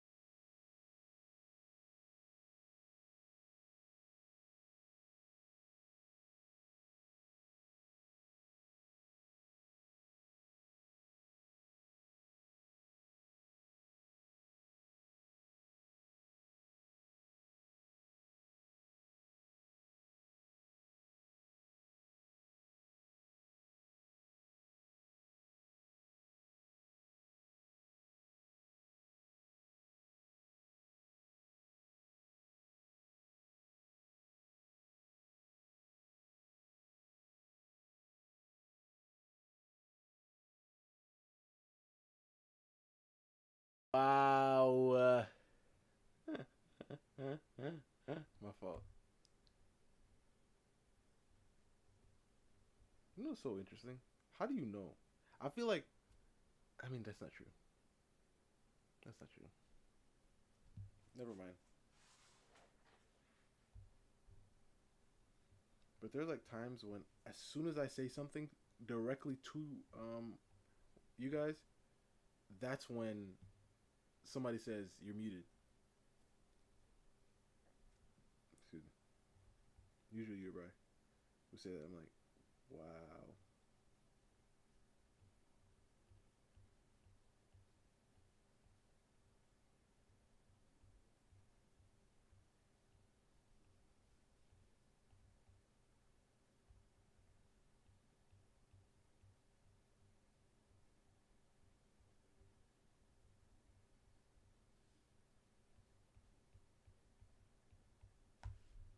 But yeah, I was saying, I think it crashes like that, or it's been crashing so much lately because Apple Pencil connection. I think it's the only thing I can think of right now, but it could not be.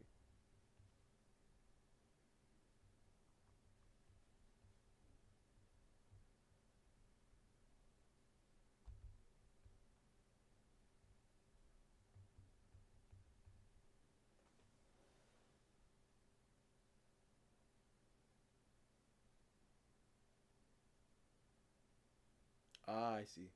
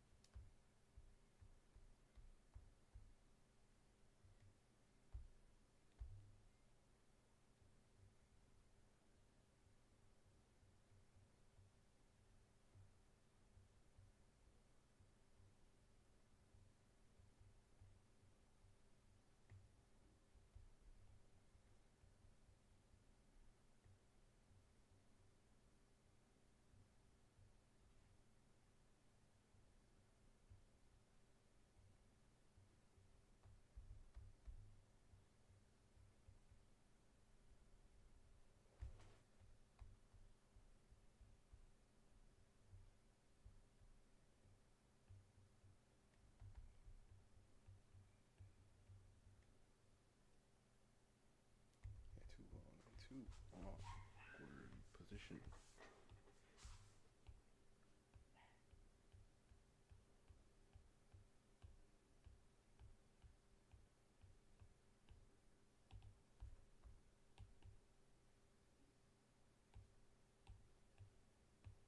But yeah, I like this face.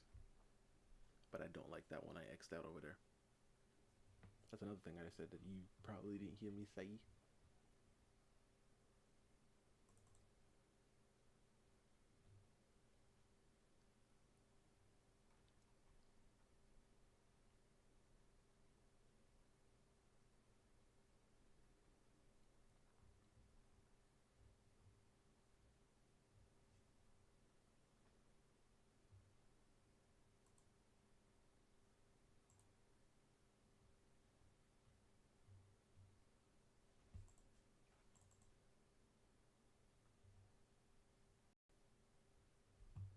Oh, that freaked me out for a second. Like it just disappeared.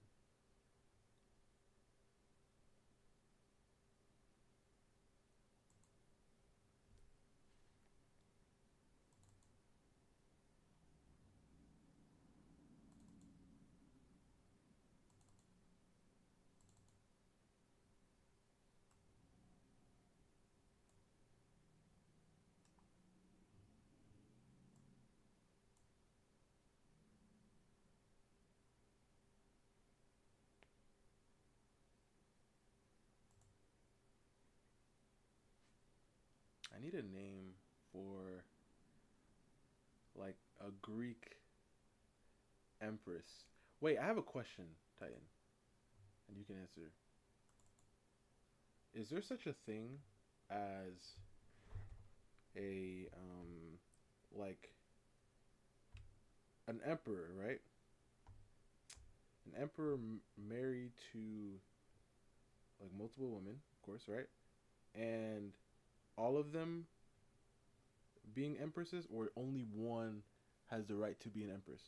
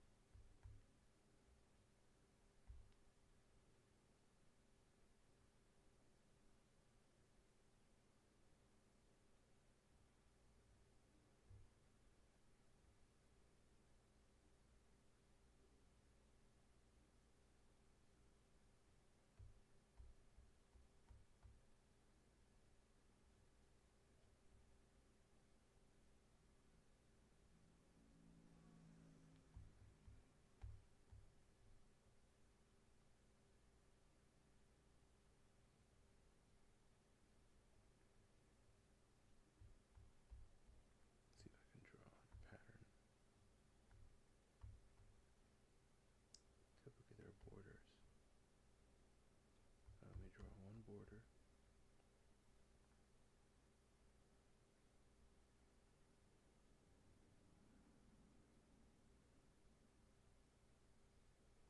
And then the second border is the top line.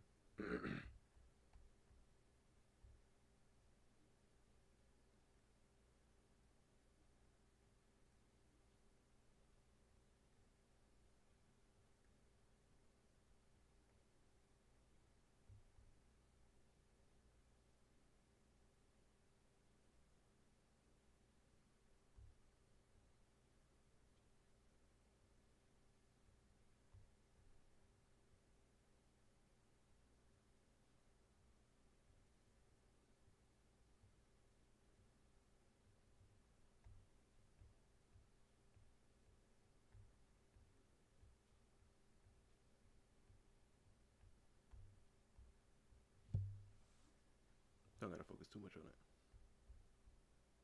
And then the same thing with this one. Let's put like the border down here. And then boom, boom, boom, boom, boom. Wait. Boom, boom, boom. Boom.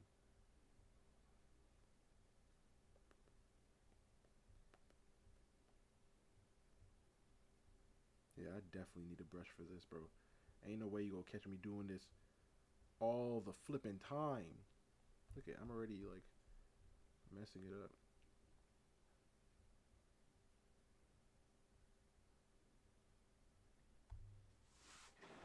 But I feel like it gives that vibe. That Greek essence. Okay. Oh crap, that was bad.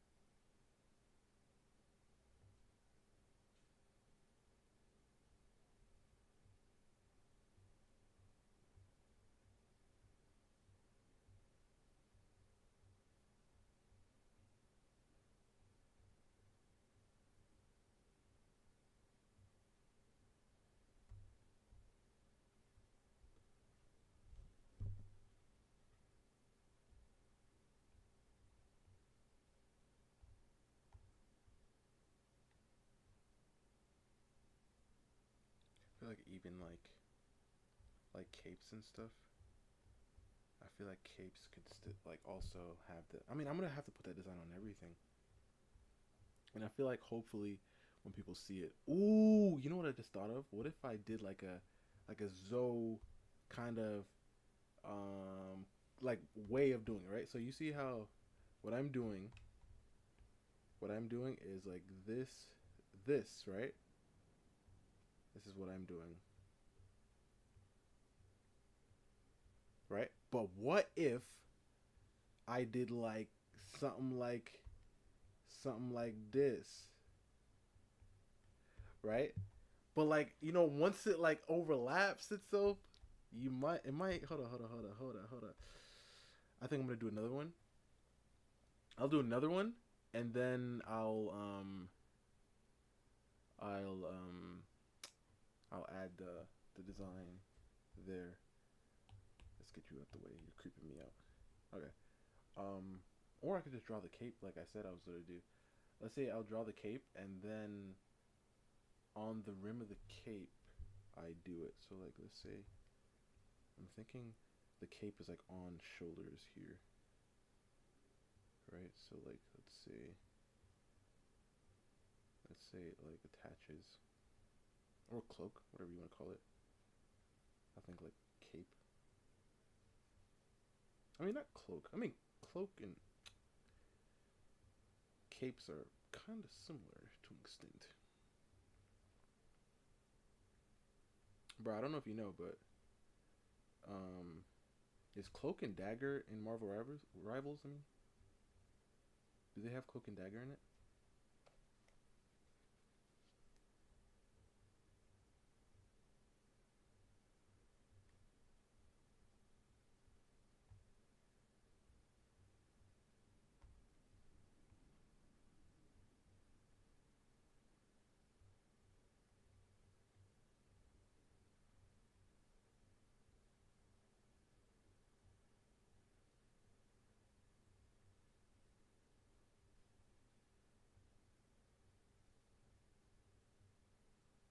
Yeah, they do.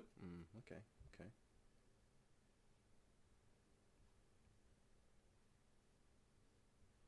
Alright, so this is like the cloak, right? This is the inside of the cloak. I just wanted the rim to be here, though. So, like, what if... Like, this is the rim, by the way.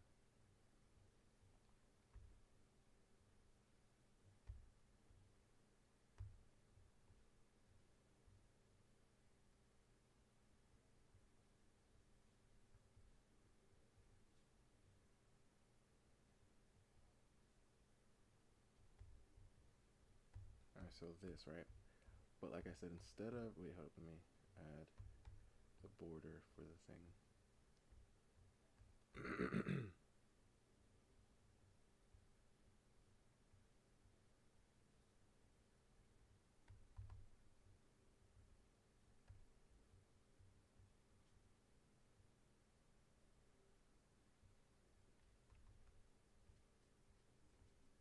Alright, so now... I mean, I guess the top could be...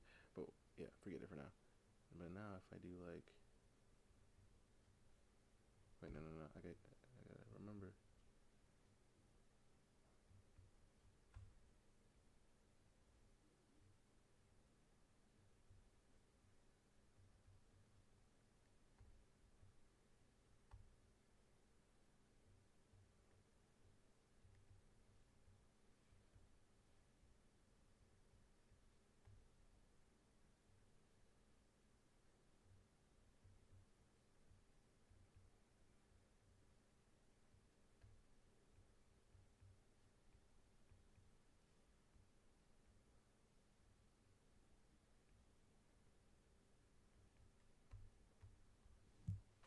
I mean, maybe we could make it work.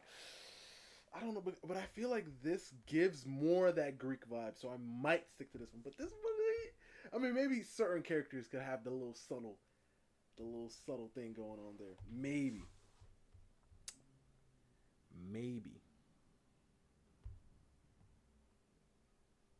Because I'd have to put it everywhere. I'd have to put this thing everywhere. But it's a pretty quick shorthand.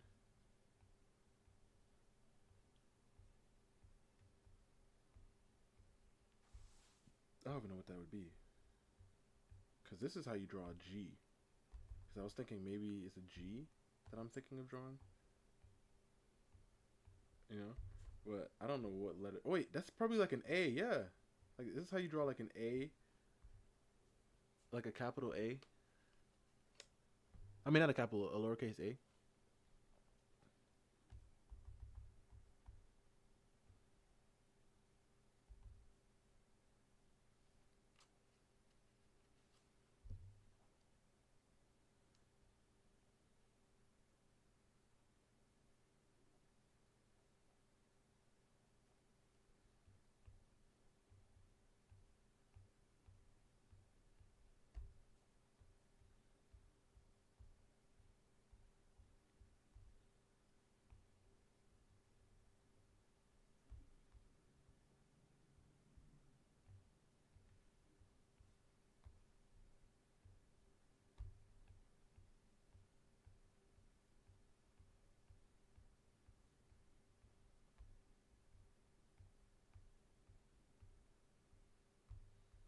It has to follow the same.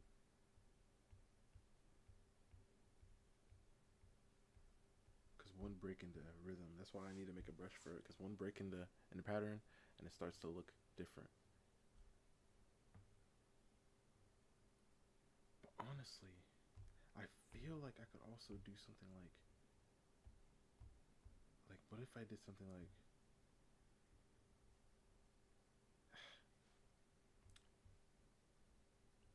because I keep thinking of a shorthand, you know? Wait, no. I have to go up, right, down, left, down, right, up. It's a cheat code out here, me. Alright, so we had if I were to do like a so cheat code is up, right, down, left, down, right, up.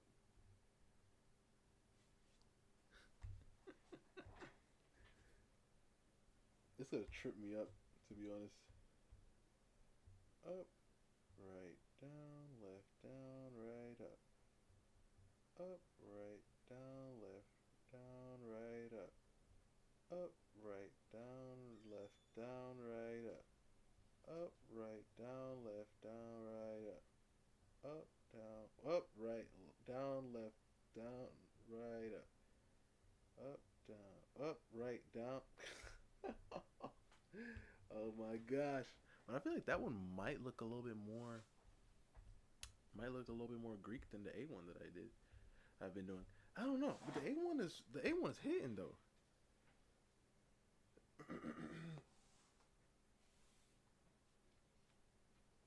The A1 do be hitting though.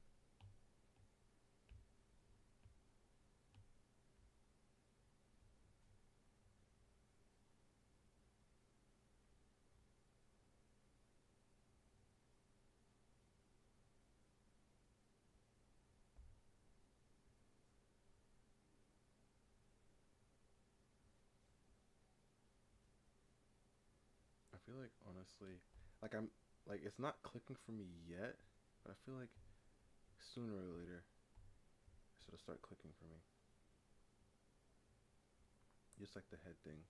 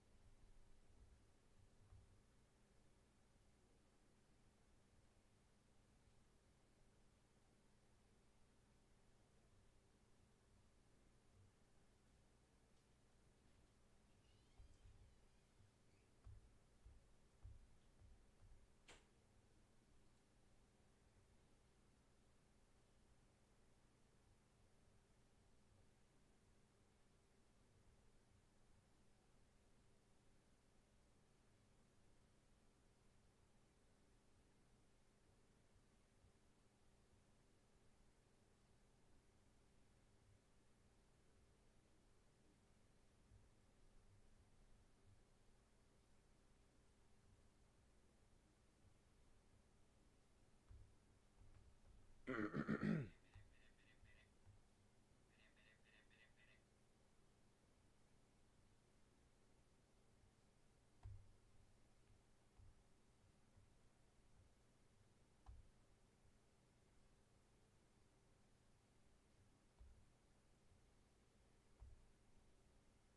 feel like by doing this I'm practicing hair as well.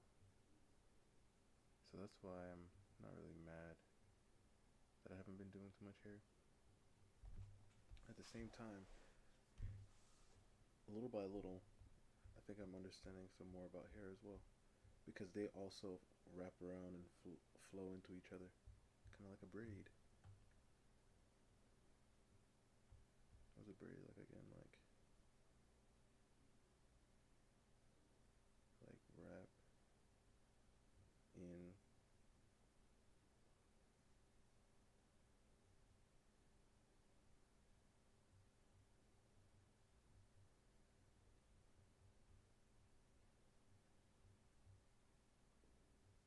Like this type of braid. Interlocking.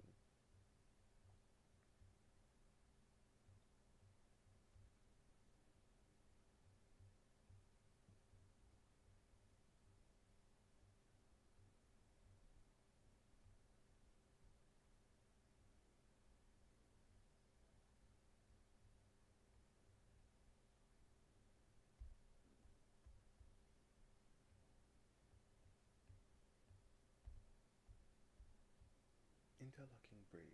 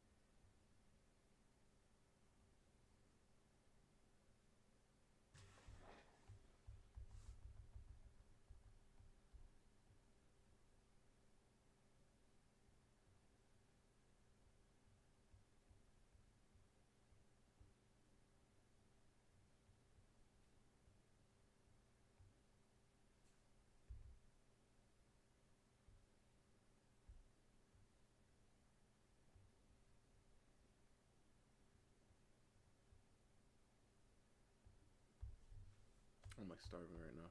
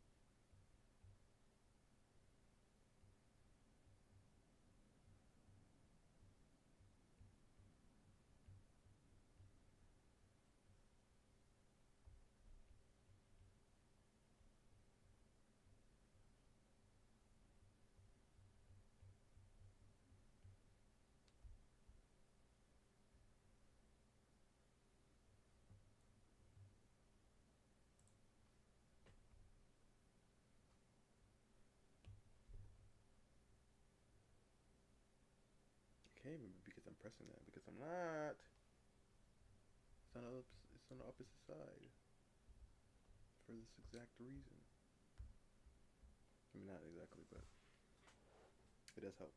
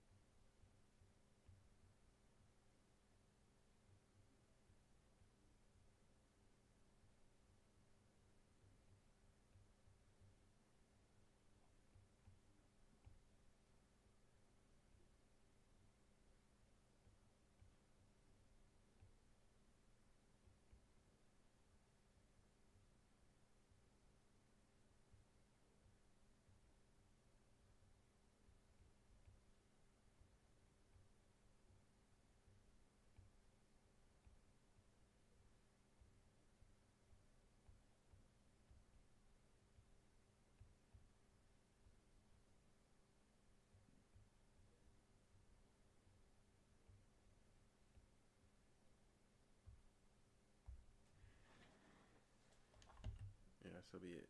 This will be it for me today, guys. I think we did a lot of clothes more than anything, and it turned out pretty good. I think we got some bodies, some characters in clothing, and then we just got some folds and turns and twists and ribbons and other stuff. Oh, this one is a really good one. We also did some poses as well here, so that was nice.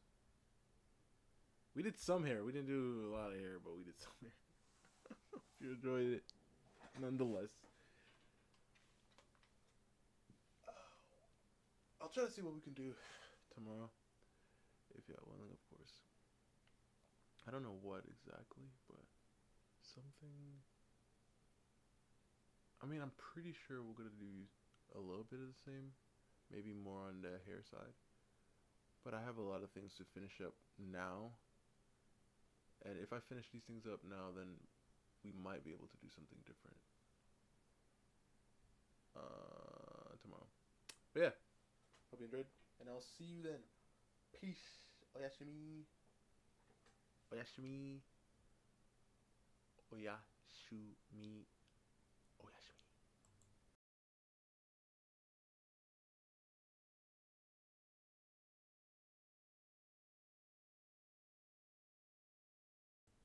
Peace, love, and hair grease. Peace. Peace. Peace.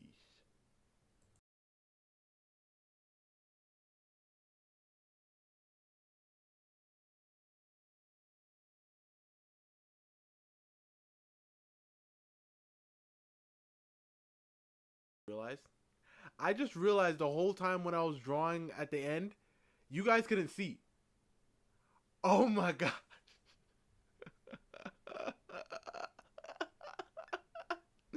What the heck is wrong with me? I don't remember what I drew, to be honest. I mean, I guess hopefully, good thing most of the stuff was on stream. That is wild, bro. Extremely crazy. Man, I feel like I have to like remind myself to continue to look, because even when I look at chat, I don't look at the screen. I should like prioritize looking at the screen a lot just to make sure the stream is still like alive and kicking, you know.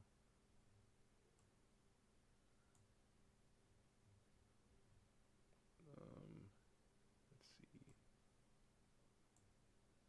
Yeah, I'm gonna have to find a way to do this.